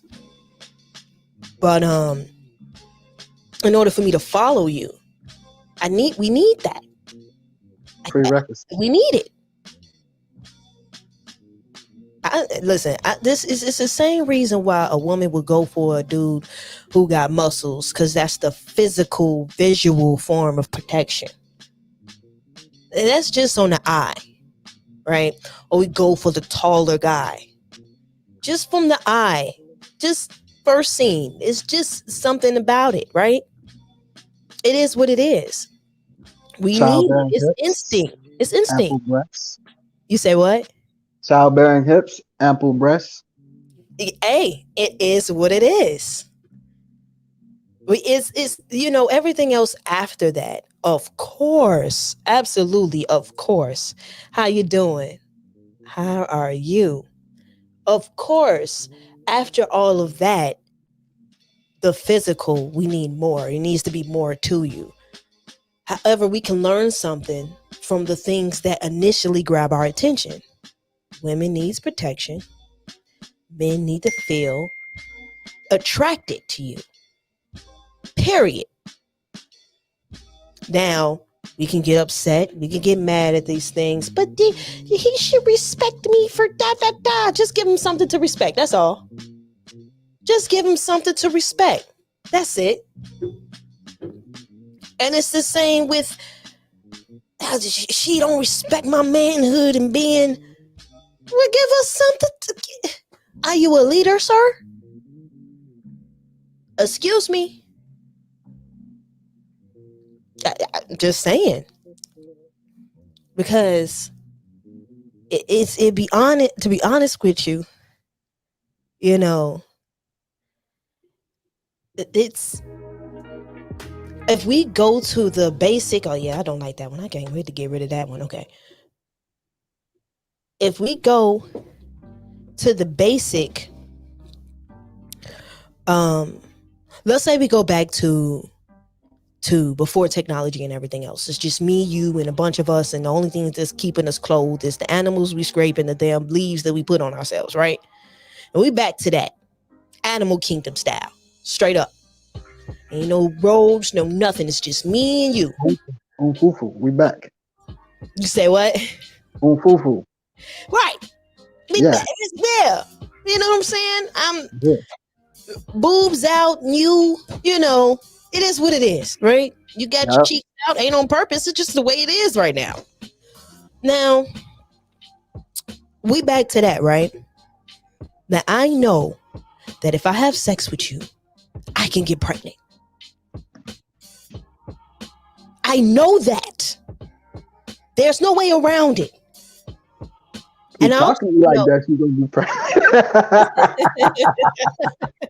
I'm just so if I have sex with you, we don't have any birth control. There's no condoms, no nothing. You go in, you pull out, something else coming out 9 months later. Right? Right. I know that I'm the most vulnerable those 9 months. That means I need you. I need you. Because if you do not perform, me and who I'm carrying with me are not going to survive. Period. If we're basic instincts, that's why the women probably even back then, they went from the strong, the leader of the pack, because they know that if something happens, he'll protect me. Period. So our instincts allow us to still, with today, we still go off of that. I don't care what nobody says. We still go off of that today. You can't kill animal instincts because that's embedded in us. That's not something that someone trained us to be. Yeah, that's primal. It's there. It's right. It's primal instinct. So if I see that you are already a great hunter and you know how to get out there and get get the lion, and you know how to go get the food and bring it home, you gonna get some. Because my life depended on it. Does that still apply today? Not necessarily. Nope. That primal instinct, our primal instincts still bring us to be attracted to each other. But our primal instincts don't keep us together like it did. Because now I can pay for ring bail, I can pay for a gun, I can, I can go bring home the bacon myself. Unfortunately. So is money the catalyst? Well, it may be. Unfortunately, some women do. I hate saying this, but some women are not humble enough to understand the other things that men bring outside of money and good penis. There's other things men bring It's the same with some men. Some men don't understand that there's things that a woman brings outside of a moist box and a You just made that sound so nice. Let me take a sip. It's got a way with words, bro. I don't got nothing to say. I'm listening. is the understanding that's we more than that, right? Because men gravitate towards beautiful women for a reason, and sometimes it's more than just the beauty. I mean physical beauty, because the nurturing that we bring to a man. What? Why you think still when a man goes through something, if he has a great relationship with his, why you think mama boys exist? Because y'all need us for those. There's things that you can't get from your homies. You're not gonna get it from your homies. Big facts. There's things that I'm not gonna get from my girls. A group of girls, oh my God, a group of girls being emotional, don't come to that room, Lord Jesus. It's something else. We need structure. Our emotions get all the, if you know how to, we can use those emotions and just make you feel amazing. As long as you have that structure. Now, we have to have control of our emotions before we come to you. Of course, it's not your job for us to be balanced with our emotions. It's your job to let us know we have to respect yours with understanding ours. That's your job. Hey, so right. Let me add to that just a little bit. I'm gonna shoot it right back because you're cooking. I want you to keep cooking. Remember your thought. Okay. I tell my oldest boy, right, because I want him to understand his mother, because she's a very free spirit, right? Mm-hmm. And I say it's her job to be here, there, everywhere, see it all, love it all, appreciate it all, be a part of it all. That's what she do. Mm-hmm. You're talking about for her son, right? No, just period.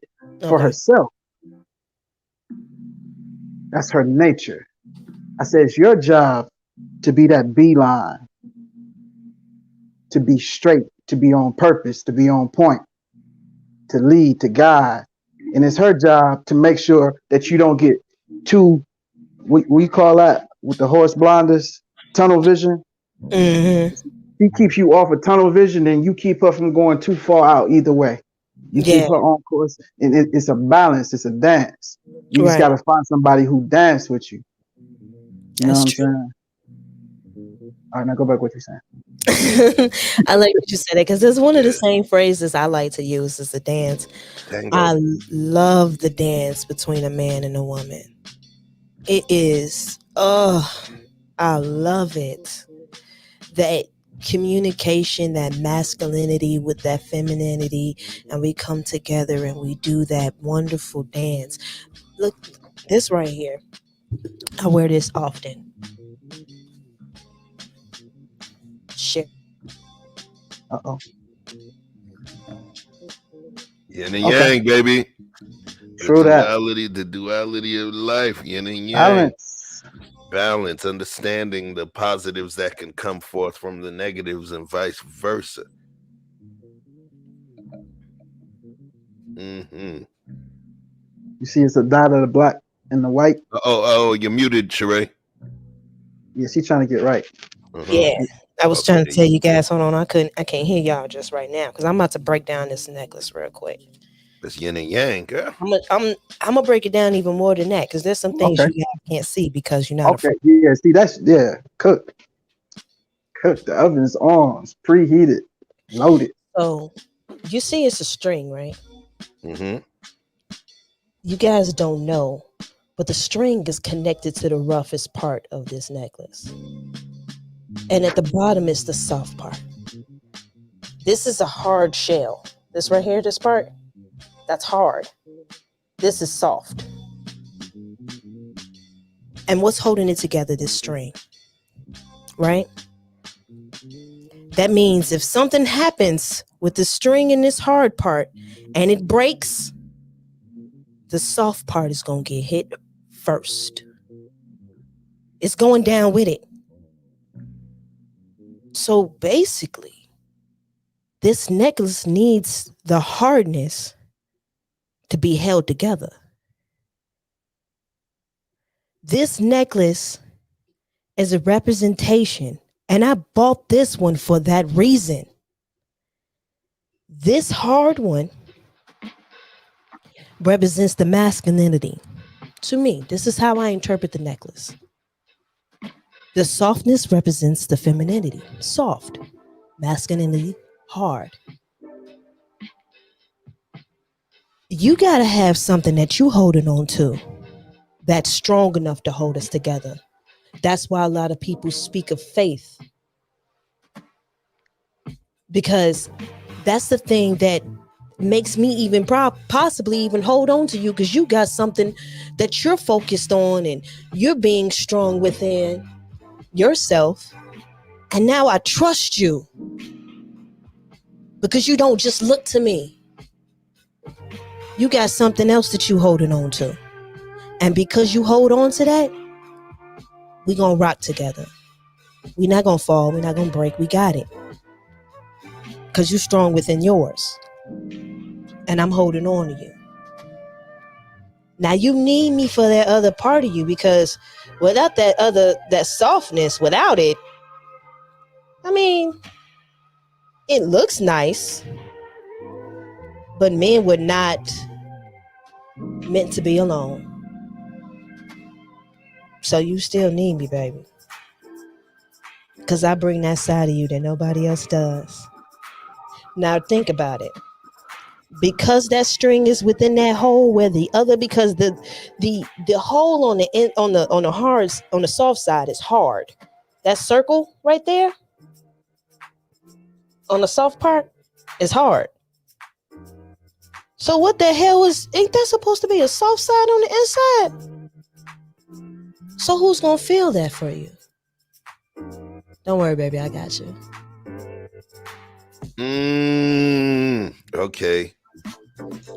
Okay, she just slipped something in your pockets, yo. I hope y'all paying attention. Yo, listen. She ain't pickpocket you. She slid something up in your pocket.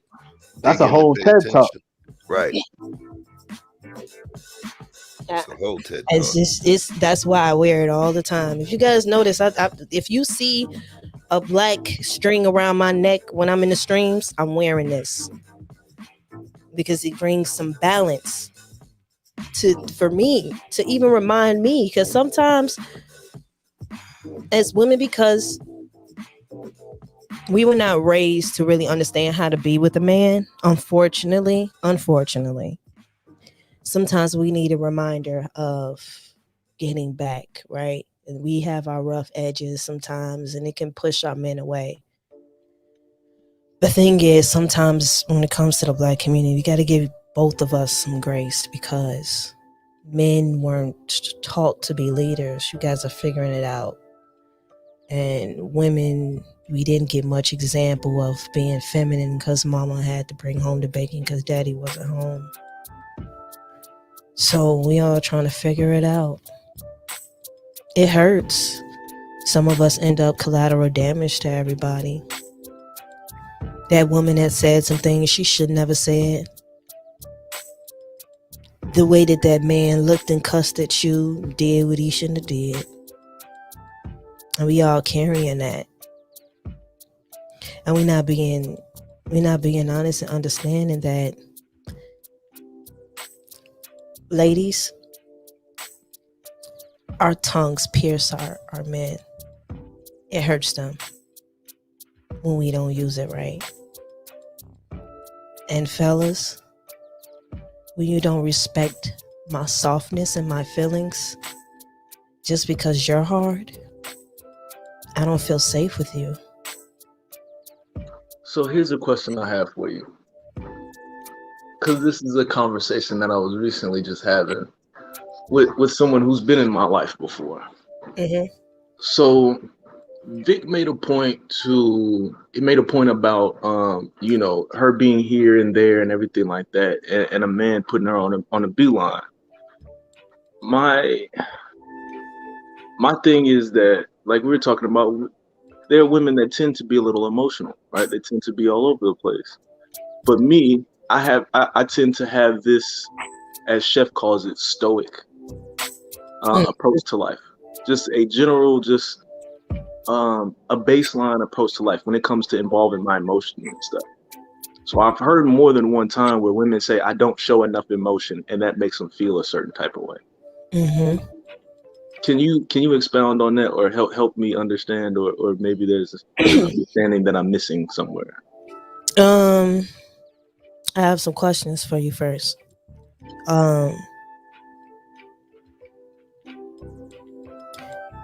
do you at least express your thoughts when you're going through something? For the most part. For the most part, because Mhm. I don't believe you should share everything with anybody, especially a woman who could potentially use her tongue to use it to hurt you. And sometimes you got to vet that woman before you got to see if she's coming from a place of where she really cares about you. So I Yo, understand that protective part because women can put on a front just like men. A man will put on a front like he just want the box, and a woman will put on the front like I just want your pockets. So I understand the protective part, the first initial conversation. We got to see how real everybody is, right? Um, do you and be honest with yourself and actually think about it? Do you show that you at least respect their feelings when they express it to you? I do, definitely. You do? Mhm. And when they're talking, do you share a little, at least on the baseline of the conversation that you guys are having? I actively listen. You don't share? In terms of what, like my experience based on what she's saying? Yeah, you could.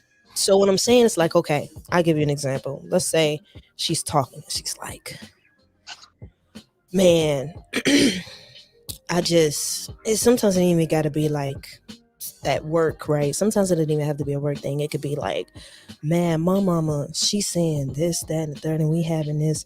And sometimes I just need my mama to listen to me, and it be tough. And we have, we're working on our relationship, and you'll sit there like, yeah, I hear you, babe. And, you may give us some advice and say certain things, and you'll be like, do you go at some point? Do you find a way to relate to her in that conversation?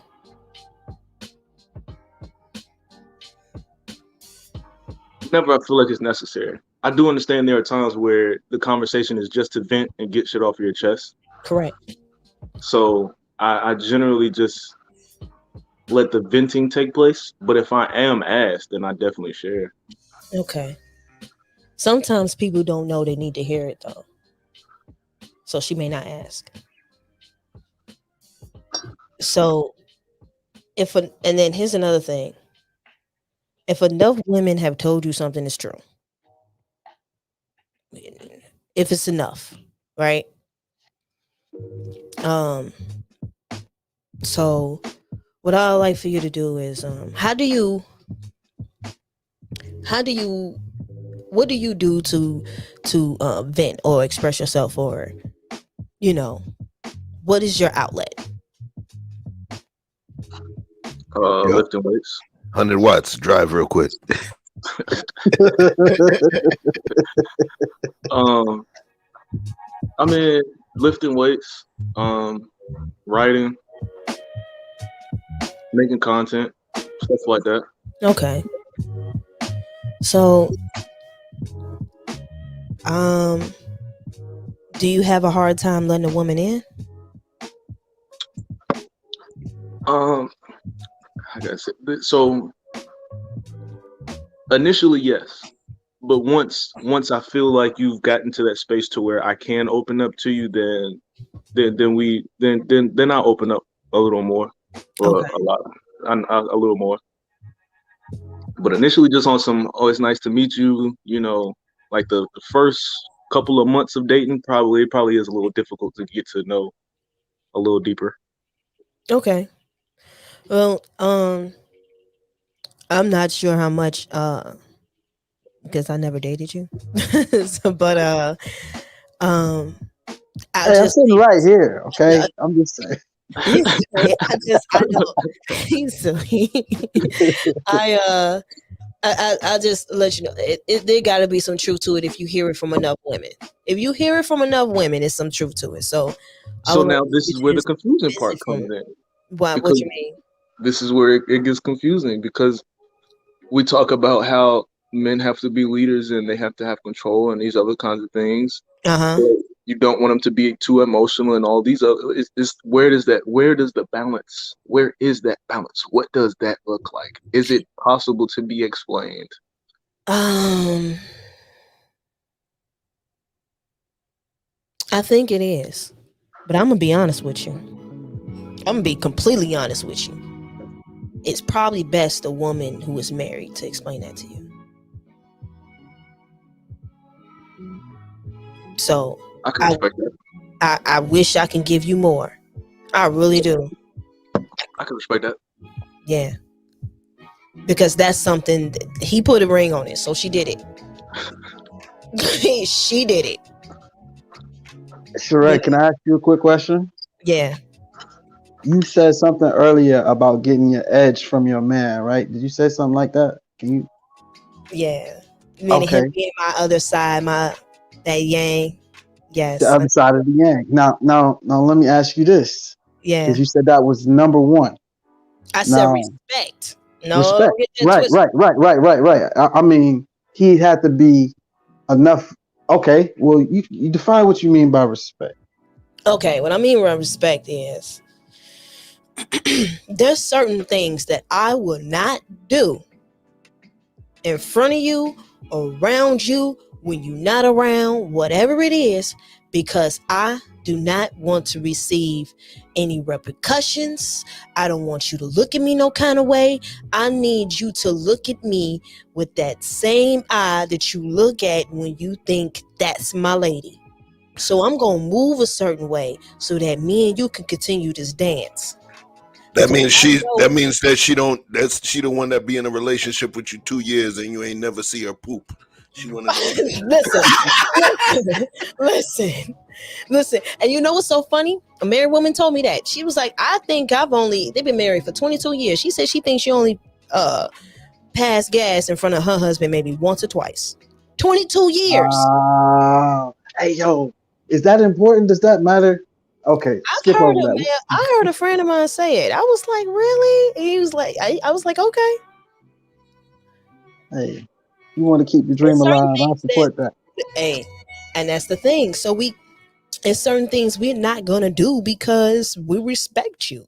Like, uh, your mama, right? You respect your mama, Right? so you ain't gonna steal from her, right? No, never. The same thing. I respect him, so I'm not gonna walk out here looking like no hoochie, trying to get all Oh, these men attention. I right. respect him, so I'm not about to. But I respect myself first. So matter of fact, that before we didn't even get there, I That's just how. But that's how he met you, though. you, no, that's if he met you that way. Sometimes our emotions as women can cause us to do things out of character. It's a realization that men don't understand and don't get. When we get that emotional, we tend to do things that are out of character. And if she does it, you need to talk to her Does a because man that have means, any right? Does a huh? man have any right to expect anything of you that you weren't doing when he met you? I think there's see, that's we talking down a slippery slope. Okay. The reason why I say that is because I'm serious. There's certain things that she may start doing that really I don't I say it's certain things, right? health is important. So she get chubby, tell her ass, okay? Oh, gotta right now. Let's be real. You can't flat out tell no woman. I'm about to say a word. Could you say it? You can't flat out tell no woman she fat. You can't do Hey, that. Charae said, "Don't hold back no more." I'm sorry. I'm tired of seeing it too. I'm sorry, but look. So, I will say this. Hey, listen, I'm just telling the truth. Look, you know, she kept herself up to be presentable. Everybody should do that. So to me, there's certain basic things that should be kept up because we're human. Those are certain things that you should be doing before he came in the picture, and vice versa. Before she came in the picture, you should already be doing. Now, when they enhance you, cool. They enhance you. There's a difference between enhancing and changing somebody. So, you know, we saw what happened to Common and Andre 3000. Them niggas changed. You know what I'm saying? Wow! Did you just throw 3 stacks under the bus? I'm just listen. It's a friend of mine. Cannot allow this. There's a debate about Andre always being that way. So maybe other real outcast fans can explain that to me. But we know Common wasn't looking like that. Hey, listen, I'm not gonna allow you. Common was a four corner hustler. That's a gang out here in the Chicago land for all of you who don't know. It's a slippery slopes, right? It's a slippery slope. I don't. Hey, we talking about black unity, and now you just made it ATL versus Chicago. Don't do it. So I will say this, just peace to the homie 3000. I will say this. He was always, in terms of the beauty of what made that group, it was Big Boy and it was him. Big Boy was always more street in terms of where he came to the table, and in terms of the times when I was around, because a guy that I was an intern for when I was at Epic before I had gotten promoted, he ended up going to open up and run LaFace down here. So I got to meet them when they were younger. I kicked it with them in New York back when he was still with Keisha from Total. Oh. You know? Yeah, this is, as a matter of fact, we was in a music video together. Dom Perignon, Little Sean, and Biggie was in it. Oh, right? wow. Okay. Yeah, that's way back in the days, 90s. Yeah, you bringing up some archive names. What you want from me? Yeah, You know, I know that. But we could get Dom Perignon, so we could hook his on your chest like Little Sean. It was that song, right? And he was with her, and the funniest thing is that was my first time ever seeing him with another woman. And he's a lover. I'll say that. Andre 3000 is a lover. When I say a lover, think about one of your most gangsterous homies. Mm-hmm. They don't break, they don't bend, they don't fold. And then all of a sudden, you see them as a different person when they're with this new woman, even different than when they was with another woman. And you see them locked in and in tune and understanding. I don't know if I necessarily would beat Dre down for that, because that's who he is. He was being himself. If you pay close attention to the music, his lyrics and all of those things, he never came to the table gangster. DJ E-Man agrees with you. Yeah. He was enhanced, not changed. He was enhanced. He was not changed. And I mean, if you think about the women that came into his life, you know, there was one, it was Keisha. But then, come on, Erica. She changed him. Now, I know Erica Badu, right? I got pictures with her. You know, I managed a known hip hop icon named Special Ed for a long period of time. That's how I got into the industry. We were all homies together and went on the road at 16 when he got his deal. Erica and him, cool as hell. She's like a weird bundle of energy, man. Who, Erica? Yes, Imagine if you mixed up Sade Mm-hmm. with DMX and they had a baby. You get what I'm saying? Like when I say it like Whoa. that, Whoa. Now, listen, this as is what crazy I as will it say. sounds, as And listen, crazy as it sounds. you know what? I actually understand what you're saying. This is why I'm gonna say Yes. that. This Erica's hip hop is hell. she is, but I'm seeing 100 Watts face. So let me explain it to you this way. I think people forget how spiritual DMX actually is.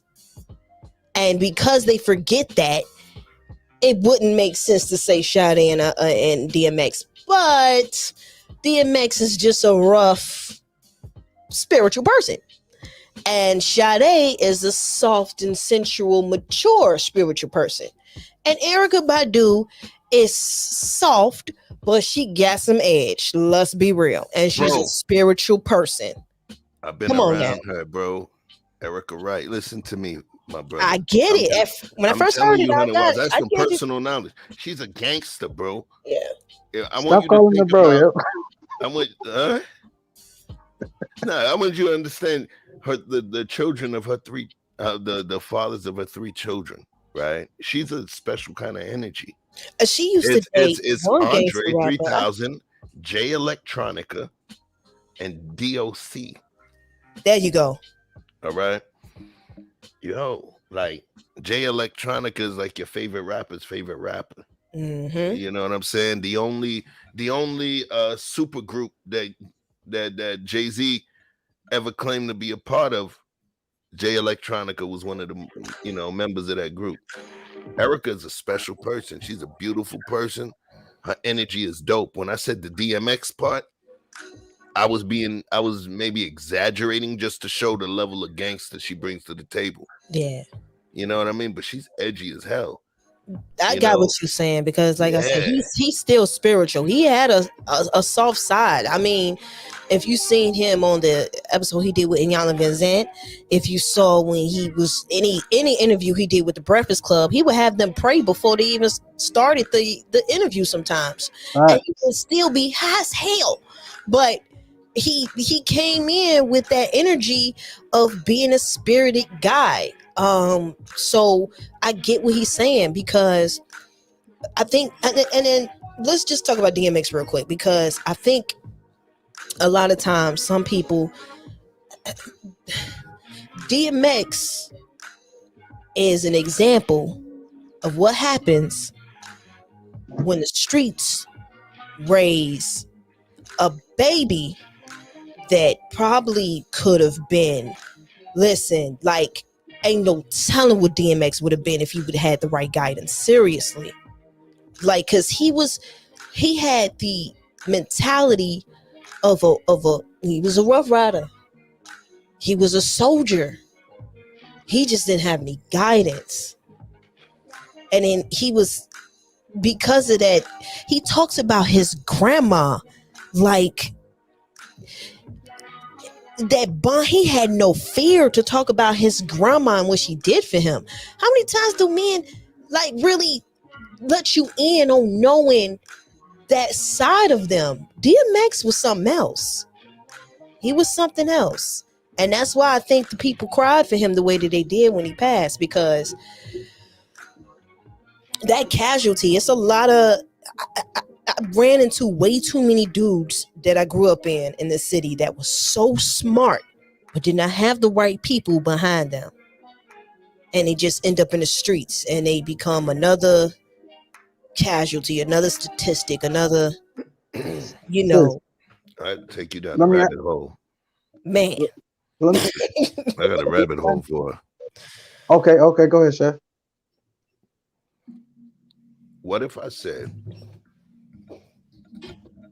that the clean DMX, without the wounds, without the battle scars, without the negative yang to his yin, what if I said to you, without the drugs that unlocked certain parts of his brain that created a certain level of bravado and all of that and pain, what if I told you that without all of that stuff, he would not be DMX. He would just be a dude that had a demo. Oh, And right, Simmons. I would and right. disagree with you. I'm just now. I didn't say that's my feeling. I'm just Mm-hmm. throwing that out there because remember, nature versus nurture, right? Yeah. The things that take place in our lives. I've been shot. I've been stabbed. I've almost lost my life. On more than one occasion, right? Okay. Do I look at those things as something that I wish never happened? Nah, not necessarily, because there was a certain level of awareness, that changed me. There was a certain level of awareness that I gained in terms of those negative situations. Mm-hmm. How the hell do we build muscle? We tear our muscle up. We go into the gym and we damage our muscle because in order for muscle to build up, we have to shred them and then allow them to recover and Mm-hmm. then allow the collagen and all of that to build them muscles into a bigger piece. And Right. then we do it again. We're bred in pain, forged in fire. Our pain builds muscle. What don't kill you does what? Make you Right. stronger. I Right. agree. So, in essence, what I'm saying is that watch this. Watch this. 1995, 96. Dogs don't stop. What? Shut them down. Open up shop. We're gonna let it go. Right. Right. Remember that. Remember that DMX. Now, I'm gonna give you the other DMX. The one that didn't smoke crack from the age of 12, 13 years old. Mm-hmm. The one that got good grades, who went to prep school. Right. Okay. Picture that DMX. Remember, you said that you had disagreed. Remember, what people look for, what the fan base looks for, unfortunately, that they want to spend their money on is true pain and authenticity. Yeah. What you think you would have got from the prep school DMX? He might have called himself DM squared. Like Mr. Simmons, What do you think we could have gotten from that DMX? Because I Yeah. do believe our pain adds foundational callus and foundational stone to what we build upon. So what do you think about that? I understand exactly where you're coming from because I think about things that I've gone through in my life that helped me get some level of understanding with certain things. So I know those pains definitely can shape you. I think what helps me kind of like still say something like that, and I get what you're saying. It's because there were other strong individuals who did amazing things, and it didn't take all that. You get what I'm saying? Like, that's not to say they didn't go through anything, because of course everybody has gone through something, but it didn't take all that. What did what's his name? Got his face right there. Stevie Wonder go through? Amazing music. Absolutely amazing. Why do you think they did a movie on Ray Charles and not Stevie Wonder? Stevie Wonder movie probably be boring as hell. Hmm. And then That's interesting. I'm just saying, but still, both of them impact the music. Just they both killed the game. And then you have my two favorite opposites, but the same vision: Dr. King and Malcolm X. So what you're talking of is a Malcolm X story. What I'm talking of is a Dr. King story. Both soldiers willing to take a bullet to the chest for their dreams. But why you think they got a Malcolm X movie? Dr. King's movies was kind of boring. Let's be real. They were boring. They did them, but they were boring. Okay, that's a fair point. So, Wait, so, so, wait. so, wait, wait, The wait. new ones are going to be exciting though, because now they finally got the microphones under the mattress tapes finally released. So the new ones is going to Oh be shit. pretty exciting. So look, Mistresses, no. brand new rabbit hole. Fault. No, go ahead. Brand new rabbit hole. So if we take that premise and we say, for some reason, the person who took the more extreme route seems to be more glorified, be it Tupac over, I don't know, Biggie or Right.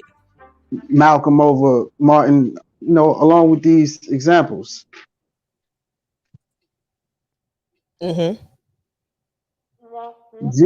Grey chose Wolverine over Cyclops. The man with a drinking problem and night terror. Not really. She liked Wolverine, but she knew he was bad for her. She stayed with his square butt. She stayed That's Wolverine, girl. You just took yourself from being a 10 to a 20. She likes Marvel. Oh, yeah. Hey, that's Wolverine, girl. I'm just saying. Okay. I'm just trying to tell you, yes, I am a fan. Okay, I love X-Men, and look, she stayed with Scotty ass. She wanted to sleep with Wolverine, but she knew he was troubled. The troubled men, they get the box sometimes because they edgy, they're interesting. But you know what's best for you. Scotty is best for you. Scotty can't get no sleep. Okay, he always checking what you doing over there. What y'all talking about? She can't look into his eyes. So she still was giving him the box, though. It don't matter. Okay, he still got the box. Hey, she can't look into his eyes. She'll die. Okay, so she stayed with the what she thought was good for her, but she's still longing for the bad guy. So we quote bad boy. You seen Casino? You know what I mean? You seen Casino? Okay. Because so here's the point I'm getting at.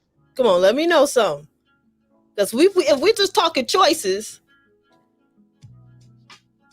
if you had to choose between a guy who was financially secure, had a great plan, was willing to get married, didn't have children, but was kind of boring. Okay. Over a guy who's making probably $40K a year, maybe 50. Good dude, but got a little more edge to him, a little grittier, got a tougher story, but he's doing better. You know what I'm saying? But still got that edge, and he's got a dream, but he ain't not as much realized, and it could go either way with him. But he's way more interesting, way more your flavor. The edge you was talking about, he got that. Yeah. Who do you choose? Well, he's not a bad guy. See, I think it's different when we're talking about.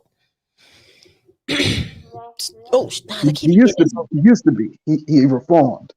Right. I'm gonna be honest with you. Reform thugs get it. It's the other thugs that don't. Let's be real, because that's the reason why Malcolm X didn't get married until he became Malcolm X. He still had that edge about him. He was in the streets. He got certain girls. He didn't get necessarily the right ones, but he got him some girls. You know what I mean? End up in jail and became reformed. So he still had the edge on him. He was just smarter and making better choices. So reformed thugs, let's be real. Sometimes they married a reformed hoe. Wow, can hoes reform? I'm just saying. You know, is that a thing? I know there's vaginal rejuvenation now. So so this is what I'm saying. Got you. What I'm saying is just how a man can make certain choices. And let's be 100. Some men make certain choices because of lack of opportunity. Women make certain choices because of lack of attention. Sometimes it be that simple. Sometimes it be like, daddy went around, so I'm finna fill this hole by using my other hole. Unfortunately, it's the truth. I'm just saying. Because I think sometimes men forget that. So you want me, I'm not speaking for me personally. I'm just saying, for people that fit the bill. You want me to forget all your past criminal ways. You done had 3 or 4 mug shots, and you may be a felon, so you can't even buy a gun to protect us. And you want me to accept all of that. But you're not willing to accept that at one point in my life, because daddy didn't love me, I made some bad choices in these couple of years or multiple whatever year. But I've changed. I made a choice now. I understand my value. You know what I mean? And you understand yours. And we meet. Can we meet and mutually respect that our past is our past and keep going?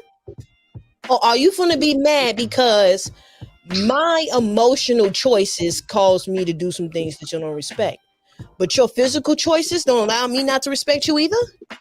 So Like, based on that premise, I'm just saying. is the body count conversation necessary? No, absolutely not. Because we absolutely, and I'm gonna tell you why. Because like Chef and I said earlier, our OGs failed us. So all of us are around here trying to pick up the goddamn pieces. All of us. Nobody's exempt. Unless you got those certain history or whatever the case is, where you were able to have a strong nuclear family and certain things went a certain way, that's different. I know a homie who, he's 25 years old and he just married a woman who's like 25 years old. They the same age, right? And they just got married. He's 25. Now, how many people did we know? I didn't read it. What he said on the next episode. Shoot, just you stupid. Anyway.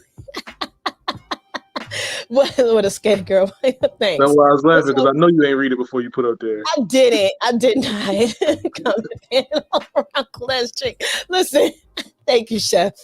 So look, I think that where was I going? Where was I at? Where was I? What was I talking about? Watch this. Our OGs failed us. Okay, our OGs failed us, right? Oh, my homie. 25 years old, and his wife is 25 years old. I asked them some questions because there's some OGs over there, Tom, they not down at him for getting married, but they have their own premise. They've been with their girls for 9, 10, 20 years and never married her. This man, 25 years old, with another 25-year-old, they were together a little under a year before he married her. Now, I know you probably just hearing those face value statements, you probably think like, oh, he's the one that's wrong, right? No, but let me give you a little context. That man grew up with both his parents. Most of his brothers are already married. He's one of the youngest. I think he got one younger brother younger than him. His wife came from a 2-parent home. Family members in her family are married. They went to premarital counseling. Oh. They got together in the time that they did because they had a foundation and something to go off of. So they made their choices because they had a family backing to make those choices at a young age. How many of us got that? We don't have that. The vast majority does not have that. Now, that's not to say that it doesn't exist. They're not the only ones. There's other people out there, right? There's other people out there that has the same story and the same background, like that's similar to that, right? So those people, sometimes certain things, certain conversations happen because they grew up with that foundation. The rest of us who didn't get that are trying to figure it out. You speak of this grace, right, Chef?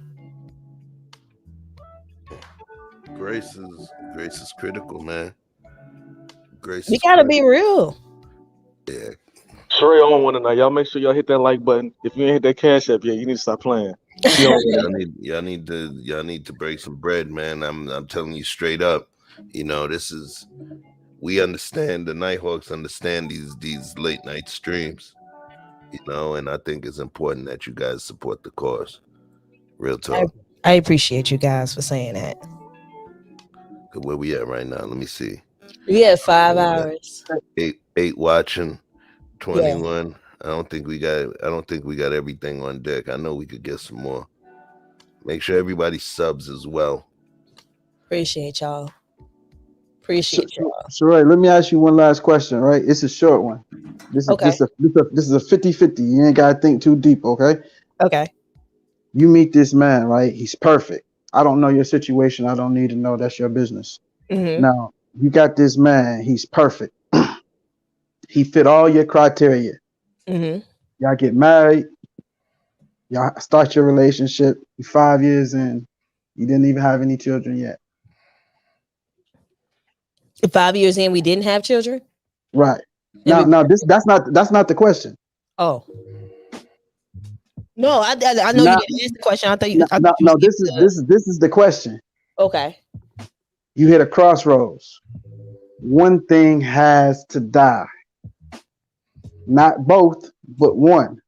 Okay. But you can only keep one and go forward. Intimacy,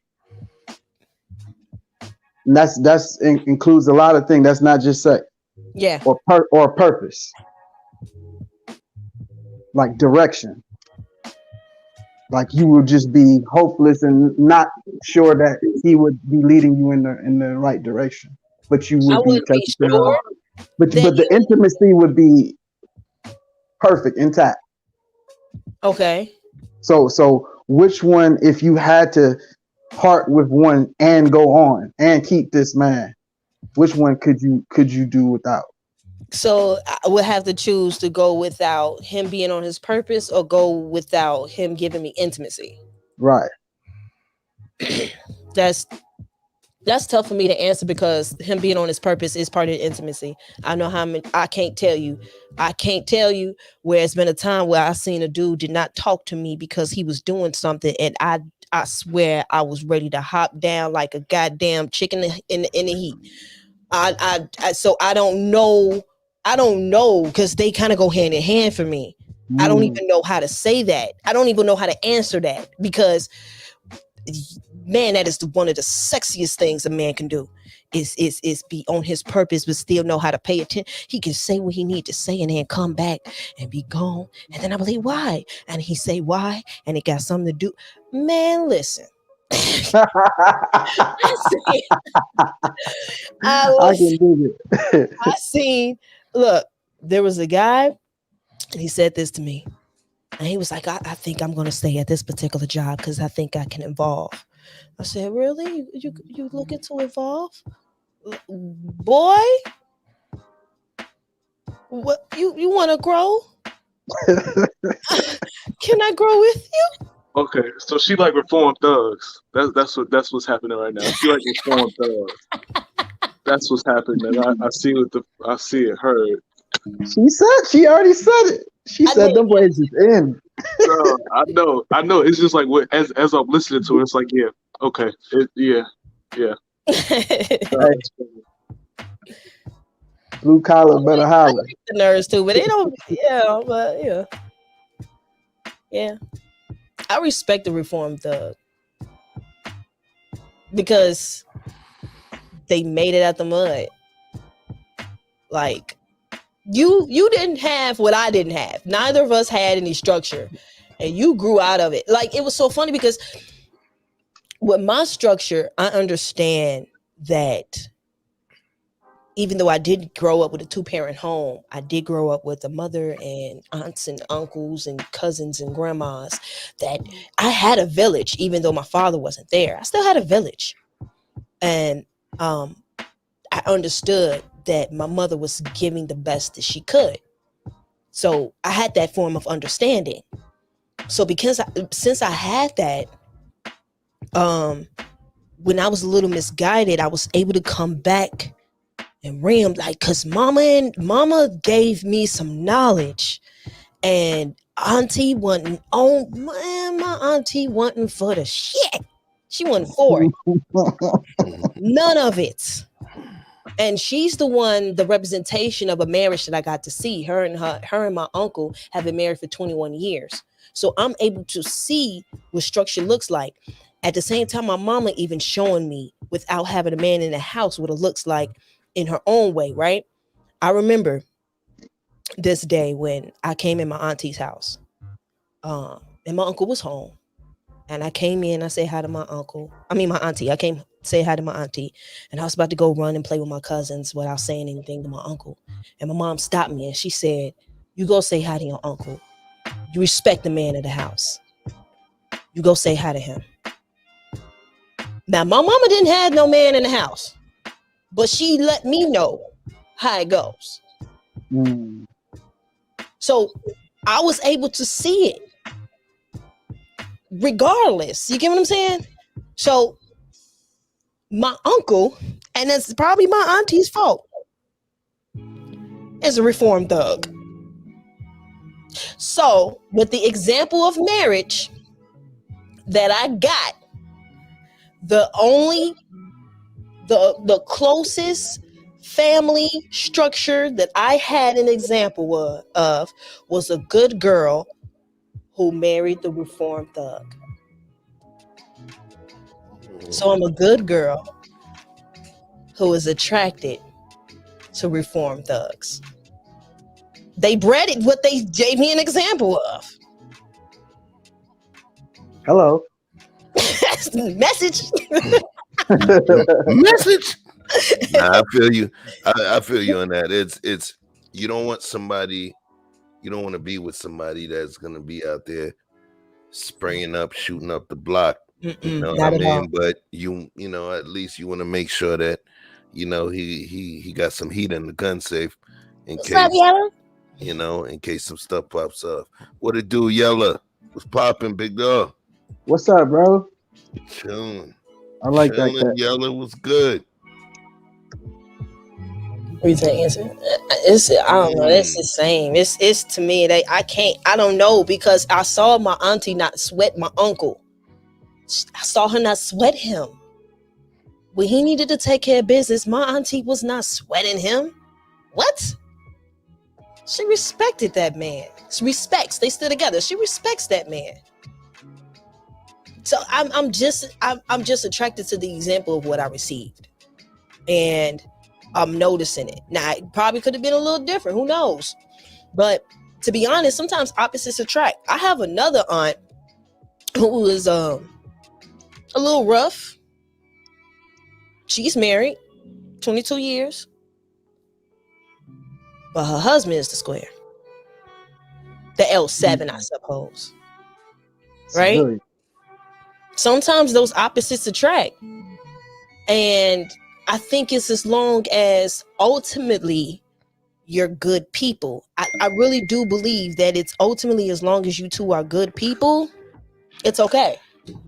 That's why it's called reform thugs, because I'm gonna be honest with you, ain't no way in hell you gonna come to me and be like, I'm gonna be in the streets. I'm gonna look at you like, street of what? Like, what are you talking about? Matter of fact, I'll tell y'all a story. There was this guy, Sweat. He was going out and he got arrested.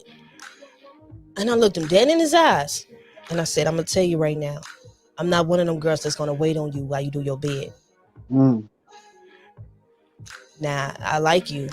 Yes. You got arrested. Okay, you're home. Now, whatever you need to take care of, I didn't even ask about it. Whatever you need to take care of it. But I'm not waiting.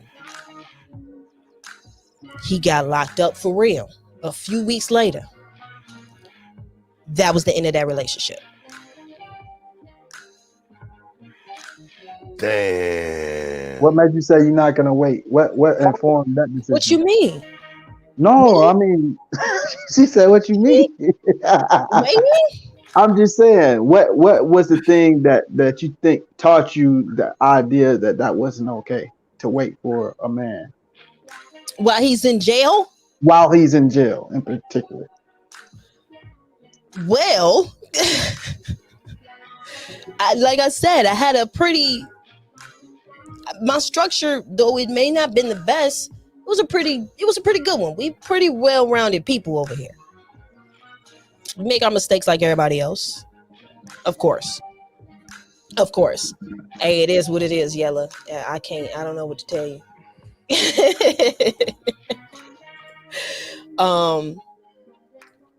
Yet I think what it is because my mom didn't date him. She didn't date thugs. But auntie may have married one, but he was a reformed thug and he hung out. So he was friends. He is friends. He's a family friend. So they knew he was a good guy. You get what I'm saying? Okay. So I just understood that people make mistakes and people go through things, which is fine. It's just certain things you don't need to go through with them. It's your man. Whose man is this? Right. Let me see your hands.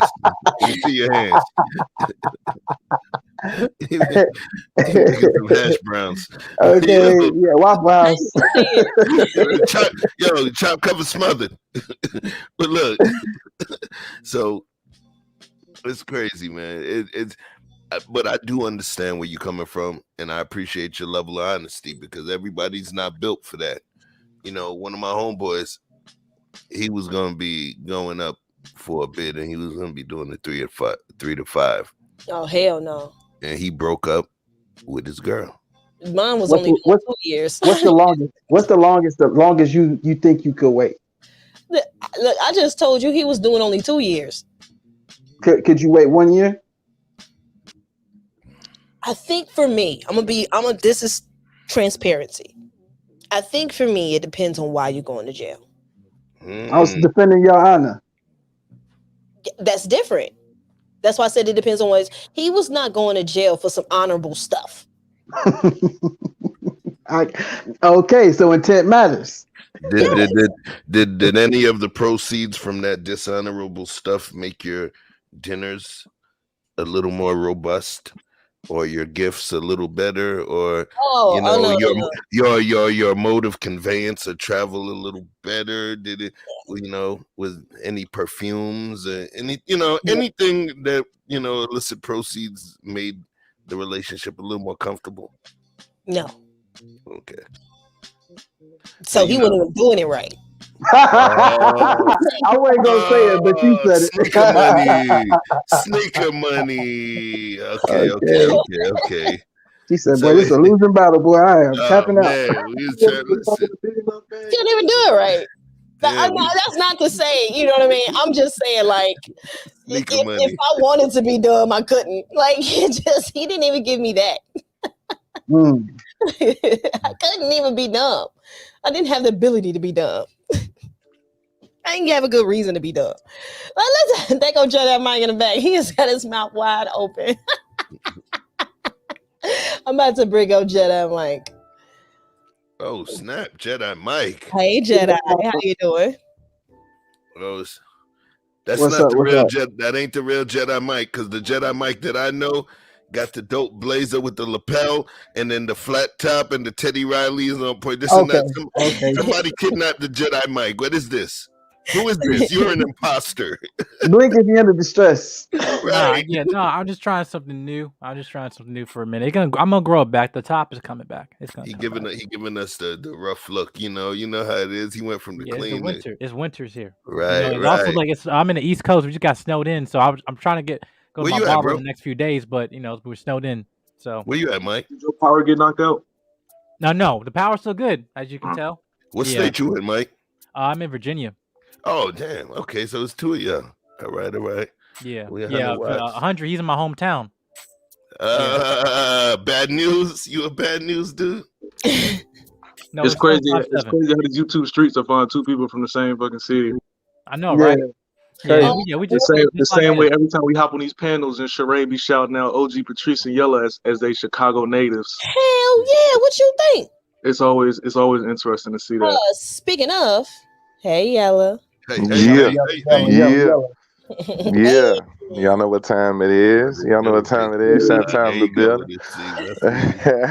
As Chicago What's folks good? to stick together. See, What's look. good, John? Listen, okay, Yella. See, listen. Now I gotta talk to Yella real quick, y'all. Yeah, man, I keep it on the crown, man. It's always on the crown. Y'all know where y'all always gonna know where I'm from. I know that's right. But I also knew that you were remember what's the first thing I said to you? I asked you if you was on the radio because I thought you were hey, what's his name? I got his face right there. What did you say? Tone Capone or something like that? Yeah, Oh, so yeah, we were on that show. That's right. Wait. Yeah, we were all on that show. I remember, as a matter of fact, that same conversation. Oh yeah. Like Capone. Yep. So I actually got a picture with him. I got a picture with Tone Capone because anytime I meet a Chicago personality, a radio personality, I have to take a picture because radio was my major. So I have nothing but respect for radio personalities. Hold on, it should be right around here. All right, so check it out. You're gonna like this one here. What's up? It's old school and I ain't had no picture, right? But I remember we was like in elementary school and we had Herb Kent come to our school. Really? Man, I ain't know who dude was. I just know I heard him on the radio. You know what I'm saying? Yeah. Oh, and that's dude my mama be listening to.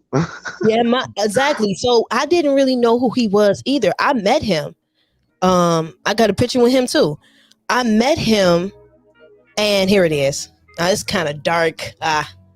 But yeah, that's me. That's me and Tone Capone. You can kind of see that, Sam, kind of. But yeah, he brightened up to see.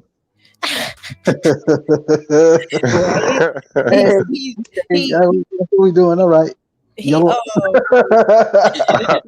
Oh yeah, look. If anybody got the light skin jokes, I got the light skin jokes. It's funny that you came up. That's why as soon as I saw you, I was like, "Nah, the first thing that's still coming to my mind is Tone Capone." That's what's up. I need that Tone Capone money. Shit, run that shit. Yeah, people think listen, radio personalities do not make that much money. Stop it. Oh no, he been in the game, so he got other shit going on. You know what I'm saying? Yeah, he got other shit going on. That's why I say not that radio money. I need that money. You know what I'm saying? Right. That level of money. You know what I'm saying? Yeah. I wasn't gonna keep you long. I was just gonna stop by, just say showing support and stuff, and look forward to talking to you soon, everyone. And I saw my boy 100 up in here. You guys show some love before I close it down. I got to edit some videos. Yeah, that's some two up, two down love right there. Yeah, we're gonna need you. Jedi Mike 7, we're gonna need you to jump in, come kick it with the Nighthawks. Whenever you get a chance, man, on the Chef Shapino page, come through. We got a little something popping over there. Make sure you check us out. I know I see you active as hell, man. You know what I'm saying? But I want you to bring some insight, stir some shit up. And listen, we're mess free. But if you got some shit to stir up, you got some debate, something you want to talk about, come through, man. We cook in this kitchen. No, 100 and Sheree, they know this. I'm not here for like the BS and stuff like that. But no, I appreciate it, man. I had to work on putting because it's weird. Like I'm on other platforms as a member while also doing my own things, and just I'm stretching myself too thin. I'm in my going my last semester from undergrad, and so just like a lot of stuff been going on, man. But it's, you know, I'm still being blessed and being humble, but meeting you guys and stuff been a blessing. So I just look forward to meeting folks more and having good conversations and stuff. But yeah, Hey, yeah, Jedi, yeah, are you into technology? yeah. My major graphic design, minor IT. Yeah. Oh snap! Yeah, we're gonna need to speak, because we're Yeah, gonna but might also be I have touching that certification technology in sector soon. AutoCAD drafting software as well, but I'm also certified in Python too. Oh, Okay. I know about CAD. I don't know about Python. You know the coding Talk link? that's Yeah. what your the shit. ladies call me. Uh, Oh you snap. heard that, did Okay, Yella. I'm joking. Okay, Yella. Oh, I had to Okay. get on. I had to get on my Victor Freeze for a minute, yo. Hold Hey, on, I hey, had to get on listen, my. bro. I'm Shit. like, shit. I got caught. My brother Yo, over I'm here. like, You know what I'm yo, saying? you look like Come you on. got on this Darth Vader. He got his He got the lightsabers hanging on you. Hey, Oh my goodness. Everybody bringing the lights. I almost said something to Vic earlier, and I was just like, Hey, you hey. guys drop And then your links in the back he kept, chat, whatever. you So I said can, who? you guys can drop your channel links in the back chat so I can find y'all. oh, no question. Yeah, please do that. I'll drop it in the comment section Yeah, as but yeah, well. Sheree, looking forward to Tuesday, right? Yes, for sure. Please bring it. I need you. I emailed Bolo and OG Patrice because they're the ones that I really want up there.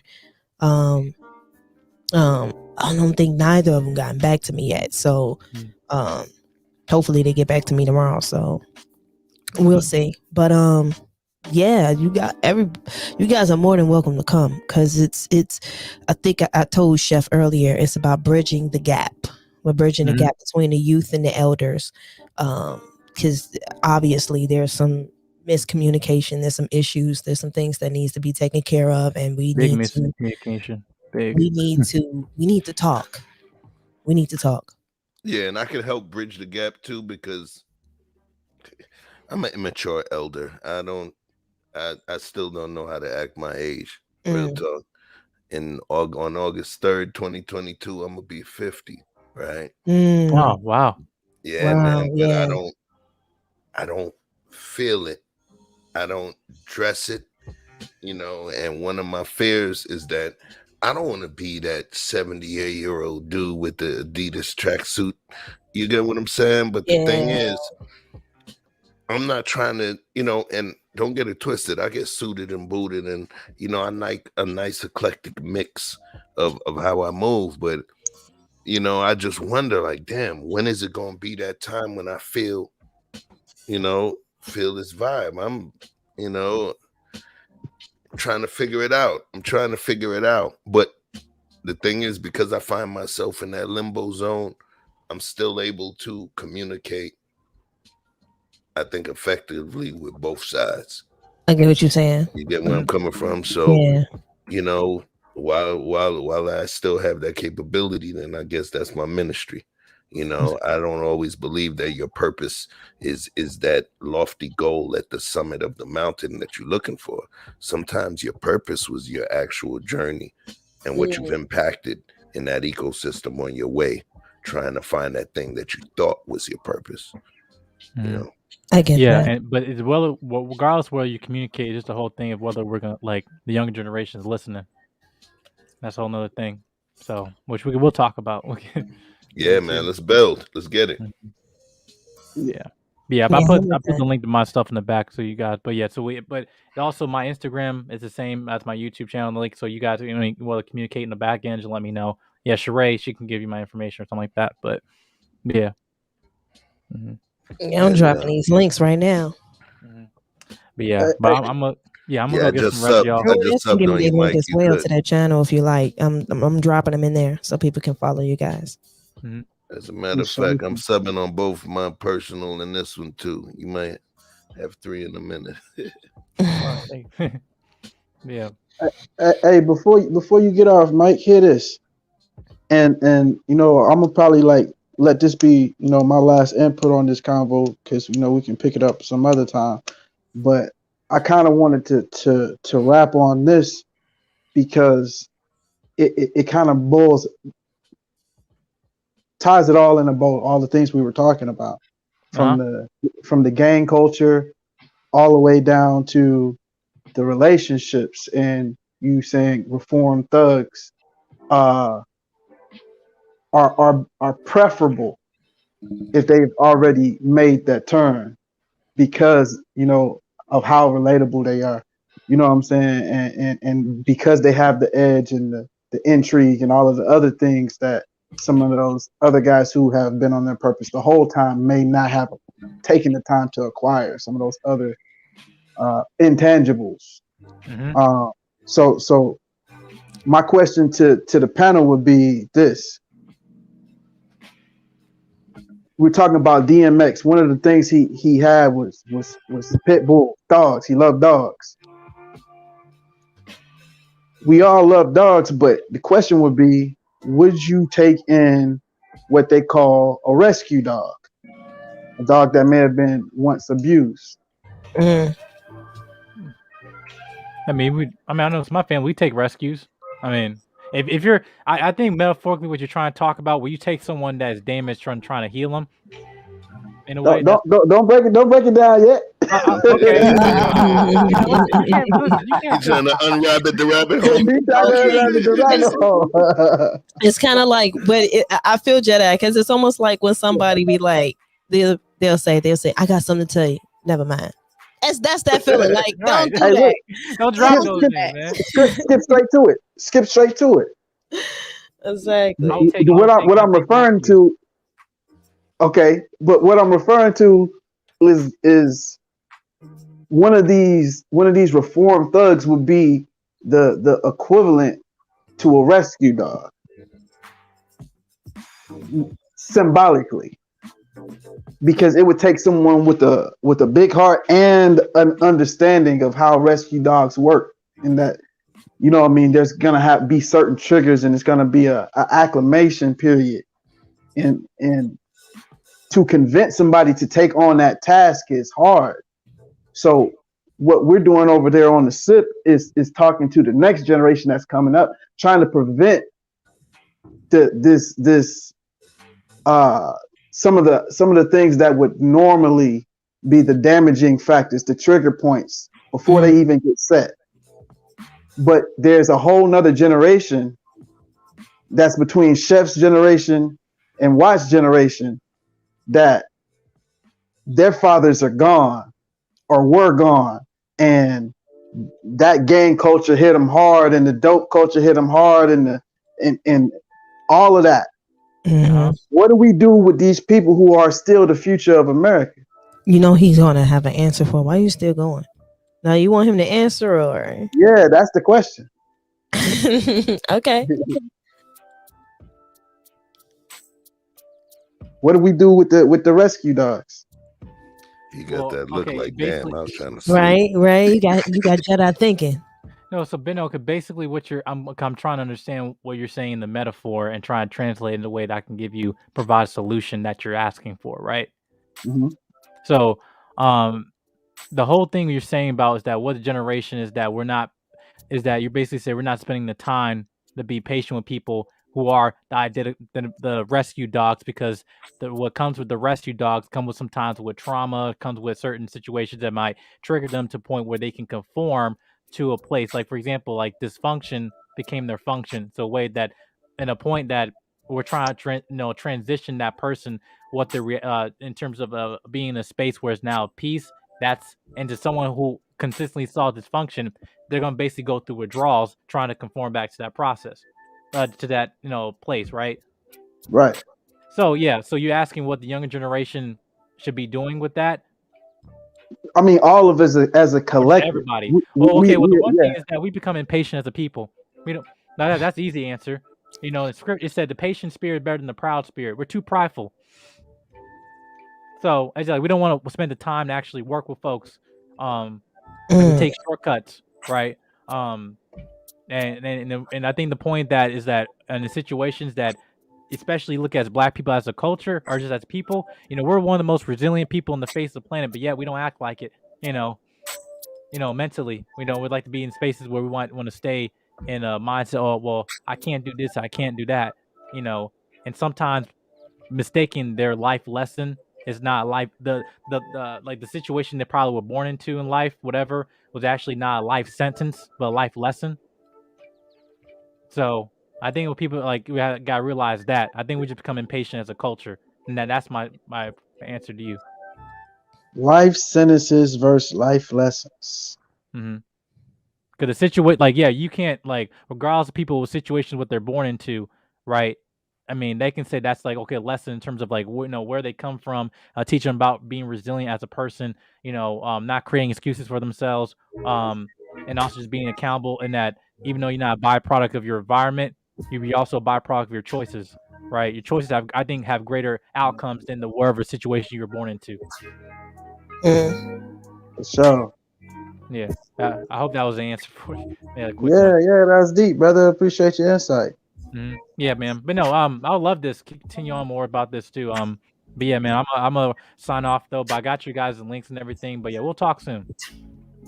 What's up? All right, y'all. Y'all take care. Appreciate you, Jada, for coming and showing some love to your girl, and Absolutely. I can't wait to work with you for real. Like that, Me too. that's gonna be nice. All right, me too. All right, y'all take care. Have a good night. Fellas, it's getting late. So now. And I appreciate all of you guys coming here. I gotta we the Nighthawks. I gotta go over there to the Nighthawks. I have to come over there. You guys are a vibe. Okay. They were a vibe. Yeah, we only came through because he was hustling on our block at this time. Nah, I'm joking. Yo, copper, get off my block, yo. Yo, string a bell. We said we was going to send Omar, but we figured we just... brother Musa. Brother Musa. And Yella, thank you so much. Chicago in the building, gracing me with your presence. This is your first time coming up, and that's when I saw you, because I was about to call it a night, but when I saw you, I was like, yeah, a few more minutes. Yeah, I actually had just finished the stream on like my second channel. We got a separate podcast channel over there. We just had a ladies' night. It was interesting as hell. So. Oh really? Okay. Okay. Well, so we can talk some shit. I got you. Yeah, please, yes. Can everybody? I drop chefs. Can you put your links in there too, Yella, for me, please, so I can put them in the chat? I could try to get it back there. Let me see. Hold on. Yella, you gaming or what? Man, I'm doing everything, man. So basically, with my schedule is like Monday, Wednesday, and Friday. I pretty much do this. Yeah, I sit around. You know what I'm saying? It's relationship talk, just real life talk. Sometimes with freestyle or whatever. Stuff like that. And then Tuesday and Thursdays, I try to get my gaming in. What's your game of choice? Cause my son, my 22-year-old son, he got a Twitch channel as well. He was on one of our shows before, but I do a lot of stuff, man. Right now I talk relationship. I do Nighthawk stuff, do the talk stuff, which people like to see more. But I build guns. You know what I mean? Like I build AR-15s. I modify guns. I go to the range. I do paintball. I got drones, Mavic 2 Pro. I paintball, all kind of stuff. You know what I'm saying? But it's like, I'm still trying to spread my wings with this thing. You GTA or COD? Man, I don't even play the shooters. Like my game of choice is like I play. I'm almost like a variety gamer, right? So I play like Apex or something like that. I don't play Call of Duty because that take up too much. That game too damn big on my game. I'm cool with that. Take up too much room. But honestly, man, it's like 2K. I play like Among Us, stuff like that. Friday the 13th. I play stuff that'll get good reactions out of me. You know what I'm saying? So some play the stuff that I can like kind of show my personality with. You know what I mean? But I'm really focusing on like building, taking like this level of content over there, because I'm trying to tell folks Twitch is like Twitch is like unclaimed land right now. Unclaimed. And the monetization aspect, it's not as stringent. It's ridiculous. And I don't know who said it. Who mentioned it? He's a billionaire. He owns the Mavericks. Oh, you talking about Mark Cuban? Mark Cuban. Boy, I was listening to him on somebody's podcast, and he was telling everybody, he was like, "Look, y'all better get on these. I'm going to pronounce them wrong. GIFs or whatever, and these Twitch. Cause listen, the money over there." He was telling everybody, and I was like, "See, Twitch over there is it's more for gamers." But somebody said that some podcasters are able to last over there, and I created an account, and I haven't gotten over there. I probably can. I could use StreamYard to go because that's what I use is StreamYard. I can use StreamYard to stream both. You can stream them both. But see, here's the thing, right? They got new categories, right? So they got just chatting, and just chatting is pretty much their biggest kind of like talk platform. I mean, talk category, right? Okay. And just chatting is really built for people who already got a following. So if you've got a decent following, just chatting is where you go. But they also got a talk show and podcast category. Now that's where the unclaimed land is at.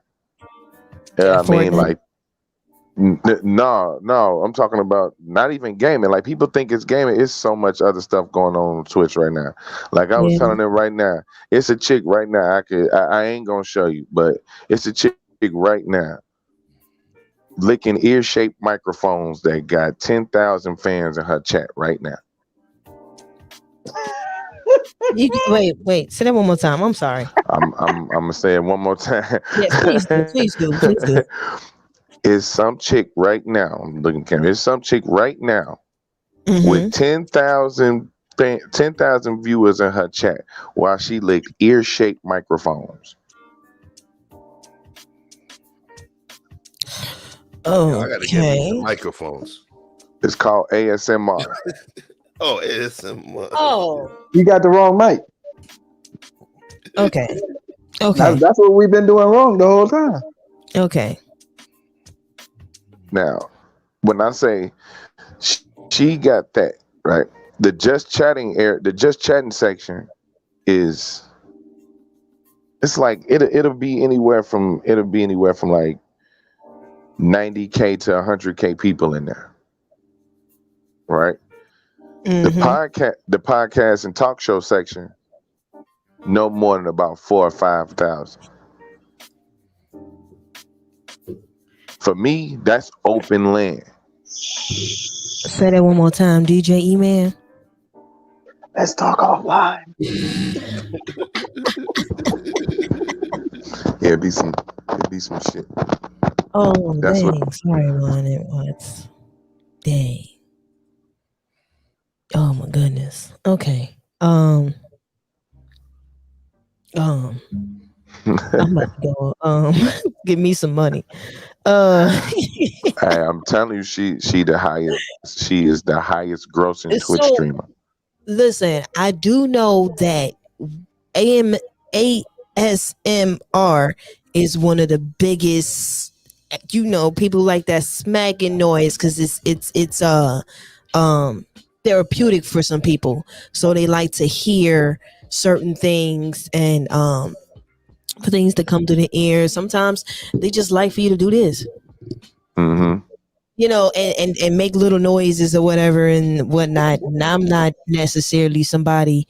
I don't know. I mean, I'll tell you this. I do think about doing a mukbang only because I like to eat anyway. So to get paid to do it in front of a camera ain't too far-fetched, right? I love to eat, and I create a new lane. I'll be a vegetarian mukbang person. Okay. So listen, if you guys go out there and get y'all money, go ahead. I ain't mad at it. I am not mad at it. Yeah. So he said Lover boy funny. Look at us. Hey, she got him rolling in though. That's what I'm saying. She the highest grossing Twitch streamer. Yeah. I mean, she pulling in like 100K. Jesus. Man. Oh my goodness. I'm about to. All right. You know Now I'm gonna what? keep it. Now I'm gonna keep it. I'm gonna keep it. I'm gonna keep it. I'm gonna keep it real with you. I just got a cash out from Twitch. It definitely wasn't Yeah. 100K, but I just got a cash out from Twitch. It's money over there to be made. Okay. I may just take my little Hey, Brother do Yellow what has Rashawn rained said. along.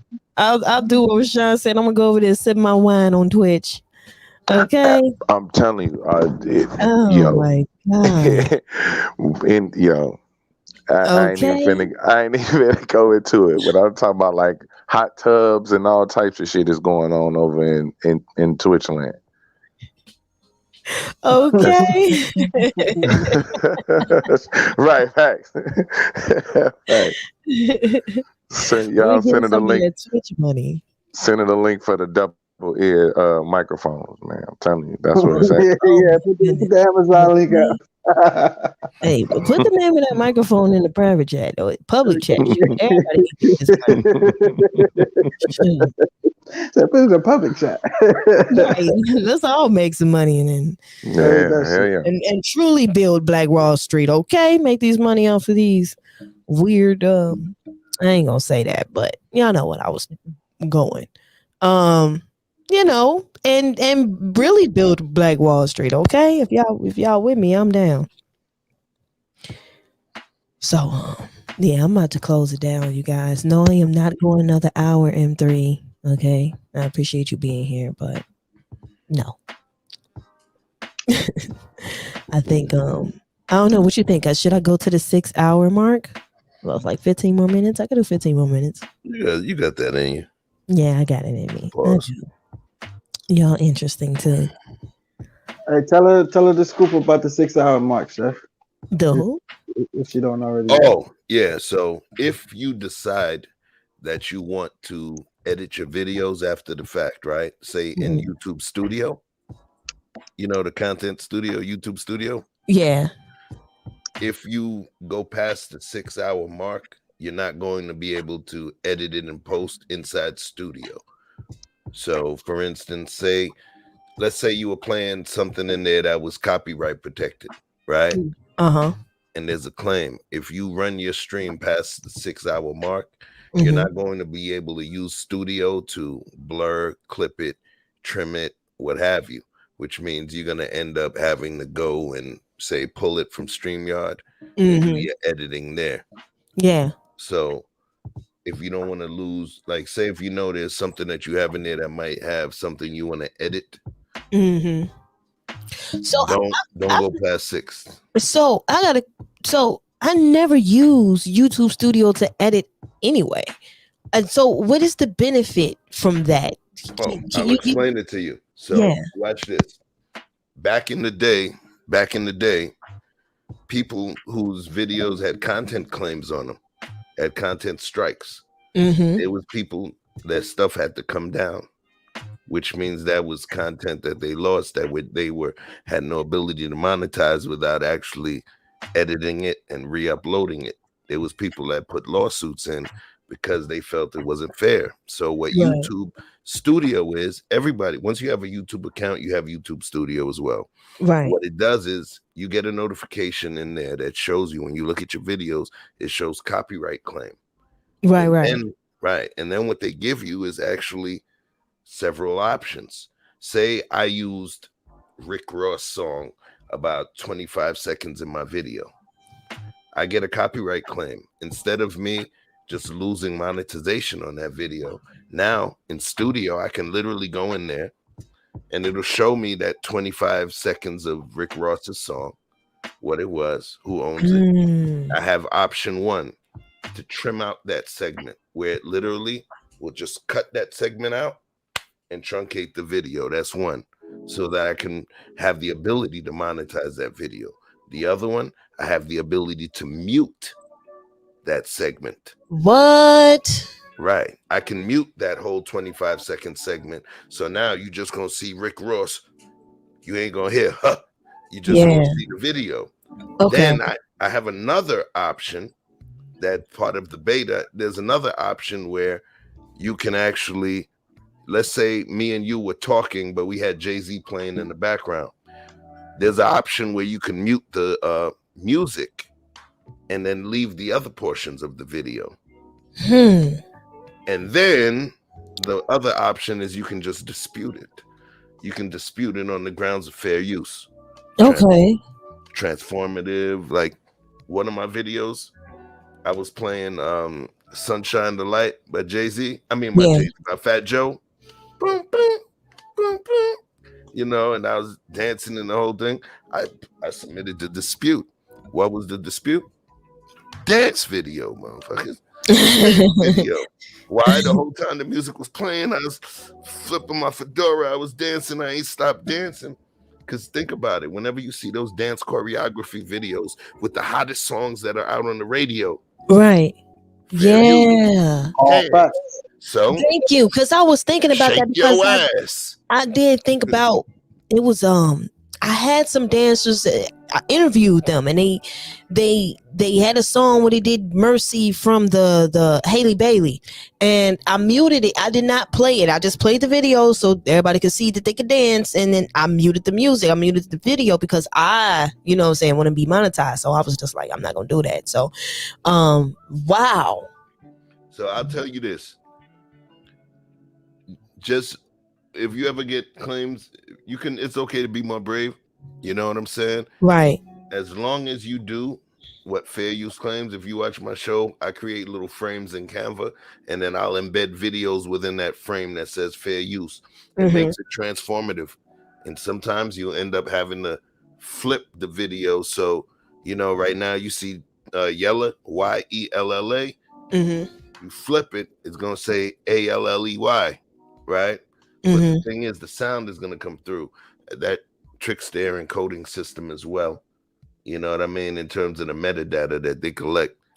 You know, there's songs you want to use. Sometimes you just have to switch up the tempo of the particular audio track too to get what you want. There's a few different things in there. You over there driving some jams. Look, I ain't as dumb as I look, yo. You know, I'm still learning. Okay. Listen, it was a whole lot going on. Shout out to Rashawn. He's been rocking with me all night. Listen, I love you, brother. You've been rocking with me all night. And I've been here almost 6 hours. So when I started, it was just vibing out, answering a few questions, and then came in. The queen came in with some heat, and then I had to bring it back calm and mellow because she came in. You know how spicy she can get. And, Queen Forever 2K, she could get spicy. I didn't see when Queen was on there. Listen, Queen, Queen, we was doing Smash or Pass over there on M3 on M3 channel. Yeah. Oh, it's a game. Okay. Yeah. You know, we call that was. We call that right there. That Smash or pass, not smash and pass. Not smash and pass. All words matter. All words matter. TV timeout.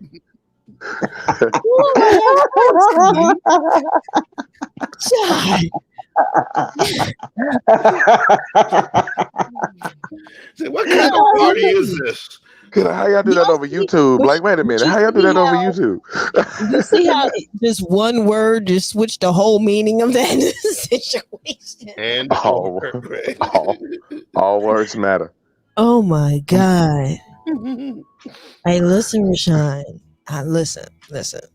You trying to read it? Oh, snap, you're reading it? I watched the documentary. I didn't read it.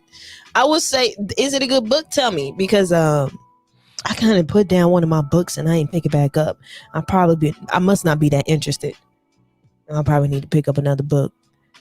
But Frederick Douglass?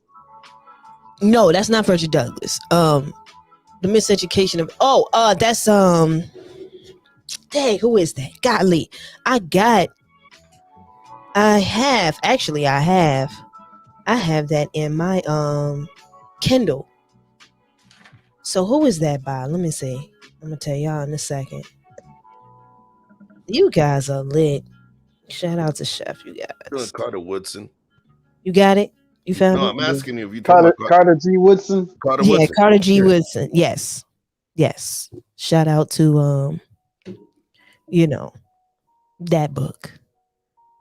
Is this the one? Yes. Appreciate that. No problem.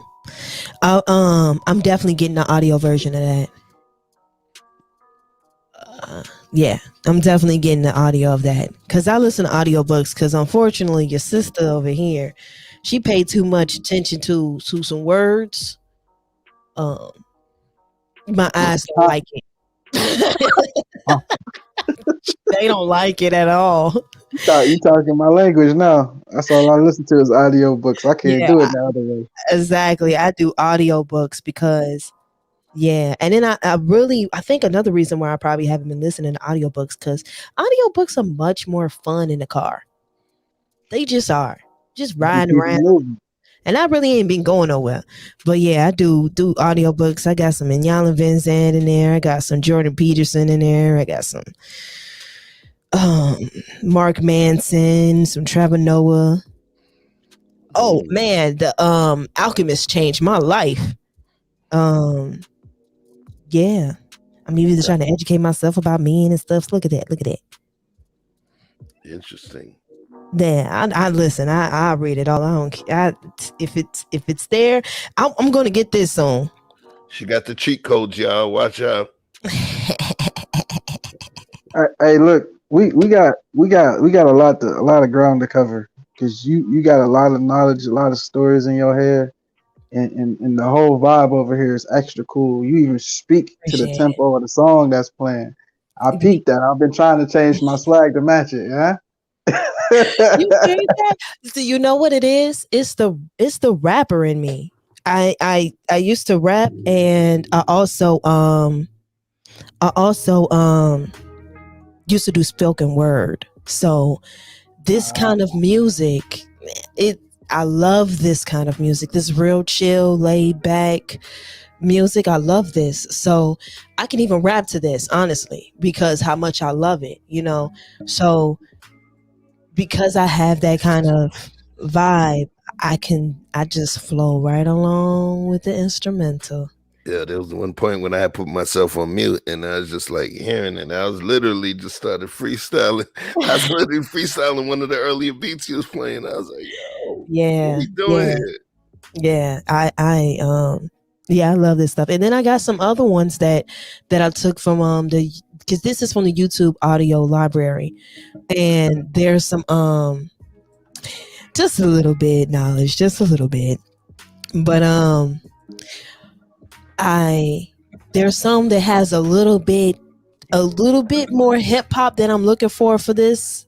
Particularly got a little bass to it, and I'm not really looking for too much bass. You know that kind of bass I'm talking about. It go boom, and though I still kept them though because I liked them. I was like, I'll probably find something to do with them because It's not this, yeah.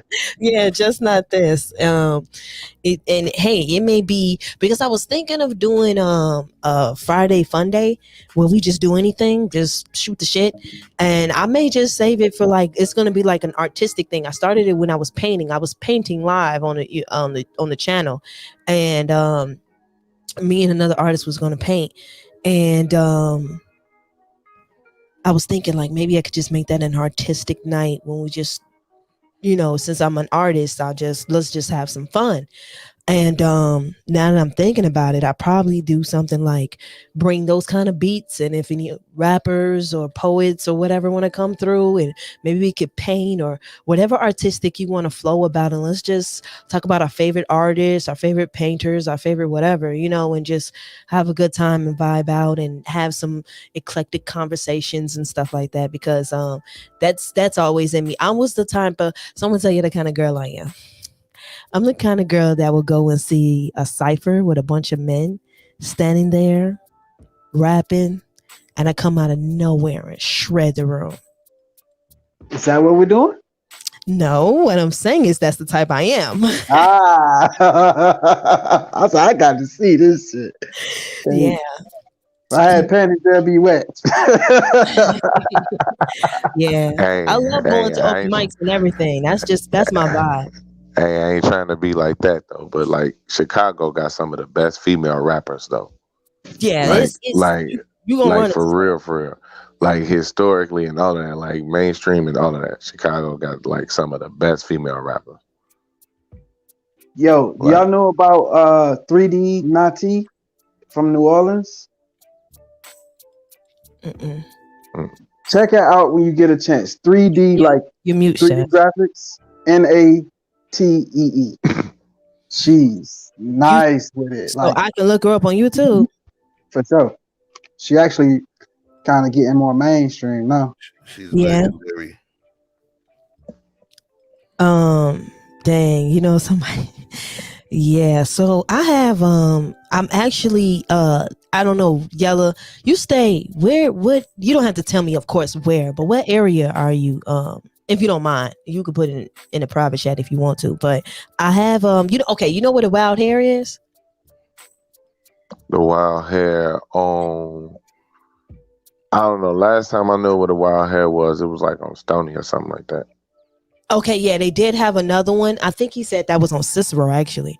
But so it's a nightclub, and I'm cooking something up with the owner of that nightclub, and well, it's a bar, and it's gonna be dealing with artists and poets and things of that sort. So if you want to come out on a Wednesday night, if you're free, come check me out.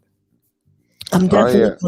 I'm definitely gonna plug it here when we have it solidified so that I'll let the Chicago space know I got it on. Yeah, just be on the lookout for that. I got you. I got you. Yeah, that's the type of vibe I like. You know what I'm saying? Yeah, So I'm with that. for sure, for sure. I could tell when you was bobbing your head and you was like, yeah, Chicago female rappers. Like, yeah, some of us we I mean, Are you that's more the. rapper or poet? am I more poet? I gotta say rapper. I gotta be honest because um even when I used to recite my poetry, some people said it sounded like a rap. So um Mm. I'm more rapper than poet. Yes, absolutely. And what did it for me? I said it earlier. I say it again. What did it for me is Rakim. Rakim is the reason why I try to go as hard as I do. And then Eve made me bring a different form of energy because then I needed that balance with the femininity. So Eve, Queen Latifah, Lauryn Hill are the three women that I paid close attention to when it came to lyrically trying to make sure I was high. When I heard that Eve, in order for her to even be part of Wealth Rider, she had to go battle in the room with guys. That sparked something in me. So I said, "Oh, so that's what it takes." Okay. So I kind of took that as that information, like that's what it takes. What about MC Light? Don't you dare! Don't they dare! Yes, yes. What Love Jones Wild Hair? Yes, Love Jones Hmm. was also highlighted in the Wild Hair. If you guys remember the scene when they were at the fountain, after they split and they got back together, um, he came to her and he was like, "Yo, so you like reggae music? Well, let's go up to the Wild Hair and da da da da da." And it's Chicago based, so they filmed it at the previous address. That this current address is not where it was filmed, but the previous address that they had, it was filmed there when they did that scene, and it's definitely mainly known for reggae music. So we're bringing something different Wednesdays. We definitely are. So yeah. So okay, you guys, I'm about ready to go. Getting my night on. Okay. Oh, she ain't finished. All right. All right. Tell the homie we send our love. Okay. Shout out to you, bro. Right. He gets the Grammy for patience.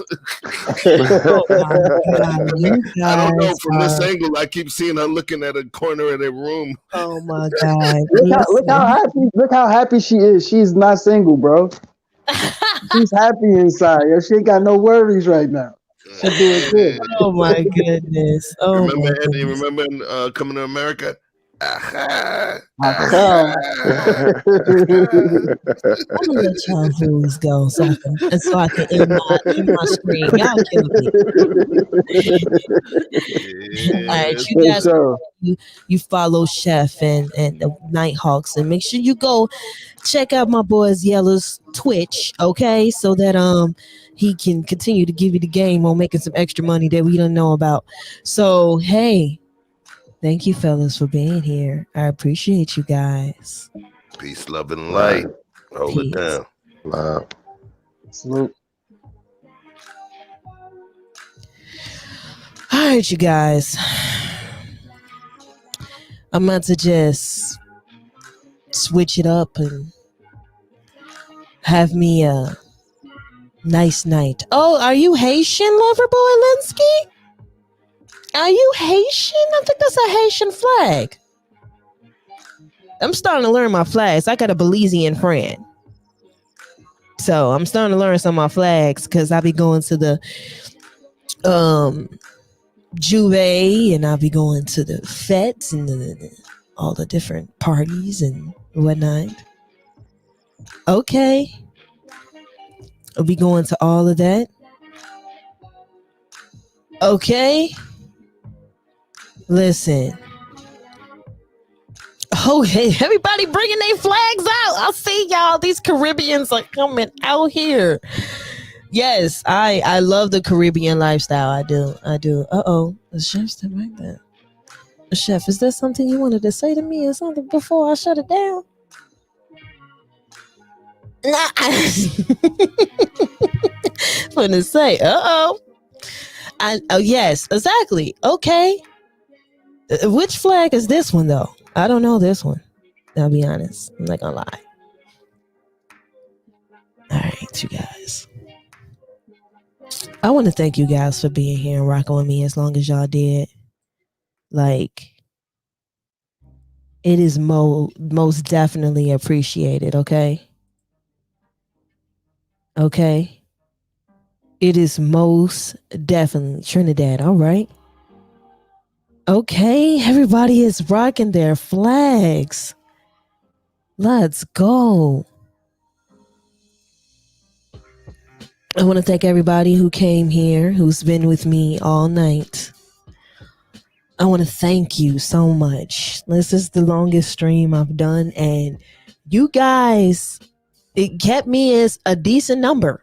So I appreciate you guys. I really do. And everyone who contributed to showing your girl some love. Okay? Okay? Now let's get, hold on. Definitely gonna have me a good night, you guys. Definitely gonna have me a good night.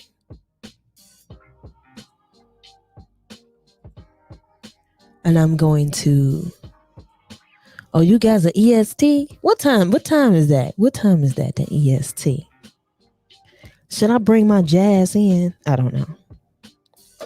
What time is that? Let me know. That Eastern time. I'm not sure. Whoa. What? Get out of here.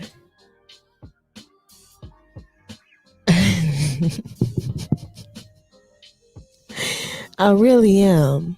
Look, I will go buy me some crab legs right now. You know, that's their favorite thing to do on these mukbangs.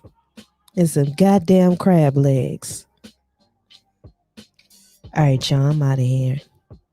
I love y'all.